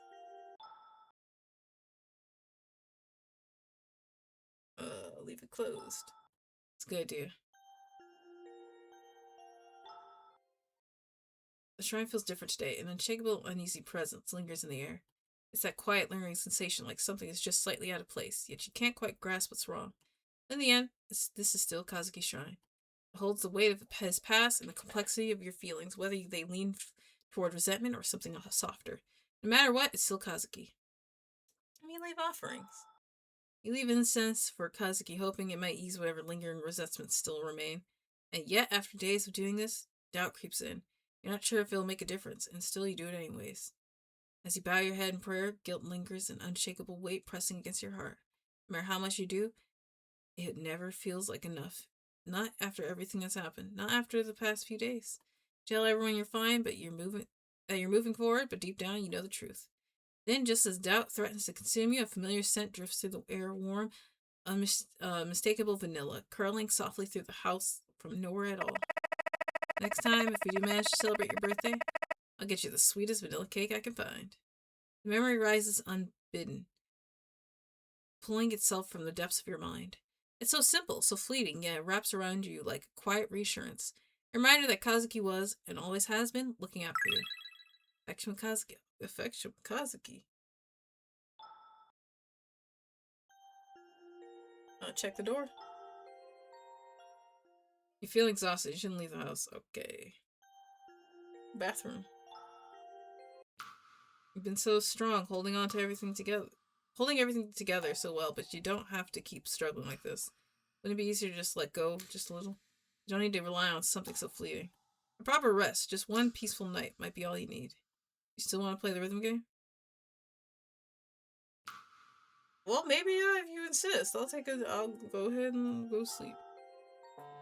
Your phone buzzes with notifications from your mom. I'm busy with important matters. I won't be able to be there for you for a while. Take care of yourself. You stare at the screen, a sigh escaping your lips as relief floods in. What the? Good for me, I guess. Maybe I'll get some peace without her breathing down my neck. But something feels off. The phrasing is strange, almost like she's choosing her words carefully. There's no condescension or nagging, just silence after the message. Maybe I should. You stare at the message, thread your thumb hovering over the keyboard.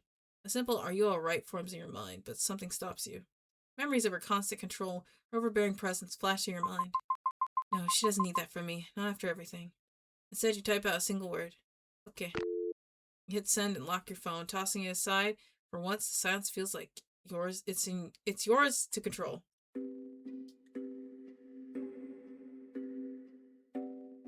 The funny thing about curses, they have a way of sticking around, don't they? Once upon a time, back in an era where the lords were powerful, and spirits were just as real as the air we breathe, there was a tale that began with a powerful man and a simple girl. They weren't supposed to meet, much less fall in love. The girl had a way of drawing people in, even those who should have known better. The strong, the kind, the wise, the loyal, couldn't help but get caught up in her orbit. And where sorrow lingers, darker things are never far behind. Drawn not by her, but by the quiet ache clings to the ones around her. Despite everything, she had to protect them. So she made a sacrifice, one meant to save everyone she cared about. But sacrifices like that come with a price. In her final moments, a wish was formed.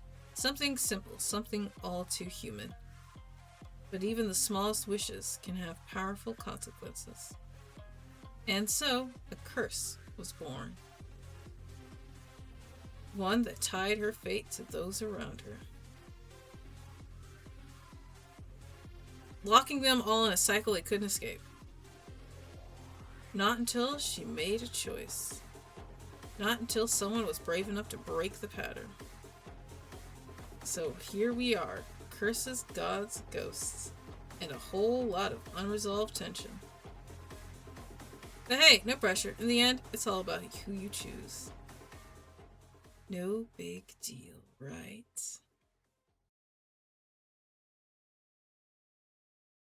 Four hours and I got to the fucking title. Ah! You dream of the past few days, your fragmented memories stitched together in a haze of sleep. Faces flicker in and out, voice echoes and half-formed thoughts. You see people again, connecting, resurfacing from the place you buried yourself in for so long. You're finally crawling out of that pit that you spent in the last few months. But you're beginning to feel tired. You don't know how long you can keep this up. You know that for real, buddy. Oh, what? You dream of Ryota. The way he stands beside you quietly, like he's always been there, like he never left. You remember how easily it was to overlook him before. He never demanded anything, never asked to be seen. Yeah, he's kind of a pushover. But now in the silence, after everything fell apart, you notice the way he listens. He is beautiful, and it's tripping me up. The way he tries, in that subtle, quiet way of his, to make things feel safe, even if he's unraveling too. You didn't see his kindness before, and it hurts knowing it took your own tragedy to recognize the warmth he's been offering all along. You wish you had noticed sooner. I have not been spending time with Haruki. There's nothing you could say that could...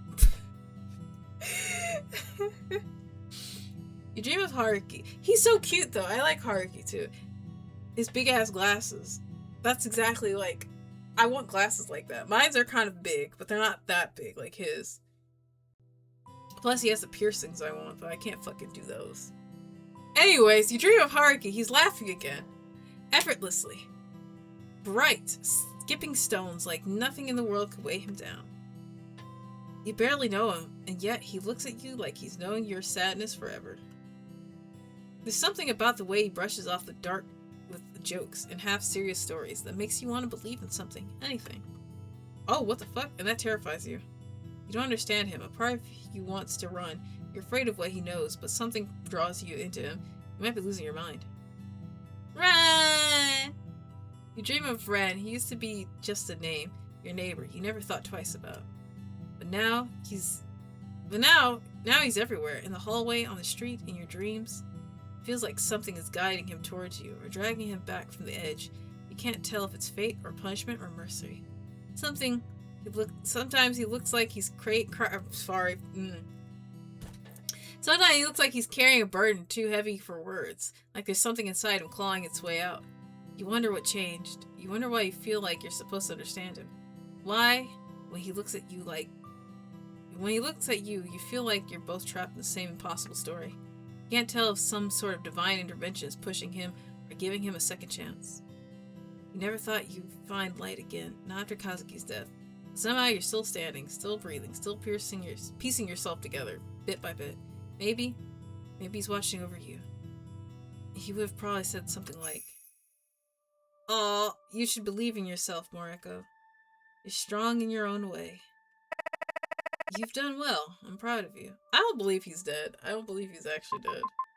I haven't done much, but you've done well. Better than anyone expected it from you. Maybe, I guess so. I'm sorry I had to leave so soon. I wanted to stay. I really did. I know, that's why I tried so hard to find out what happened, to help you, to help us. I've carried so much, Echo, and my biggest regret is not telling you the truth when I had the chance. And, even now, you're picking up the pieces I left behind. I'm sorry. But you're not alone. You've met a lot of people who care about you. They really do love you. And as jealous as that makes me, you might love them too. Or at least grow to. I hope my memories won't stop you from living your life. What we had, it meant the world to me. Even if it was short-lived, it mattered. You mattered. In this life, and the ones before it. Thank you. I hope to see you soon, but I know that you'll be making your choice soon. Or maybe by the time you see this, you've already done so. Regardless, I love you. Let's meet again soon, Echo. You wake up, the dream already fading like smoke in the morning light. You reach for it, desperate to hold on, but it slips through your fingers. You're sure it was something kind, something warm, yet all that's left is an empty ache where the memory should be. For a moment, you just lie there, stuck between sleep and waking, trying to hold on to the quiet before everything comes rushing back. And then you remember. The worry settles in again, heavy and familiar. Grab your phone from the nightstand, hoping stupidly maybe there's something waiting for you. Nothing. No messages, no calls. Still nothing from her. You stare at the screen for a while, your chest getting tighter. Maybe something did happen. Maybe something's wrong. You went to text her, you almost do. But your fingers freeze. What if she says something you don't want to hear? What if she says nothing at all? She's your mom. You care about her. Despite everything that happened, you still do, right? You pull the blanket tighter around yourself, trying to block out the awful feeling in your chest. I'm a good daughter, you tell yourself. I am.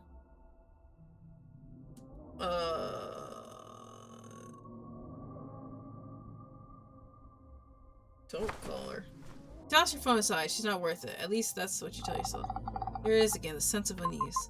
With everything that's happened last night, and this weird thing going on with Mom, maybe I should call in sick today. Hey, I'm really sorry, but I'm not feeling great today. I don't think I'll be able to come in. I understand. Is everything alright? Yeah, it's nothing big. Just tired, I guess. I'll be fine after some rest. Are you sure? You know I'll always be here if you need anything, Echo. I know. I'm just tired, that's all. I just need a bit more sleep. Alright, take it easy, okay? If you need anything, even just someone to talk to, I'm around. Thanks, Rihanna. I appreciate it. Of course, get some rest. You switch off your phone and slip into bed. The sun hasn't fully risen yet, but the morning sun feels cold and sterile, reminiscent of the night before. Close your eyes, but your thoughts claw their way back to your mother. You're trying to think about her, you're trying to care. But the fear creeps in anyways, quiet, like the never-ending noise in your head. Your skin feels damp with sweat, the sheets feel too tight. Your hair tangles around your neck, feels like it's choking you. Your pulse thuds heavy in your chest, louder than it should be. Too loud. Too similar. They sound like the drums. Like the ones you hear when no one's around. Oh my god! Like something's waiting just beyond the edge of sleep. The noise grows until you can't tell if it's in your head or in the walls. And just as your heart begins to race, sleep finally and unwillingly drags you under. I'm getting impatient. I can't stand it. Every heartbeat, every breath she clings to, it grates on me. They keep interfering one after another like gnats buzzing in my ears. But it's her I want, just her. Just one crack, one slip. Let the fear splinter her resolve. Let the despair hollow her out. I just need her to crack. And then, finally, I can feast. The others. They're moving faster than I anticipated. Their hands are all over the board, pulling her this way, that way. Away from me. I have to act now before she... No, not again. I won't lose her to them again. She won't make the wrong choice. She won't. I just need one more chance. One opening, one whisper in the right ear. If I can reach her again, just once, she'll remember. She'll remember everything. And then she'll come back to me. You jolt awake, breath catching in your throat. Your eyes blink against the light, only to realize there is none. You fumble with your phone, the screen glows to two things greet you. The time, 8 p.m., and a single message from your mother. Your heart stutters as you unlock it. The message is short, unmistakable. I'm fine. Now that's suspicious. You stare, your chest tightens. You don't know what to feel. You've never wanted to linger in communicating with her. A quick word or two usually suffices, and yet, this time unfamiliar weight coils in your chest, slow and insistent. A flicker of uncertainty, sharp as a spark, begins to burn beneath your ribs, urging you to reach out and ask for more. You want to ask her, are you sure? If something's wrong, please let me know. Instead, you hesitate, your fingers hovering over the screen. You know you should, you know you want to, but you can't bring yourself to do it. No, maybe it's nothing. You're just being paranoid. Nothing to get too worked up over. As Mom always says, you tap send, but then nothing. The screen pulses with silence, followed by the system error. Message failed to send. Recipient unavailable. You feel the burning rise again, bubbling up behind your eyes, hot and relentless. She probably turned off her phone. I'm just being overly anxious again. Maybe I should get out. Just get out for a bit. Run some errands, even if it's late. Clean yourself up and head out, trying hard not to think about anything else. No matter how hard you try, your words cling to you because you know far too well how it is to lie so easily. Ain't no task. Well. Damn, she says, suddenly your phone rings. It's Yoko. Yoko! Hello. I was worried you wouldn't pick up. Rihanna mentioned you aren't feeling well today. I hope you're doing a little better. Get you. She a real one. Heard I wasn't feeling well and she fucking called me. Well, maybe just a bit better than I was this morning. That's a relief. Sorry for the sudden call. The thing is, Ryodam dropped by the cafe earlier, and surprise, he left his phone behind again. I was wondering, could you pick it up and hand it to him tomorrow morning at work? Sure, no problem. I was already out anyways. I'll swing by the cafe to grab it. Thank you, Ame-chan. You're always so sweet to us. I'll be waiting. See, I was about to end it, but now, Yoko. Ami-chan, thanks for coming. I'd go find Ryota myself, but my boss is in a mood today. He gave me the stink eye just now. Can you believe it? The nerve! Anyway, here's Ryota's phone. Maybe you'll run into him somewhere around town. Then you can hand it to him. No rush. Not that he'll miss it much anyways. Aside from work stuff, I don't think anyone really texts him, except us. Oh no, that sounded mean, didn't it? I didn't mean it like that. Oops. Anyways, I hope you're feeling better. I'm doing alright, yeah. It's alright. You got that look to you again. That look that says you're trying to figure out something or someone. This is about your mom.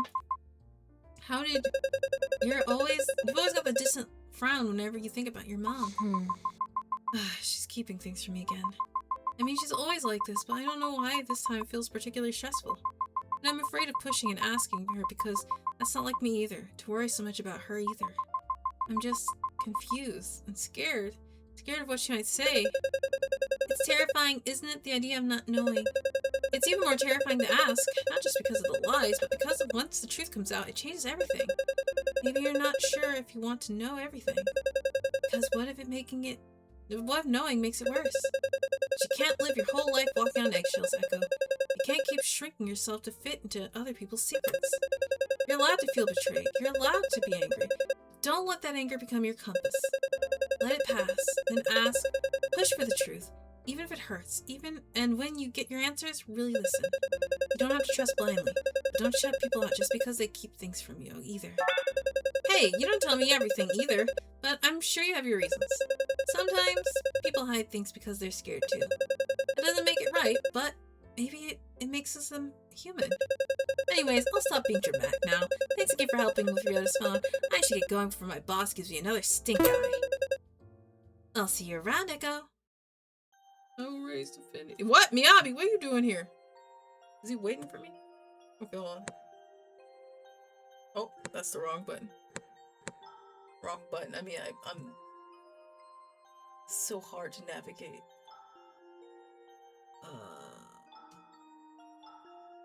Hold on, I want to do a clean sweep. So I'm pretty sure if I remember, if I talk to Miyabi leads me to where Haruki is. Okay, Lower Street. Riverside. Yeah, like nobody's out right now. Alright. Alright, that's a good time, man. 4 hours. My voice is grating! That's enough. Woof. So I got to the part, basically, where I left off. Kind of. I think there's a little bit more. And then I'll be where I left off for the, demo. Ugh. Oh my god. That was fun, though. I definitely, I want to play more, but my throat hurts. My voice. My voice. Let me change my filter. I'll probably forget that I have it on. Whoops.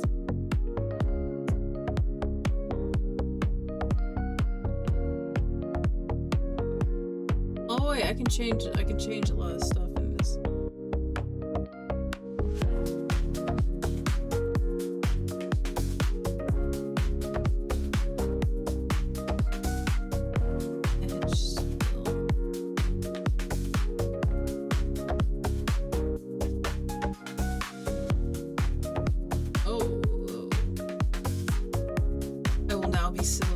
Haunting! Yeah, it's haunting.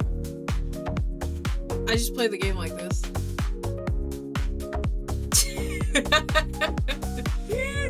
All you can see is my eyes.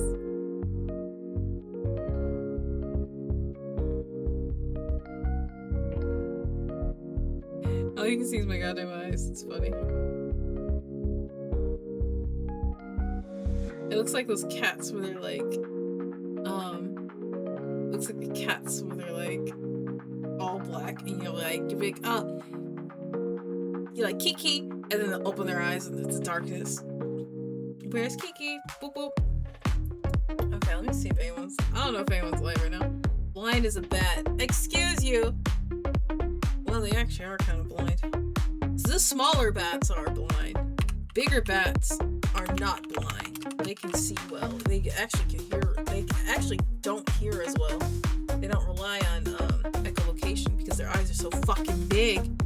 But the smaller bats have to because their eyes are so small they can't see shit. Okay, nobody is live right now that I can read into it. And I'm not gonna jump into somebody I don't know. Alright. Well, that's been Lover's Enigma. I'll definitely come back to it. Tomorrow probably Splatoon Raiders. I have to make a thumbnail though. I gotta get this shit set up. But yeah. If, I'll do that. Oh, I gotta get the Elgato connected too. That's a lot of shit to do. So, Echo Big Bat, Big Eyes. Yeah, I've said it before, my ears are fucking tiny. Like, crazy. My ears are so small. My ears are so small, you'll never see them. Like, even if I, like, IRL streamed, and I was, like, I showed a bit of my face, you're never gonna see my ears. My hair would be in the way. Like, you just can't, you can't see them. My friends used to joke and say, like, you're the perfect, Neko Mimi. Because your hair, you can't see your human ears. And I was like, what the fuck does that mean? What do you mean by that? So like my friends would be like, oh, the RAs that I used when I went to college, when I studied in Osaka, they were like, oh, you really are, you might actually be a kitsune. And I was like, no, I'm not. I just like to drink alcohol. I like fried tofu. I'm not a kitsune. But they're like, yeah. They kept calling me kitsune. I was like, stop. Alright, Raiders, time to boot that. Oh wait, did you get Raiders too? I mean, again, I really just bought it because, one, it's a deal. Like, it was a deal. It was a good deal. But also I wanted the decal Switch 2. If I was gonna get Switch 2, I wanted it. And I don't mind playing in Japanese. I don't mind. I live in Japan. I plan on staying in Japan if I can, and I don't mind it. The only downside, the only hesitance was that streaming it, I guess, would suck because I can't stream in English games. So happy for y'all. Yeah, I got it digitally. I had it preloaded. So that's why Fuma probably had it. Shelby!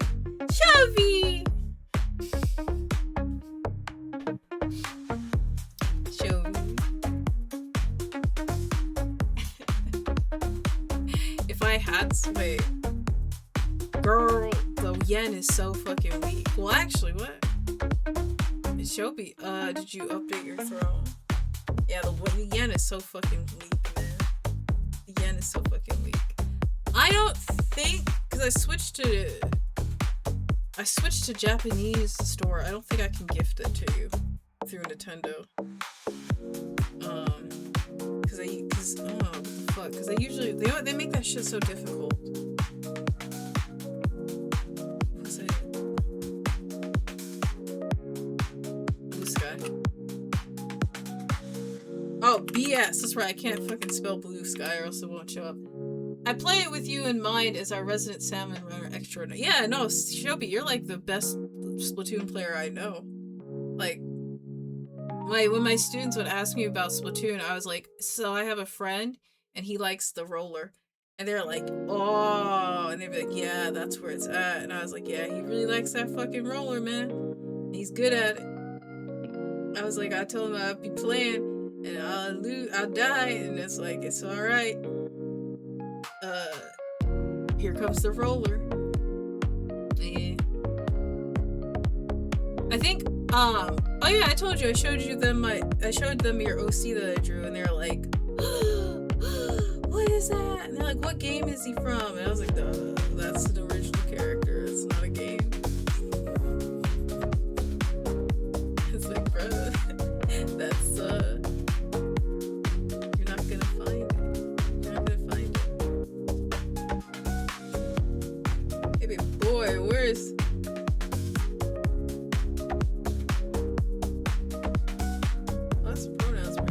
Boy, where is your throne lit? Where you put that? Glad you hype Shopi to your students. I'm the boring shooter player. Oh, I mean, like, they like Splatoon, and they liked his character. I was like, yeah, it's my friend's character. Yeah, they're like, yeah, I guess they thought it was a game character, and they're like, hey, what game? Chodai? I was like, I can't give you the game. I'm not gonna give you that. They always say, Chodai, and it's like, no, I can't give you anything. It's like, it's bad. Favoritism. Ugh. Yeah. Oh. Boy, add to your throne. Of course. Of course you can hear my fucking shit. I'm trying to look for I'm trying to hunt down your throne list. Here it is. Add to your throne, buddy. God, I hate this goddamn site. I hate this goddamn site. I see you got Rhythm Heaven on there though.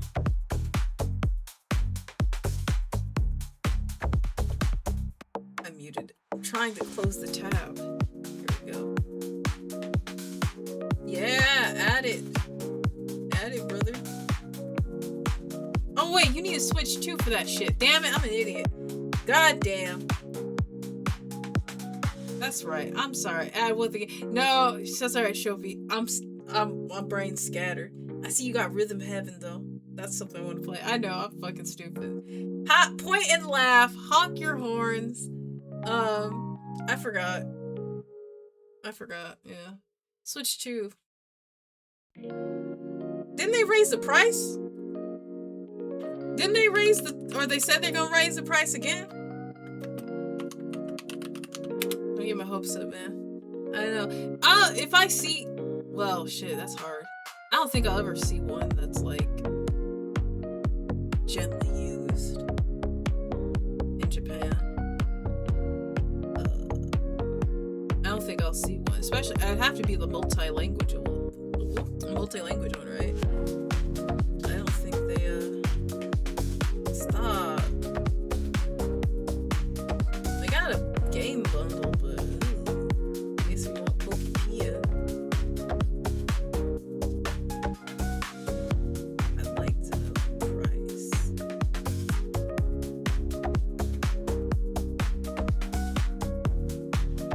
Oh, that is expensive. Price hike in September. Ah, that's right.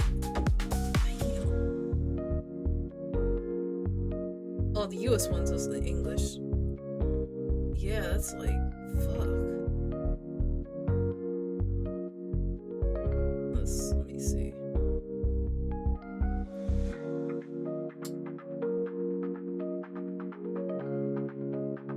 Ain't that some? I don't think these. I don't think the.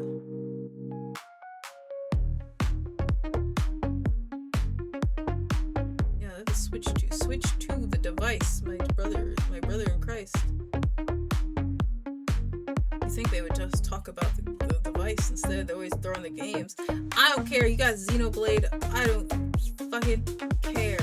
Xenoblade is like. I like Xenoblade, but I only like Torn the Country. Please just look at the Switch. Just look at the Switch. Stop sending me to the games.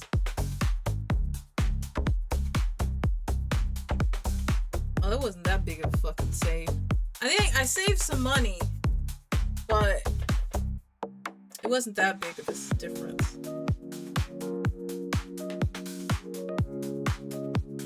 Damn! Actually, huh! Well, I mean, if I bought the Japanese only one anyways, it would have been the same price as getting the bundle. But if I wanted to buy the multi-language one and the game, Splatoon Raiders, it would have cost more than the bundle. That's crazy. But yeah, the price for the multi-language one is almost $100 more. It's almost $100 more. That's fucking crazy. You might as well just buy it in US. Sad to say, but $50 is lower than expected when you compare the other two. Ugh, brother. Ugh. I mean, yeah, they're probably gonna raise the multi-language system price too in Japan if they're gonna change that. That's crazy. I mean, like, I get it. You're trying to fight scalpers and shit like that, but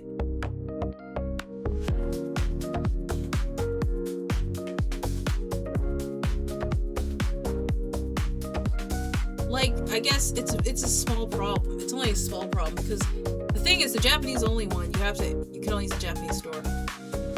So if like someone in Japan went to go work in like London or something like that, or even like Sweden, where the yen is weak, well, it wouldn't be a problem. Actually, the yen is weak, so you'd have more money. I guess that's not even a problem anymore.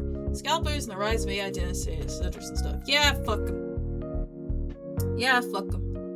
I don't like this. If you ask me, hey Echo, would you rather, we can have all this AI and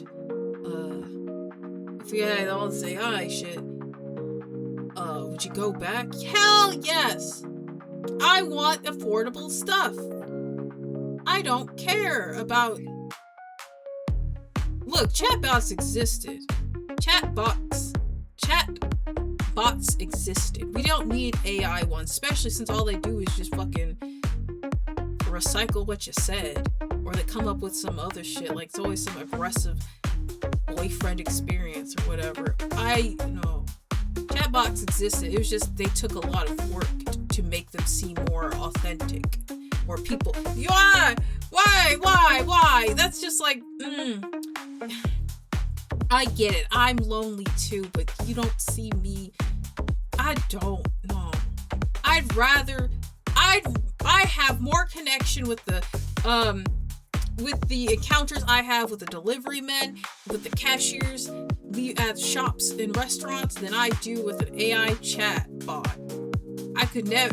There's something more satisfaction. And these people in Japan are just being nice. They don't even give a shit about me. And it's still much better than talking to some AI bot. Just like, I think, I didn't tweet about it, but like a delivery man a couple days ago, he was like, oh my gosh, katakana? It's so fast, too. And I was like, oh my, it's the first time someone complimented me writing in katakana.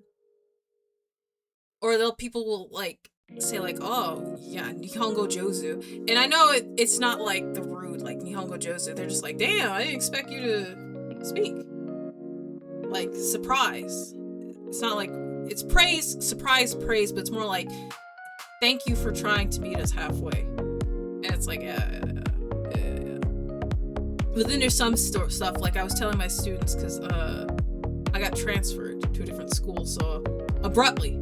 So I had like one day to say goodbye to my students, really. And I told them, like, Sayonara janai. I did not say plain Nora Jones. I said sayonara janai, which is like not goodbye.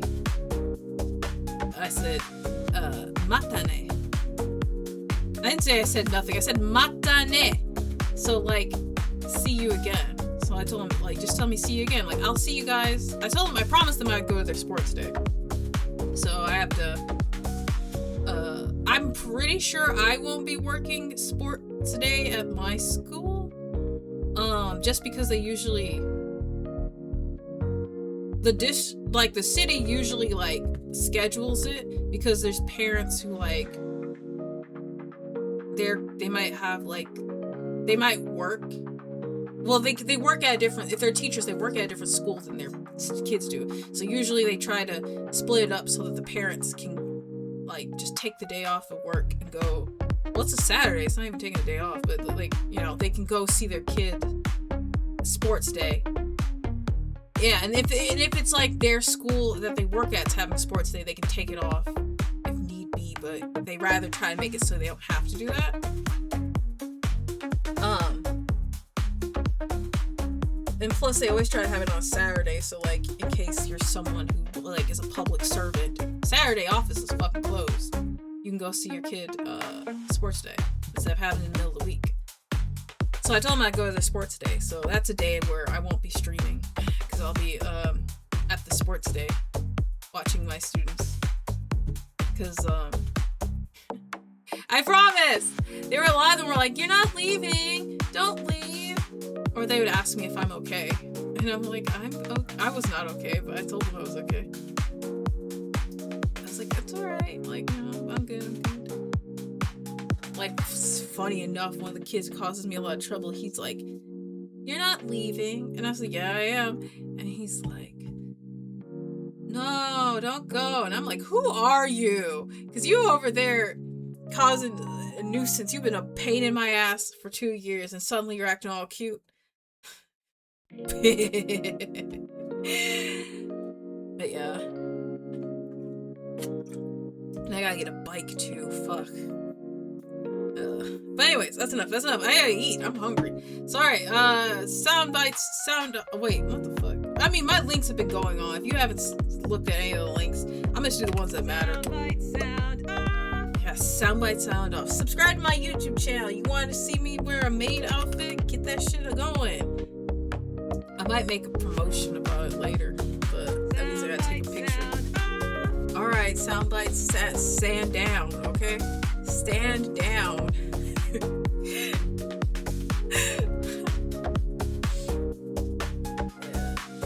Perhaps. I haven't been looking, but I'll probably look for a maid outfit, but I'll also, like I said, I'll be like, hey, don't you want to see this wrapped into a maid outfit? And I gotta make a thirst post or something. The Kusagaki love you. What do you mean Kusagaki? Bro, Kuso OG. What's I forgot what's relic in Japanese. I want to just call you a rock. It's Ishi. Yeah, give me 200 subscribers. That'll be fun. I'll bake something. I'll make tea. I'll clean up a bit. And if you like these emotes, commission Shelby Star on VGen. He's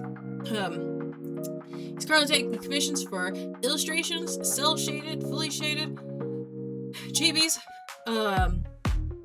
talk sprites. Damn, I was gonna open this shit. 100% orange juice cosmetics. Oh, static emotes, animated emotes. English to Spanish translations to Spanish. Wait, translations. English to Spanish translations, Spanish to English translations. Can't fucking talk.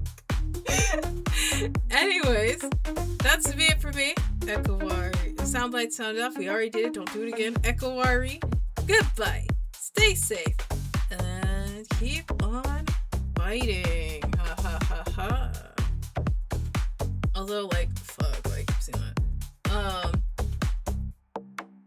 Oh shit, tonight, Hollow Knight. So I'm gonna do a little bit of Hollow Knight, Steel Soul. What the fuck? Okay. Now I activate Big Brother mode if I spot a joking thirst trap on social media. Big Brother mode, as if you don't fucking cater into the thirst shit. I mean, if somebody's like, show your armpit or something like that, then yeah, you could be like, spray bottle. But I doubt that's gonna happen.